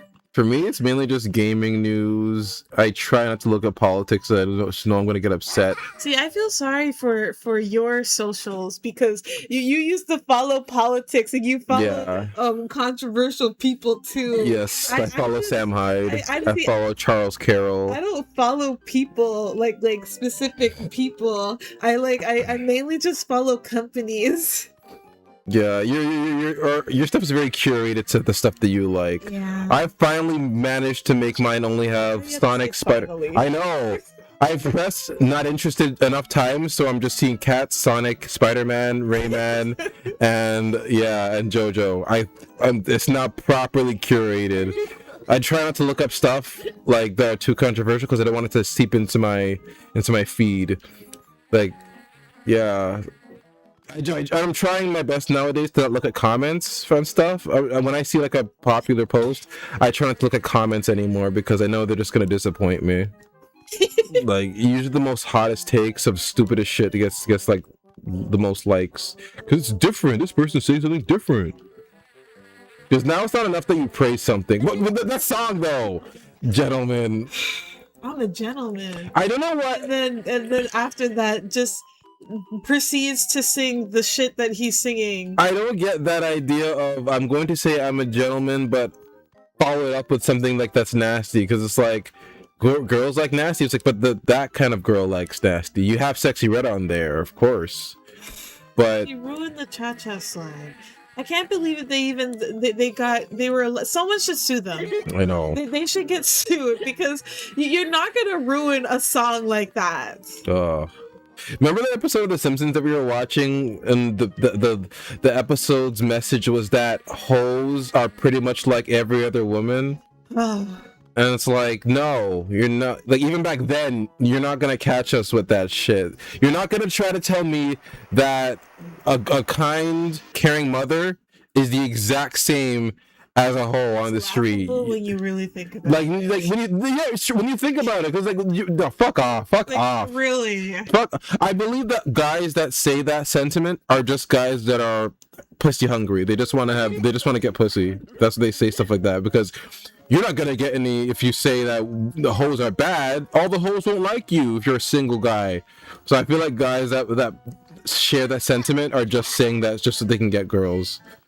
Because that's what these girls like. These girls like a guy who doesn't care until they're in a relationship. Remember we saw that video of the guy interviewing OnlyFans girls, and he asked them, he's like, how do relationships work? And they're like, well, some guys will be okay with it, but then in the middle of an argument, they'll call me a slut and a hoe, and then multiple girls are saying that because it's like guys always say that to get the girl just to sleep with them, and then when an argument happens, like in most relationships, they that's the first thing that they'll point to and be like, well, you're a hoe, so who cares? And they don't like it. And I'm sorry, it's like how how can you not expect a man to say that to you when that is what you're doing? That's what you're doing. Like, excuse me? Like, I don't know. Those types of girls really try to have it both ways. Like, you can't. Have it both ways. I'm sorry. Once you cross that line, it's over. It's over. Oh, hold on. Basically, anything that happens within the black community can be associated with the CIA. Black girl posts about getting accepted into Harvard. CIA's gotta work overtime to correct this. Sexy Red's new song. CIA agents are celebrating and sharing donuts at work. Oh. So I guess it's like a psyop, I guess. I guess that's considered a psyop. What's that? Pretty much like something put in place to distract you, to distract the masses. But I saw the Harvard girl thing. There was this video, AJ, you don't know. There was this video of this girl who was accepted into Harvard, or she graduated from like college or something, and she was like doing like these black people dances in the middle of her graduation. It's like time and a place. Like, did you have to do that here? Like, did you have to do that here? Oh, right. I almost forgot. When you're black, you gotta keep showing people that you're proud of being black, because that shows that you love being black. And you can. I've never been in that bullshit. That whole, if you're black, you gotta show it in every way possible, man. You gotta show, because the white man doesn't like when you show up that you're black. So you gotta show up you're black all the time. Even in the middle of something as important as you graduating, you gotta do the dances, you gotta twerk that ass in the middle of your graduation, because you're doing it for the homies, you're doing it for the people in the streets. It's like time and a place. I think that's what he's referring to. How did she graduate? I don't know how either. It's like this other picture I saw of these black lawyers, these black guys. They graduated from law school. Good on them. But the picture that they took, the way they were posted up, they look like gangsters. And some person on LinkedIn, it was a fake account. The account ended up being fake, but the account said, "Oh, it looks like a bunch of gangsters." And it's like, I'm sorry, you guys do. Like, you should understand. You should understand what's it called? Perception. Whether you like it or not, there's extra eyes on us as black people. We all know this. We know when we go into a store, there's extra eyes on us. So act right. Like, I'm not sure when, because that's what black parents tell black kids all the time. So I'm not sure why now that's suddenly not a thing anymore, and now you can Nah, it doesn't matter. They shouldn't judge you anyway. It's like, yeah, we know that, but we're living in a realistic world here. Like I was saying, the parents and people just shut themselves off to what the world actually is. And lie to themselves, being like yes, we know the world should have common sense. They should. It should. But we don't live in that world. No. Right now. It's I don't get it. It's like they're gonna lie and tell themselves, oh well, I don't have to say this and act like this because people should have common sense not to do that. Yeah, we know that. We know that. They shouldn't do that. But it's like you should, at least protect yourself or know the climate that you're in. Thank you. Like I just don't understand that logic. But again, you can't victim shame. No, that would be victim blaming. Like if I were to say, well, you did kind of wear a hoodie in the store, and that would kind of scare anybody. Man, what are you talking about? I should be able to wear whatever I want. It's like you sound like those women that say I shouldn't get ogled at just because I'm wearing nothing but tights and a tank top. Like we don't live in that world. Like no. When I see girls that walk out like that, and then they have that whole logic. Well, men should be doing that, and we have the law. It's like, yeah, we do have that, but let's be realistic here. That's not the world we live in. That's not the world we live in. Unfortunately, like it'd be nice to live in a world where you can wear whatever you want and no one looks at you, but. Sorry. Or try to do anything to you, but we don't live in that world. No. And then I just keep on hearing these cases of people just like the police, sometimes even police officers just dropping the ball on researching this case. But when you really look at it, it's like, the parents or the friends or the people around them really and them themselves just really just drop the ball here. But again, we can't victim shame because we can't do that for some reason. No. Only what did Babe Pig in the City say? If you have nothing nice to say, don't say anything at all. That kind of logic has fucked up so many kids. No, yeah, they said that in Bambi too. Yeah, that kind of logic has fucked up so many kids because kids will grow up thinking, no, I should only hear nice things. No, I don't want to hear anything against me because then I'll be mad about it. It's like that has ruined their perception on life because now they're living with people that don't believe in that, like us, and they don't know. And they can't take it. Yeah, they can't take it. To take constructive criticism. Instead of taking it as constructive criticism, it's just now seen as hate. Yeah, and it's just like, I don't hate you. No, it's just a criticism. Yeah, like you should be able to take a criticism. Like when I see like people just going over just going crazy because somebody said something against them that wasn't even technically really wrong. It's just like it's just crazy how people react. Yeah. It's like, so nobody taught you how to react the proper way to hearing bad criticism? No. Anything bad? It really looks like it hasn't. Oh, wow, really? I mean, from what I see on the news, no. It's just we don't live in that world, and these people that have this happen to them, unfortunately, have these delusions to themselves. So the world is gonna coddle you, and they should take care of you and your feelings. It's not gonna happen. I'm sorry. It'd be nice if that were the case, but it's just not, unfortunately. It's not realistic to think that way. And again, these are sane people thinking this. It would be a different story if there was something like mentally wrong with them, because then we can be like, oh, talking up to their mental health. Yeah. But it's like, no, these people are 100% fine having these delusions. Yeah. It's just like, it really makes you think. Yep. The black girl though, the one that was like dancing and twerking after she graduated. It's like, really? This was GTA. It was GTA. I think you should leave that there. I don't think you should go any further with that statement. That's all I'm gonna say with that. Oh, you're gonna have a field day with that game. Oh, it better be Steam Deck compatible. I'm sure it might be. Yeah.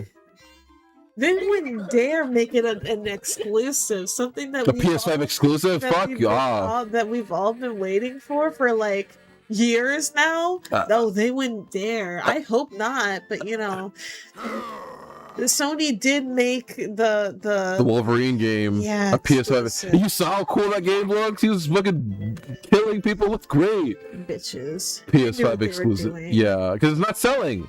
I'm sorry, no one's buying that shit. Like, I'm not like I'm being hyperbolic here, not like actually nobody, but like majority of people would probably choose a Switch 2 or a Steam Deck over a Have you PS5. seen some of the games that they come out of launch? Yeah, Like the games for back in PlayStation 4 when that came out. Oh my gosh, I forgot what it was. It was some shooter game. It was so boring. It's like, this is the game that you're gonna give me with my PS4. It was awful. Oh wait, I think it was, what was it called? Uncharted? Maybe it was. Oh right, the Uncharted. I'm sorry. Like, people say those games are good. Games are very boring. Yeah. At least when I played it, it was just very boring. It's like, get to the point. I didn't like it. I didn't really like Uncharted games. Ugh.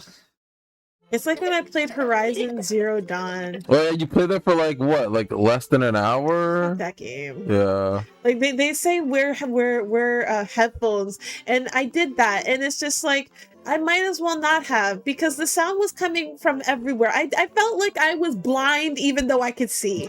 Like, what the heck am I playing here? Like, what is this? Like, it was, fuck that game, man. And it was also pretty boring. You're not a fan of those story-driven games. No, I'm not. You know what? I have found my genre of gaming. At this point, yeah, you have not diverted away from cozy games at all. I have tried. You have. I have tried, and my attention span just does not last long. I have yet to even beat a Pokemon game, and that's outside of that Digimon Pokemon ROM game that I played. That I did end up beating, which was actually pretty good. Mm-hmm. It was Fire Red, but with Digimon. All right, the hack. Of course, it was something that I finished. But yeah, outside of that, no, I've never actually played, and well, I played, but I've actually never finished a Pokemon game in my life. You dropped time streams like a hot potato. It's not that I dropped it. It's just that these cozy games, there's just a lot of updates, and they're getting my attention. It's also a story-based game as well, so I feel like once I beat it, like I feel like I just won't go back to it. And I love Digimon, but Got all that DLC and everything. And I still plan to get more. Oh, AJ. I hear that there's more DLCs coming to the game, and you know I'm gonna get those. But yeah. It's gonna take me some time to get through Digimon, but I'm getting there. I'm getting there. Honestly, I'm having more fun in this game collecting the tickets than I am playing the actual games. Yeah, playing the actual mini games. Oh, you little child. I love collecting stuff. See, that's my thing too. I also like collecting, and like these 3D platform games. You don't collect enough things. I feel. I really thought ukulele would have been up your alley, because you like banjo. It's pretty much banjo. I know, but I'm not really into lizards or geckos. See, I'm like how you are with like how picky you are with anime. I'm very picky with games. That is true. I don't know. And the thing is that my attention span isn't bad. Like, I can play like Animal Crossings literally all day. All day. From literally when I wake up, which is between like the morning, sometimes even 9, and I'll be playing that, and then play that literally all day. I can do the same thing for Disney Dreamlight Valley, or really any cozy game that I play. Like Heartopia, I could play that all day. Even Digimon Masters that I started to get back into, I can play that all day. But it's just, I don't know, these 3D platform games, it's like I'm just not about these games that where you have to do levels. Like I need to do more. I get it. Like with games, like I'm a tasker. Like I can't just do one thing and play one level and then repeat that for like how much levels. Like I need more to do. I get that. Now we're gonna play the 2D games. Oh, this I played enough of this. You can play. I think I played enough. Are you play? Well, we both played 2 games, right? I had You no played the idea. first one, and then the second one. no, you played the first one, second one. And I just played in Paris. yeah. So. Okay, so 5. The last 2 you're playing. I played this before on stream. Alright, we don't need to read all that shit. But speaking of Disney Dreamlight Valley, we're finally getting my favorite franchise in for Disney. And yes, we have gotten Tigger already from their recent DLC, but now they're starting to do they're mini DLCs, but they call them adventure packs, which is adorable to fool the people. But we all know what it is. They should have just called it what it is. But Winnie the Pooh, ER, and Piglet are coming to the game finally, and I can't be more excited. I can't even put into words how excited I am. I'm so excited. I mean, I already saw the leaks, but I didn't know if the leaks, because they're leaks. So I didn't know if it was actually true, but these people broke whatever law that GameLoft said that you can't do, because they started to ban people that go into that search up these leaks and stuff like that. However they break the game or whatever, GameLoft has been banning people for that. So I was always just like, well, good luck to people that do leaks. But somehow they bypass that. The data miners. Those people. But yeah, they somehow bypassed that, and they went into they looked up the game's code, and we already before the showcase, which kind of sucks if you watch those people that the regular people that talk about Disney Dreamlight Valley all the time. I forgot what the guy's name is, but it's there was a guy that I watched that talked about it, because I think he's close to whatever data miners person that did this, but he was the one that leaked the information already that of the title of the new DLC for Winnie the Pooh. He already leaked the characters that we're going to be getting in this DLC. So I kind of already knew what this DLC was gonna be about, and the roadmap as well. So I wasn't shocked to hear that Wreck-It Ralph is coming to the game. I'm not really big into Wreck-It Ralph. I'm sorry, after the second movie, Yeah, that movie is it just left a bad taste in my mouth for Wreck-It Ralph as a whole. I just couldn't get past that second movie, just how awful it was. Like on almost every character that was introduced, it just wasn't good. I don't know what Disney was doing with that. Making Ralph want to like go viral is just very stupid. It was stupid. And then you have the girl, what was her name? Vanellope. Her, and then like She met the Disney princesses and they're all like, oh, have you been captured? Needed to be saved by a man. Oh my God. It's like you're turning.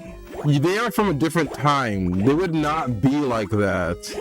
But the only one thing that I liked from Murda. Oh, you don't your relation. She's from a different studio. Yeah, that was good. That was good. That was hilarious. That scene got spoiled because they decided to show that in every like trailer, and then everyone saw it and it's like, oh, so that really was it. But see, that was good, because I think from that trailer, that's when people also saw that they were starting to white up Tiana, and they had to change that. From Princess and the Frog, and they really tried to be like, oh well, because it's like what they were saying was accurate, but it's just like she should not be that color, Disney. Like it doesn't really matter what you say, which is true about 3D and how the color changes. It's just that she should just not be that so light skinned. Yeah. It was so obvious what they were doing, and like they were just completely changing up all of her black features. And I'm not that type of person, that type of black person that's all like, oh, represent black people in whatever movie. It's just, why Disney? Like, I noticed it, and it's just like, it just wasn't good.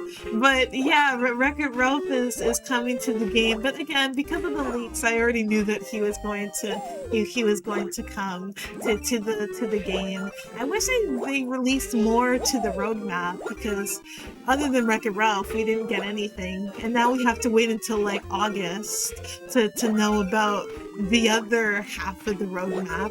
And then the only thing they released from the roadmap that we know that is new is that we're getting a new DLC. I have no idea if it's their big DLCs or another mini DLCs that they're calling adventure packs. I have no idea, but we might be going under the sea, so I'm prepared to see people from Finding Nemo and Atlantis, and I would love to see people from Luca, but I highly doubt that.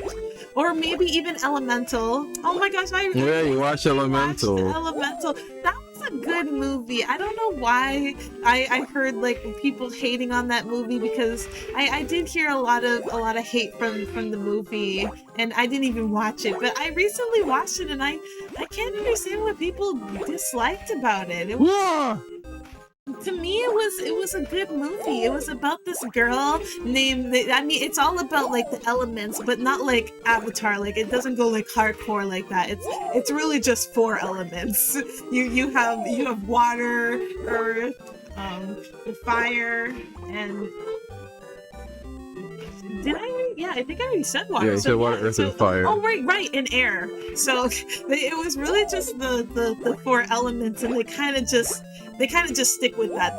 With the whole like elements side, like the movie was very safe with that. It wasn't like Avatar, and they go like all like crazy with like the elements and stuff like that. It was pretty basic, but it starts off with this fire family, and I think, you know, without knowing what race that they even are, but I think they're supposed to be like some type of Asian.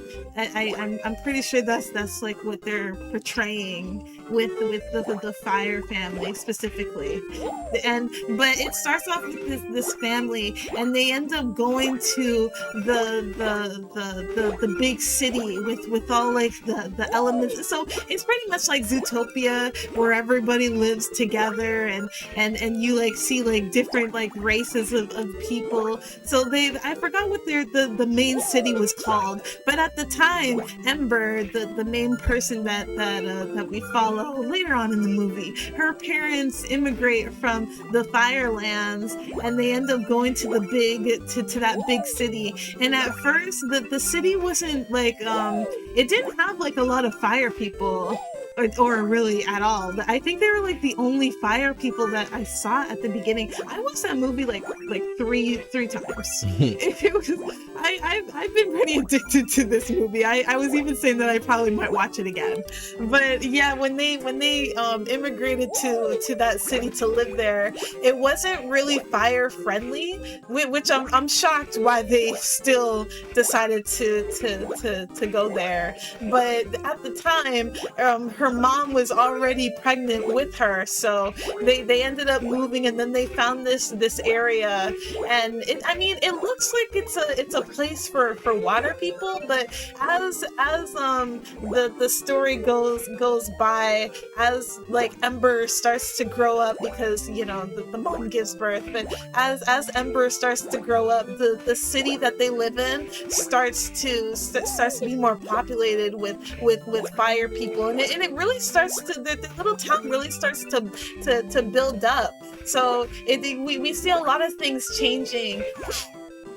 And her family made a fire store, so they sell things from the Firelands, and in the beginning, Ember was telling customers how she's going to be taking over her dad's shop, because you know he's always talking about, you know, one day this will be yours, and she's always telling customers that, and like she's just so cute, like this little her just telling customers that, and because she's so small, the father father's there, and he's just like, you know, in time. And at first it was in time because she's so young, but as they don't really say like what time they're even in, or even how old she is. But I'm guessing she's kind of like in her like early 20s, probably like 21. Like she doesn't really seem like she's like she's 18, because she's still working with her.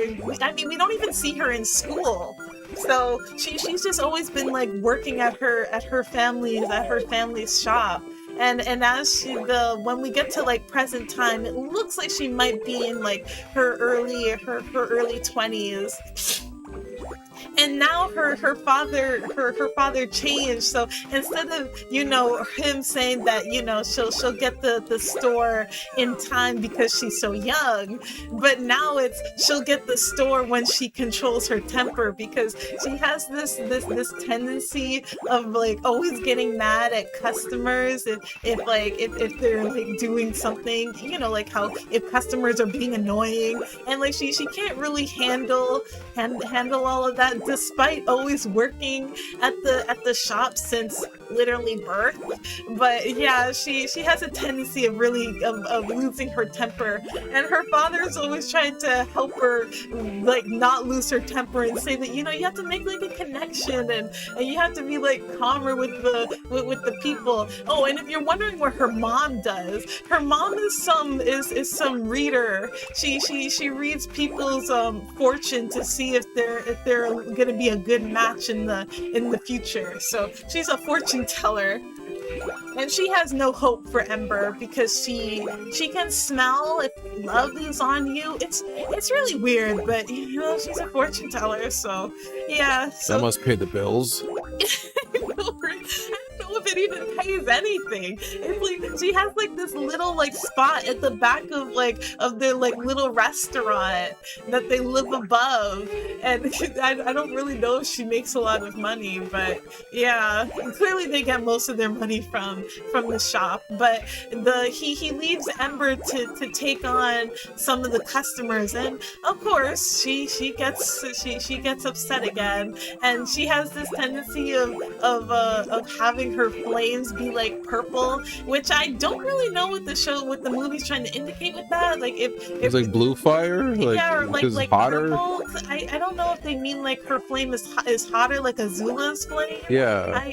I really don't know, but I guess so, because we don't really like, we see like fire people like her dad get mad, but he doesn't. He just burns hotter.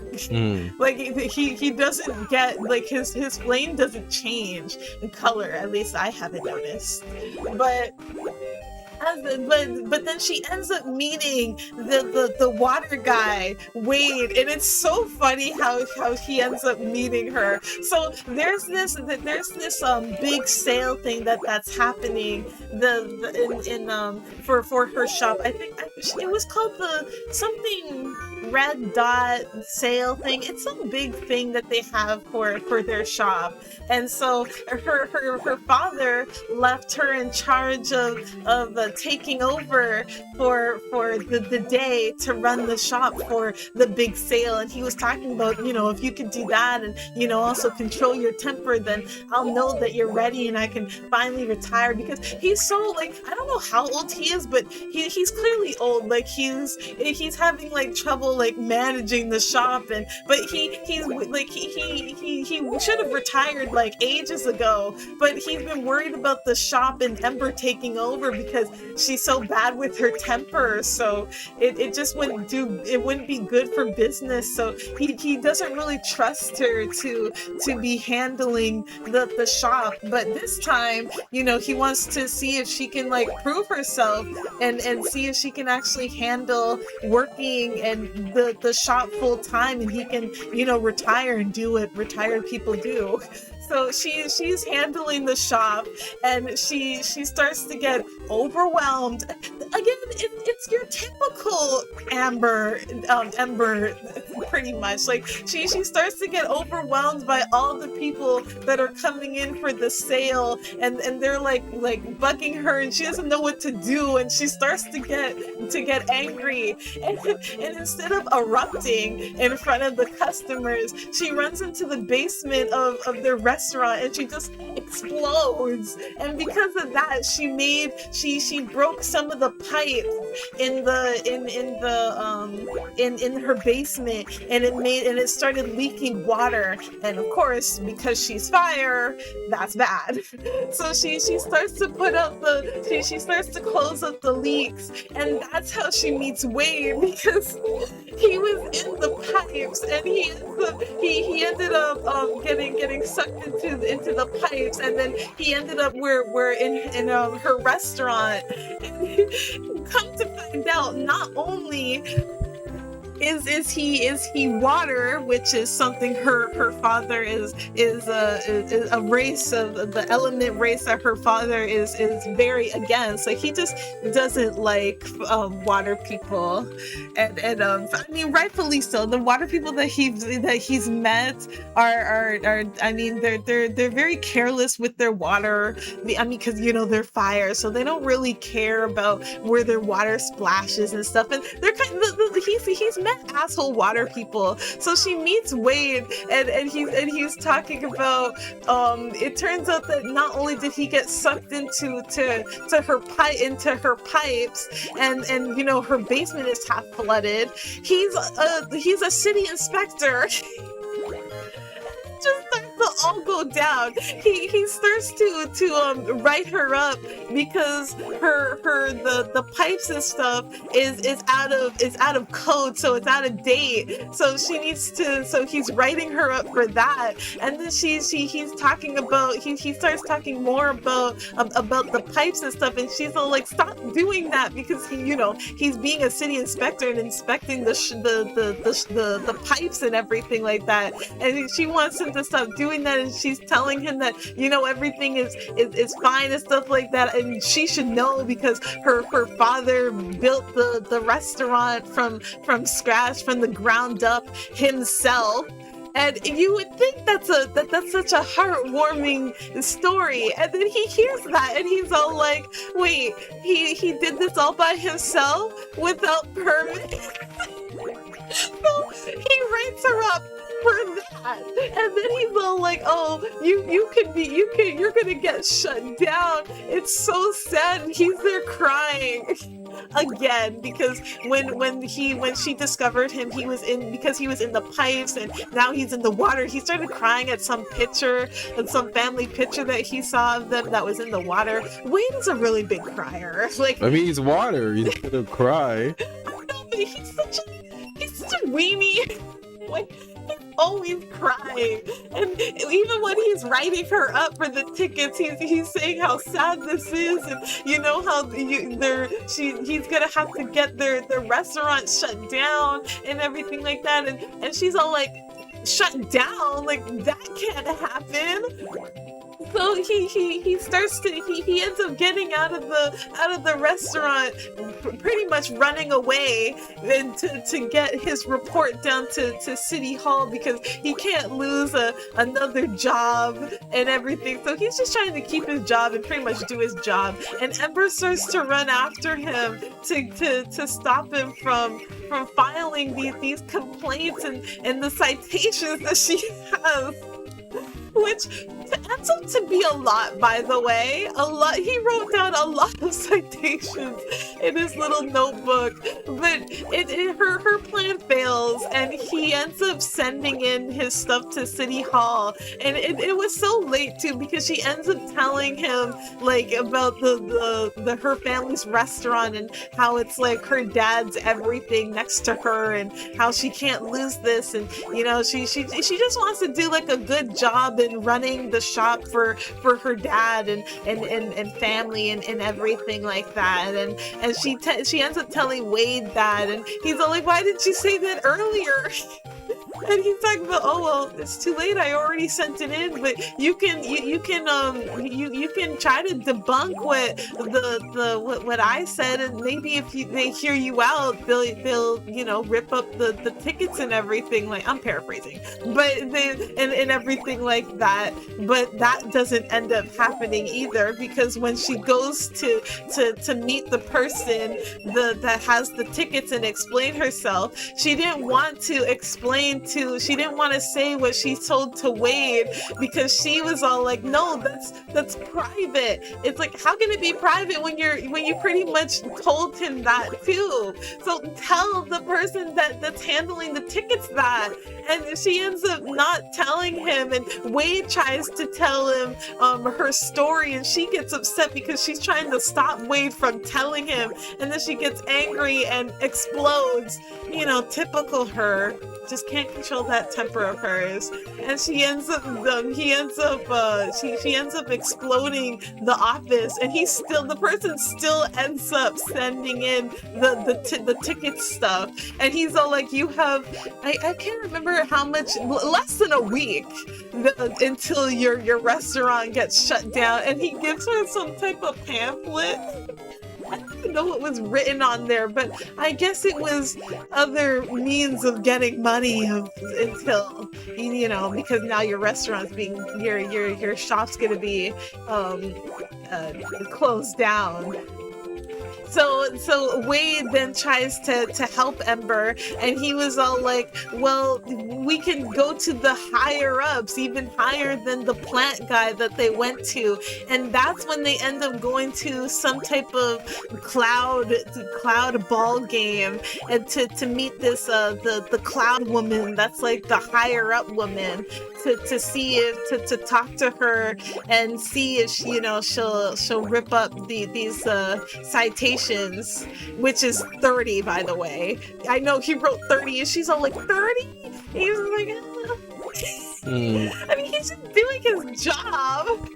But she ends up meeting the cloud woman, and at first they kind of had a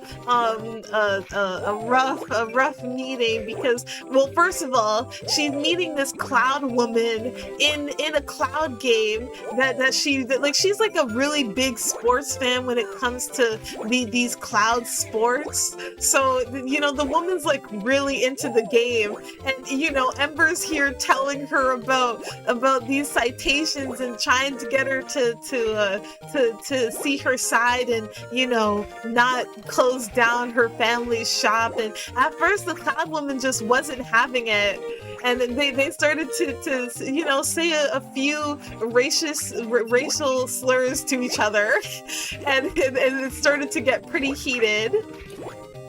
But after the game, the Wade came in, and he kind of got the crowd to cheer for one of the cloud players that was doing pretty bad for their side. And because he got the crowd all hyped up, the player did better, and they ended up winning the game, and the cloud woman was all happy and everything like that. And then that's when Ember started to they started to have like a better talk, a more heartful talk about family, and how the cloud woman was talking about how she sees these cloud games with her dad and everything like that, and how these games mean a lot to her. And Ember's all like, well, I'm just a fire girl trying to run her father's shop and everything like that, so I need help too.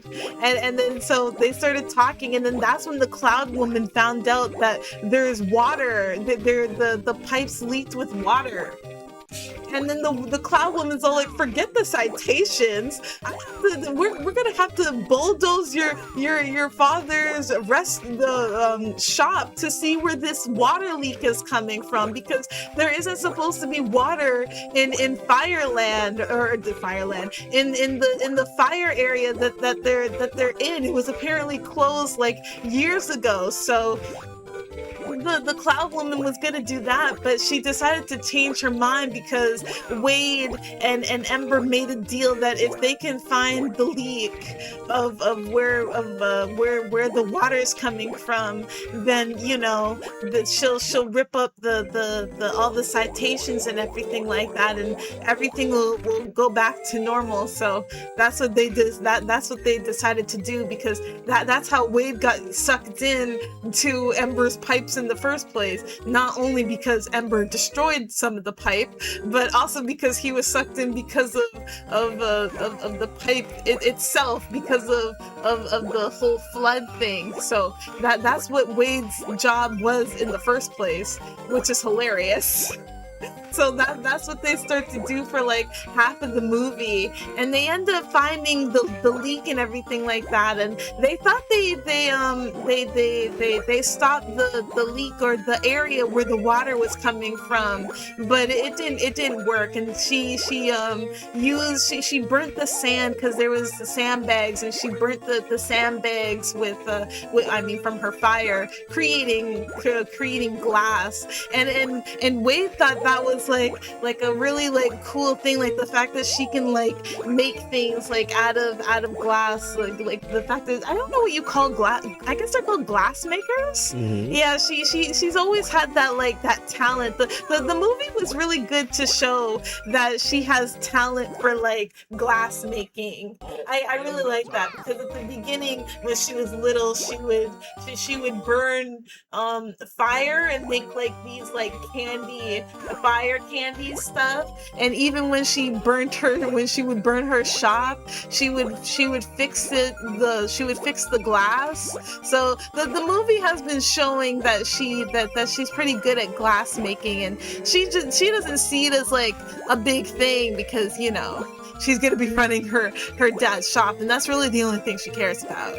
But after they fix the leak, she also ends up meeting Wayne's parents. I forgot around what time she starts to meet her parents, but I'm pretty sure it was after she fixed the leak with glass, when she burnt the sand stuff with glass. But they end up meeting her parents, because Wade is waiting for a call from the Cloud Woman to see, if what they did was acceptable until it could truly be fixed.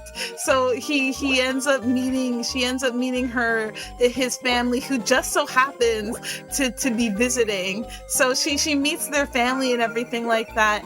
And at the point of the dinner, a glass breaks, because where the water people live, they live in glass. Like everything is like glass. So, which is again very ironic. But she ends up fixing the vase with her fire, and his family is just like amazed by her talent. And again, she doesn't see it as like a big deal, but they think it's a cool talent to have. And Wade's mother is telling her how she has to do something with that talent. It'll just be wasted potential if you don't do anything with it. And she's just taking these compliments. But then at the end of the dinner, when she's leaving, Wade's mom tells her how she contacted one of her friends, who just so happens to be in this business of one of like the best glass making places in their I guess their state. So and she called her up and told her about Ember, and how she's like really good at like glass making and stuff like that. And apparently they have like an internship, and they said that Ember can do that. So she practically just gave Ember like a half job, because I mean we don't know if she'll get it, but I mean she's pretty good at glass making, so I can see them hiring her. And and so after that conversation, conversation, Ember starts to get like really upset. And the mother doesn't know, but Wade ends up seeing Ember like all upset about this news, and Ember doesn't know what to do now because his mom practically just gave her a job opportunity, but she has to like run for her father's shop, and Wade is trying to tell her that you should tell him and like how you feel and everything like that, and you should do what you want, and he's just so confused on why she won't go for it and tell her father how she feels and how he might just understand, and she just thinks that's ridiculous. And it's so funny because her mom was following her when she went to Wade's house, but she didn't know that Ember was actually talking to Wade at the time when she followed her. But when they were fighting outside of her house, or near outside of her house, her mom saw her, and then they ended up doing like some type of fortune telling read. And surprise, surprise! Of course, it said that they're compatible, even though it's like two different elements don't really mix. Like the show loves to like imply that the two different elements don't mix well. So Ember's out here thinking that this isn't gonna work on top of her dream of running the shop, or what she thinks is her dream of running the shop, and him being a water person. It just won't work. And she's been trying to convince herself that of like the whole entire for the whole entire movie ever since she met Wade, but Wade is trying to convince her that like this isn't what you want, and he saw her as like a strong person until she was afraid to say how she really feels, and he was trying to call her out for that, and she got upset for that too. So they've been in a little bit of a spat. But then after they ended up making up because the glass wall that she made until the people can fix it ended up breaking. And she was trying to save her shop because there's the father has like this blue flame, like this like sacred blue flame to like their people, like the fire people. I really don't know what it's supposed to represent, but he really cherishes that flame, that and the shop. So Ember was trying to save the flame while also trying to save the shop. And Wade is telling her that we have to leave, you can't save the shop, and she's in denial about that because she has to save the shop. And she already had a little spat with her father too, because her father found out when Wade crashed the ceremony for her replacement, when the father said that he was gonna retire. He had this like whole like mini party for Ember, but it all kind of got ruined when Wade ended up crashing the party, and the father found out that it was actually Ember that started the leak, and the shop pretty much kind of getting ruined, which I mean the water wasn't really her fault, but I mean she did break the pipes, and her father thought it was the fire, the water guy too. And not to mention, not only did he find out that she lost her temper and caused the leak in the basement, that she's also running around with Wade as well. And again, Ember's father doesn't really like water people, so it was like everything was just a big shock to him. So they got into a fight. So by the time when she was trying to save the shop, and Wade had this almost dying moment in the shop because they got trapped in the shop, and she thought that he evaporated, and that's when she like tells her father, after like all the water disappears and everything like that, after everything's already said and done, and she thinks that Wade is dead, she then tells her father that she doesn't actually want to run the shop. that she wants to, you know, that even though it's his dream, it's not actually her dream. And I mean, it is nice that she finally came out to say the movie makes it seem it's such a natural thing, like in the movie, like nothing's like rushed, like it's all like it has a good pace. I really like the movie, and she ends up confessing to her dad that she also loves Wade as well, despite her dad disliking water people. So like she just like confessed everything, and her father also confessed too that, you know, the dream was never really the shop, which is ironic for him to say because since birth he's been caring about this shop, but he was all like, you know, the shop was never the dream, you were the dream, and everything like that. So they kind of made up, and it was a little sad moment because again she thinks that Wade is dead, but come to find out that Wade isn't dead. He even though he evaporated, he was his essence was still in the fireplace, but in I guess the chimney, I guess he was a little stuck in. So she made him cry, which is not hard to do because Wade is a really big baby. And after meeting his family, you can see where he gets it from, which is his mother.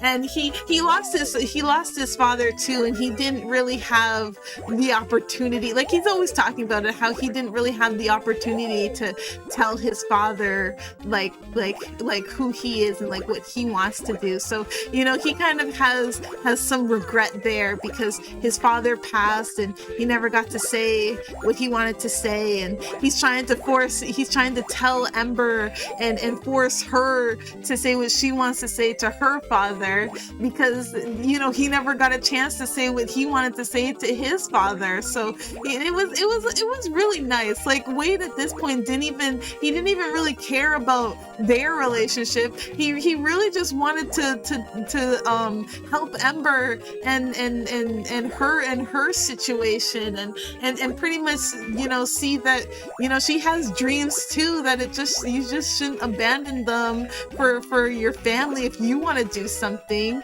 But as when she found out that Wade is actually alive, she was all happy, and they ended up having this kiss moment, which I looked away from because I'm a child. But several months pass, and her father ends up retiring, and I'm a little sad about this part because Ember didn't like take over the shop and turn the shop into like a glass making like shop. Like he retired, and he ended up giving the command of the shop to customers that come by all the time. They're regulars, but they don't actually buy anything. They just kind of hang out in the shop. So he ended up giving them the ownership of the shop, and Ember's parents retired, and Ember is going off to I can't remember if it was the college or the internship, but she's heading towards the whole like glass making thing, and at the end she does this like ancient bow thing to her father when she's saying goodbye, and like he does it back, and it was really nice because when her father did that to his father, her grandfather, when he was leaving the Firelands, his father didn't accept his decision on leaving the Fireland to make a new life pretty much for himself. I don't even know what his grandfather even wanted, but yeah, he just didn't accept that, so he never reciprocated the bow back. So it really meant something when he reciprocated the bow back to Ember when she was about to leave, and Wade's mom was there, and of course she was crying just like Wade. You can really see where he gets his crybabiness from. He takes a lot from his mother. But Yeah, it was a cute story. I really liked it. I mean, it wasn't really breaking anything. Like it wasn't anything new or a storyline that I hadn't seen before. Like I've seen that trope before. You know, where kid has their own dream, but they think they need to throw away whatever dream they have for their parents who's given up so much for them and their dreams and everything like that. So it's not a trope that I haven't seen before, but it was just really nice how they did that.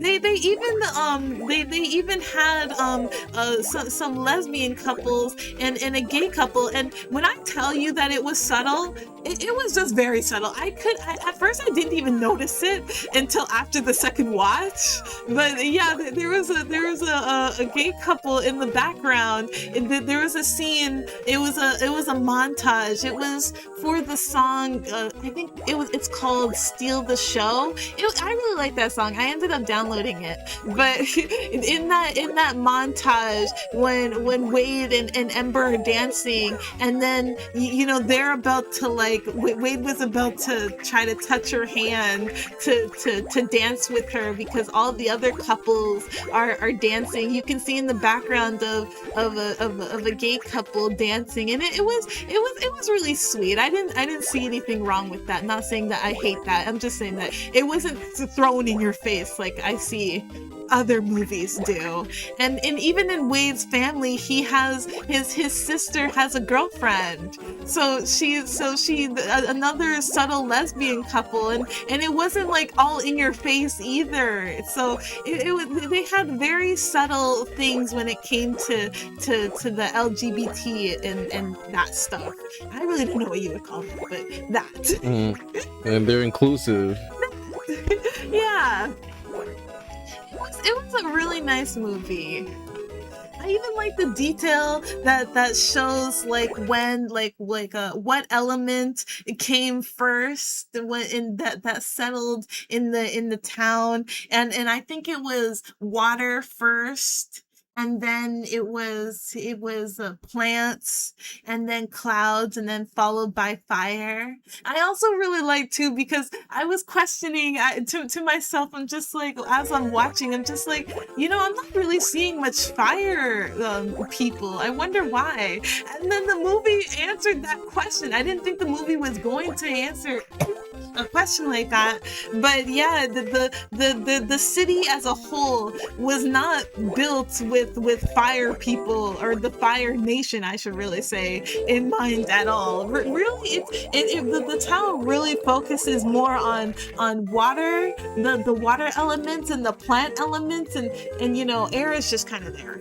So yeah, but when it came to fire, the town didn't really focus on that element as much. So it was nice to see the build up of the fire people pretty much building up this little town of theirs. I really enjoyed the movie. You can tell. I don't know how people can hate it. It was very. I'm not even into romance stuff, but it was done very very tasteful. It was a cute movie.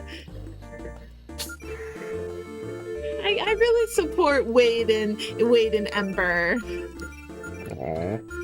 Yeah. Oh, that was a whole recap. I know. Every time I do a recap or I talk about something, I really try to sum it up. You do. There's just so much that's in it. It's like, no, this is important too. I have to talk about this. But yeah, throughout the whole movie, though, you can see how Wade really cares about Ember. And her and what she wants to do in the future. That really he was just kind of helping her with the shop, but then when it came to the glass making stuff, he was just really trying to show her that you should tell your father how you feel. And Ember again was against that. Mm-hmm. She even liked her. He even liked her temper because she was. He was. He's fiery. Yeah, he was talking. She was talking about how her temper always gets her in trouble and it's out of hand. And he's just like, well, I don't mind your temper. And it's the same foolishness. Like when I get a temper, it's usually because of something that that's not meant for me to do. So maybe that's what your temper is telling you. And surprise, surprise, that is what her temper was telling her. Mm. She's just not built for being for running the shop. I really wanted her to turn the shop into a glass making place though.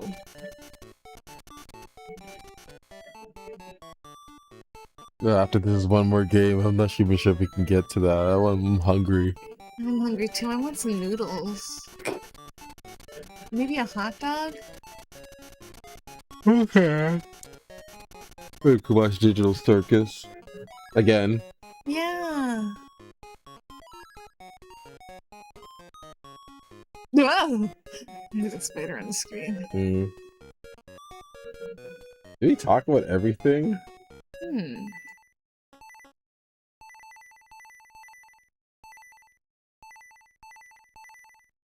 I love how okay. And I don't know. I mean, I think that's all I had to talk about. Yeah, same I recently here. started to get into Invincible again. Alright, Invincible, Invincible. Yeah, I'm at the part where they're fighting the war now. Eve has yet to tell Mark that she's pregnant. I'm so shocked. I'm even more shocked than when Nolan came to Earth and talked to Debbie. Mark's mom. I can't believe he really tried to like apologize for the shit that he did. And I'm so glad that she didn't give in to the crap that he was saying. And he was visibly upset that she didn't accept his apology. It's just like, why would she? I'm so glad that she didn't. Unlike Mark, who ended up hugging his father when he saw him again. And Bastard. he really is, honestly. But I'm at that part. The only people that seem to be giving him a second. You just want hot dog and a thing? Yeah. The only people that seem to be giving him a second chance in a way is Alan. Well, because he wasn't even there. And Oliver, which is his second son, and it sounds bad, but yeah, I'm sorry, Oliver needs to go. Like I'm sorry, like Nolan shouldn't have that. Like he shouldn't be able to be making meet another woman to then reproduce with her to try to make a replace his family on Earth. That is literally what he did. And like just the way that he acted, like, oh my gosh, like Nolan right now like is not my favorite character. I am not liking his redemption arc right now because there is just so much that he's trying to apologize for that nobody's giving him the benefit of any second chances. Rightfully so. I mean, he called his wife a pet and pretty much like disassociated himself from her, like as in like he didn't really love her. It was all just a facade because the Viltrum empire and all this next shit that he was talking about. He beat up Mark. He killed all those people in Chicago. And probably other places too. Like there was just so much death in his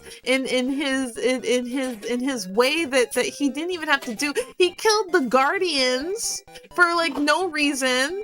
And his reason is because, the Viltrum Empire, some next bullshit. And again, he didn't have to do any of that either, but he did. Oh. Like he just did so much, and it's just, and the fact that he really thinks that coming back now and saying sorry and all this next shit is going to fix anything. He even tried to apologize to Art, the guy that makes the superhero suits, and it was so awkward because he was all like Art was like not really, he was like Debbie, he wasn't really giving him, he just let him talk really pretty much, and Art, I think the only thing that Art said was good when Omni-Man was talking about how, you know, he wants to do good by everybody now, and Art's just like, good. Like he just left it at that, and then he also tried to like end the conversation too. No, there was this one moment that was just really embarrassing that Nolan tried to do as well. So he, after meeting Debbie and talking to Art, he's then gonna ask Art about Debbie's new man, and he's just, and I think he named him by name, so he's all like, so Paul, so how is he, and trying to trying to like know like what he's like. It was really creepy because again, he was literally just rejected by Debbie, rightfully so, because you ruined a 20-year marriage. How is she supposed That's to? your goal. Oh, I know, but I want to see if there's any other stuff that I had to collect. But yeah, like he ruined a 20-year marriage, so I don't know what he was really trying with that. But then he's gonna go to Art and ask him about Debbie's new man and Paul, and then he's gonna even say how, you know, he didn't think of him at all or anything like that. He's not really like rememberable and all this next shit. So he's asking about him while also disrespecting the man. Like, why even ask? And even Art was taken back. He was all like, do you really want to know? I'm just like, yeah, do you want to know? And why do you want to know? You're not gonna try to kill him, right, Nolan? Like it's like it was such an awkward thing. Like it felt like, you know, like his power was like gonna like I really thought he was gonna like make a dent in the ground from hearing about this, because, you know, he was all like, yeah, you know, it's fine, I'm cool with it. But you know, he's not cool with it. It was just... You finished the season? No, not yet. I think I'm on like the second last episode now. They're going to the Vertramite. Oh my god, I always Viltrum, like them. village. You know what? Viltrum, they're going to the Viltrum planet now because they found out who the mole was that has been leaking information to them. So they found out that, and no, Mark.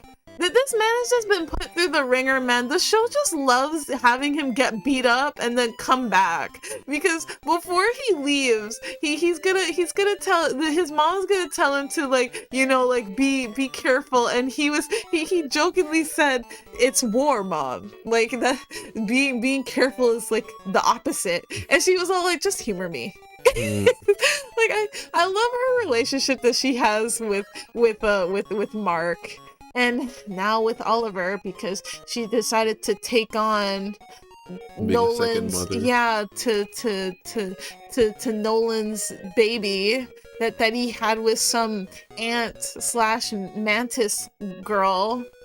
Like, I don't even know what race she is, but their race is different than humans. Oh my god, there's fall damage. You can rewind with trigger. Oh, that's just cheating.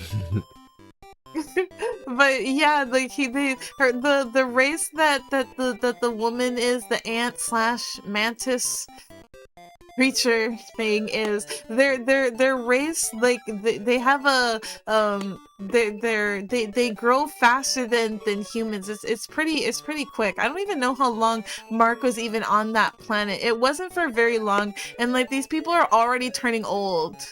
Like some of them are already turning old, so it's like that's why the woman wanted Mark to take Oliver, who they didn't even name, by the way, because in their culture you wait until the baby can talk, and then the baby will then pick its own name, because that's how it works. imagine having a child and then you're gonna have to wait until they talk to then know what their name is. So you're just calling them baby. Like having a dog and you're just calling it puppy until you come up with a name. No. Oh. But yeah, that's what they do in their culture. It's very different because their life is so fast, and really when you think about it, short. They don't really think about things that you've done in the past. So that's why Nolan stayed on the planet for as long as he stayed on the planet, because Hold on. I like Debbie's relationship with Oliver. She's very empathetic to him despite him not being a human. she is. I mean, it's a nice relationship, but no, I don't want the show is making me like Oliver, and I'm being upset by that, because it's like, no, like technically you're not even supposed to be here. And it's just like, no, I'm not gonna fall for this shit that Nolan has been doing. Like, he's gonna make a baby with somebody else and then drop the responsibility onto Debbie. Still, like, this woman has been through enough, and yet she still has to clean up Nolan's bullshit. Like, oh my gosh, it angered me so much. But I mean, at least she loves Oliver. I mean, there's no hate there other than towards Nolan. But it's just so bullshit that he does that, and then like he didn't even wait a year. It was like, I think it was like what, like 2 to 3 months, and then baby, and then now she has to take care of the baby. Oh my gosh, I was so pissed. And I was even more pissed because Mark is talking about, he was talking about not going to school, dropping out of school to take care of Oliver, because now at that point Debbie was getting back into the groove of working and everything like that, and you know, and she realistically, she doesn't have all this time to be taking care of a baby, especially an alien baby. So it was a lot on both Mark and her, but I mean, she made it work. They ended up getting a nanny, I think with Cecil's help, despite them not liking Cecil. I always get his name wrong, but I'm pretty sure that's his name. But yeah, they got a nanny for him, so that's good. And they ended up managing things, and Mark ended up graduating school and everything like that. But it was just so bullshit how what Nolan did, man. And like, everyone has to like has to clean up all of his messes and all the, and he's still coming in with all these fucking apologies. And it's just like, shut up. Like, go into the sun where you were gonna go. And like, I really wanted him to just burn in the sun. Like, he deserves that. Honestly, he deserves much more. But you know, he deserves that. He doesn't Is this whole game just a straight line? I think so. Yeah, like, it's just you just go straight, and the points are just optional. You know what they said in the Big Bang? Keep true. What does it have to do with straight? It means go straight. Okay. It's because you didn't keep true. But yeah, that's where I'm at right now. I'm just pissed, like how everybody else is pissed at Nolan right now, and his terrible fucking apologies. Like, even Alan told him that it wasn't. I don't think it's a good idea for you to you know, to be doing the idea that he was going to do. And at the time, I'm just like, what idea? It's just like, no. Then I put 2 and 2 together. I'm like, you're not gonna go and talk to Debbie, are you? He is. Like, oh my gosh. Wanting some terrible ass did you really think, like, the fact that he really thought that if he apologized, that, you know, she would be like, oh well, Nolan, I forgive you. Like, he really wanted that from her. And it just, I'm glad that she didn't give him that. Instead, she punched him in the chest and practically broke, I don't even know if she broke her arm, her hand, but I mean, she did damage it. Yeah. No! fall damage. Bitch. And you're so close to the end too. But it's just a straight I line. know, but I wanted to get all the, well, most of the stuff. That's one thing about Rugrats games. They're very good at making you want to collect stuff. Yeah. I can win her back. Yeah, he really had that type of mindset. It's like, oh, all will be forgiven if he says that he, like, if he tries to undo the damage. And I love how she laughed at that, because it's just like, damage. Do you not know what you did? You killed the Guardians, who was also close to Debbie. Especially the girl that was practically the guy that was practically the Flash. Him. Oh my gosh. Oh. I don't have to do that all over again, do You I? can rewind.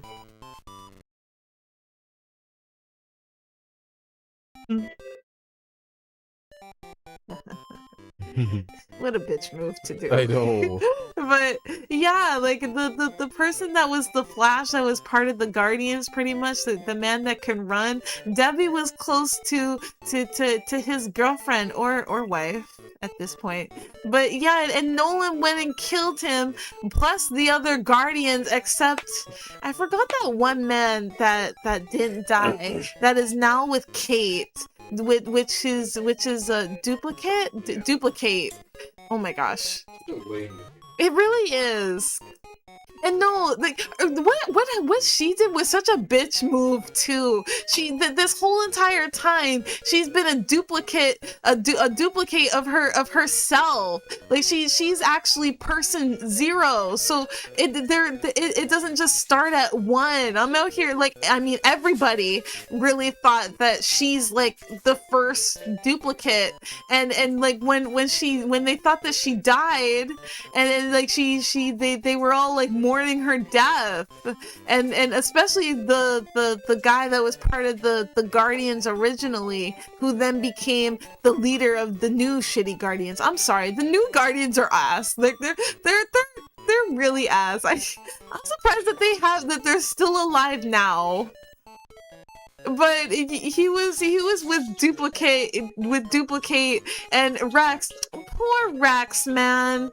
I did not like that death at all. Like, Rex did not deserve that. He was actually changing his character, surprisingly. But he was actually changing his character.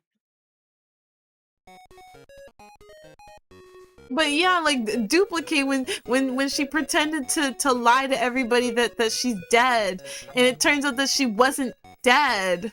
She was just in hiding now and pretending like she was dead, which I don't even know why she really even had to do. But yeah, and then she came clean about her being alive. And it's like, you've been alive this whole entire time? Like, oh my gosh, what a bitch move. And then Rex, when Rex ended up dying to that other Invincible, when the Invincibles invaded their time. It's because of that man, that black guy with like the big head. I can't even remember what his Immortal. Oh, him. Immortal was the guy. That's his name. The guy with Kate. I can never remember his name. I always forget it. I'm sorry, his name is very forgettable. You can't even run. Mm-hmm. Yeah, I'm just gonna go. But yeah, when that villain guy gathered up all the Invincibles, because the Invincible in his time went and killed his family, and he's been upset about that, so now he has this like whole like kill Invincible thing, and he went and gathered up a lot of different Invincibles from like different times to bring them to the time period that we're in, or at least, yeah, he did like some breaking the pretty much a Marvel move, pretty much, when he's out here hopping different dimensions just to kill Invincible. which again still didn't work. And again, Invincible let him go after he did all that damage too. Like Invincible just loves to just not kill people and then think and then like he always gets his ass kicked and never kills the people. Like he killed that one guy that was being mind controlled by the aliens, and I mean I understand why he killed that guy, but it's just like, Jesus, that's the person you're gonna kill? Like the first person you're ever gonna kill? It's him? Yeah. Man, this is just a straight line. Well, there's items you need though, right? I don't know. I think they're just bonus items. Oh, or maybe I do. Ah.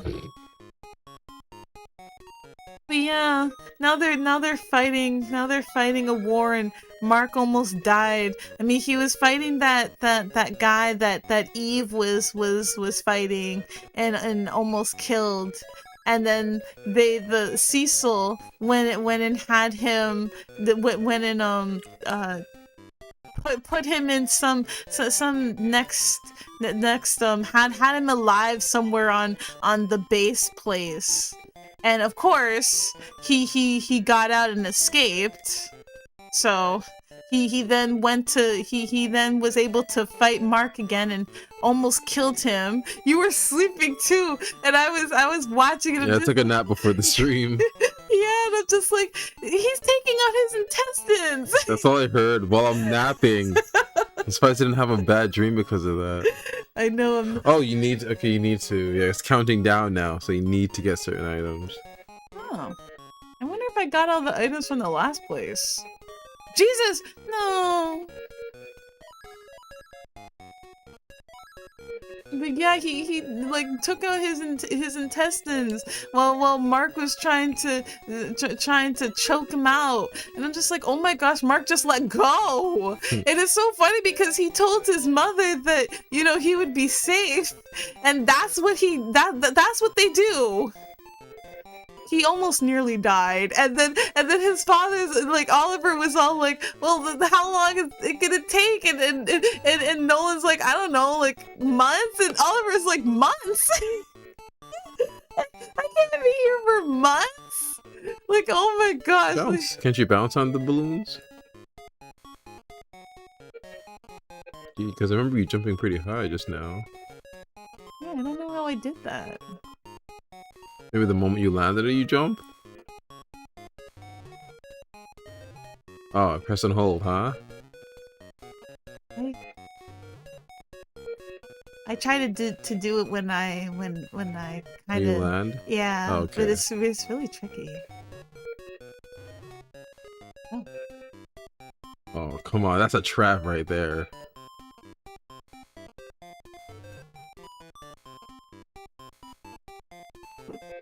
That is such a tricky jump. I think you can make it to the other one though. Like without doing the bounce thing, I think you could just make it. Yeah. Whew. But yeah, that's where I am right now. I'm just surprised that Eve didn't tell Mark. I really thought she was gonna tell him, but instead she's like, Mark, don't die. It's just like, that's what you're gonna say? And Mark even tried to bring it up to her. He was all like, oh, what were you gonna tell me before my dad came in and and all this stuff. And she was all like, nothing. It's like, well, it seemed important. And she's like, oh, no, it wasn't anything important. It's just like, huh? No. How? Yeah, like that's bullshit. How? You landed on another balloon. It should be soft. Like they'd program that differently.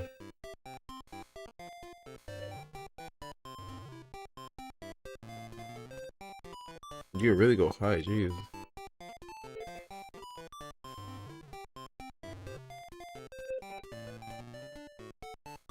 Why does it sound like a fart? Yeah. Digital fart. Oh my gosh, stop. Digital circuit. Bob's Burgers has ruined us. I know.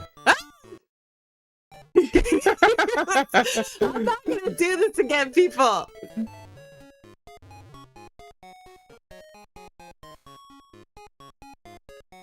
And then we get your hot dog. And then we'll start to eat. Okay. I'm interested to see where this war is gonna go. And now they have like some next woman.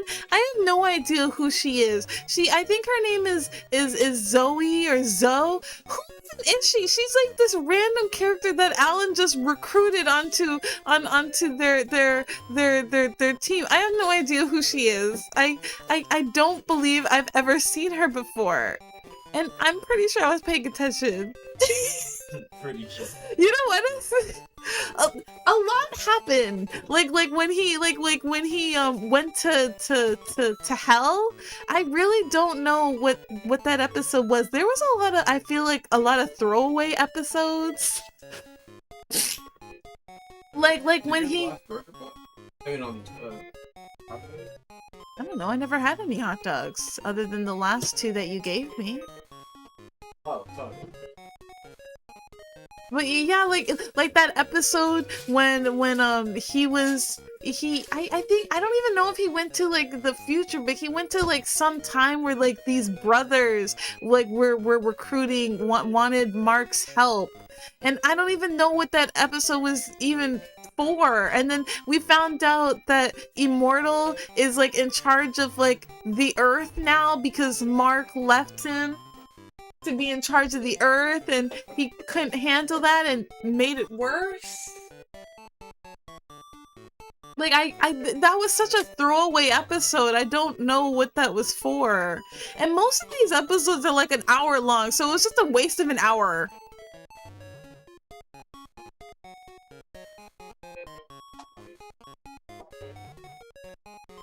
Oh, it's been sleeping the whole afternoon. I know, is she still up there? Yeah.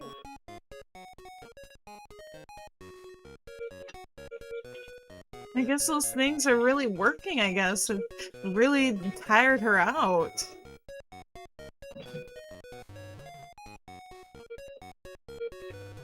Almost every Rugrats game we've played has had that composition. This composition. And even in Nicktoons Racing, they had that as the Rugrats level. They have that music playing. No! We're not gonna do this. Sorry. And you should be. I know the first thing I'm going to say to my loved one, who I don't know when I might see again, is nothing. I'm telling them my deepest secret, including my social security number. Just tell them everything. Tell them all. Tell the world, I say. I wonder what would actually happen to if a person would actually get hacked if they actually told all that information to somebody. Yeah, they'll probably take out insurance or loans using your social insurance number. A lot of terrible shit can happen if you lose your social insurance number. See, that's why I never bring ID with me where I go places. I remember. Yeah, you got me to stop doing that. I remember I was going for a job interview, and the people at the place were all shocked that when they're all like, "Oh, you don't bring ID with you," and like they're trying to judge me that I don't bring like my ID places. That woman was mean. And I'm just like, well, yeah, I don't bring that. Like it wasn't even just her, but it was like most of the people in the workplace, in like the little like building office place, was like lightly making fun of the fact that I don't bring IDs places. And yet I still got the job. You're just a different breed. Yeah, I mean, you bring your ID places? Once I found out that people can take your ID, it's like, oh, I'm leaving this at home. Yeah. Oh, 4 more items. I don't even bring my bank card. Careful. Because I usually have cash on me. I mean, I did before until I met Afro. Mm. And then, Oh. no! Did they disappear once you drop them? Yeah, you have 4 more left. Oh, you're done. You're look at the time. They really want you to rush in this game. Yeah, you won't make it. I mean, I guess that's a good time to. Oh, screw you! I tried, but Yeah, that's a good stopping point. You're right. Yeah. How long have we been have we been streaming? We're streaming for, let's see,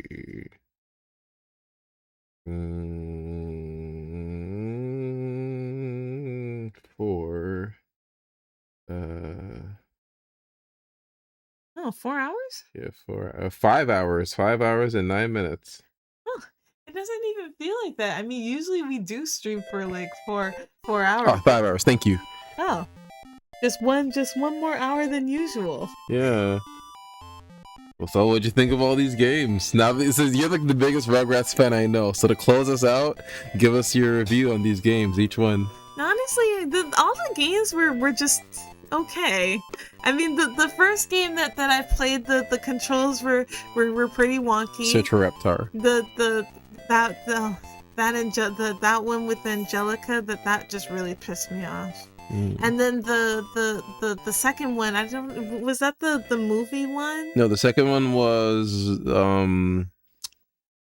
Rugrats Studio Tour. That one was okay, except that one level where I mean, they give everything's fine, but they give you such little time to find things, which is very annoying. I don't know how somebody 100%ed that. Good luck to them, because that's not gonna happen to me. But I did like that game, and this one too that I played. It wasn't bad either. It is a little it's frustrating, but then once you get the hang of it, yeah, it's pretty easy afterwards. The time is a killer. But I would. Honestly, I would give these a 5. No, not middle because, of the road. Yeah, it's not so great. It's not so bad. It's really just meh Rugrats games. Like, they're in the middle. Yeah. They do their job. Yeah. But I don't really know if I would see myself playing. We bought it. It's on the Switch that you mainly play. Maybe if I'm really, really bored and I don't know what game to play, if I get to what's the word? Burnt out from playing cozy games, then maybe I'll probably turn this on and play a mini game or two. But other than that, yeah, I would still give it a 5. What would you give it? A 5 is fair. I'd give it a 5 too. They're just your typical licensed games.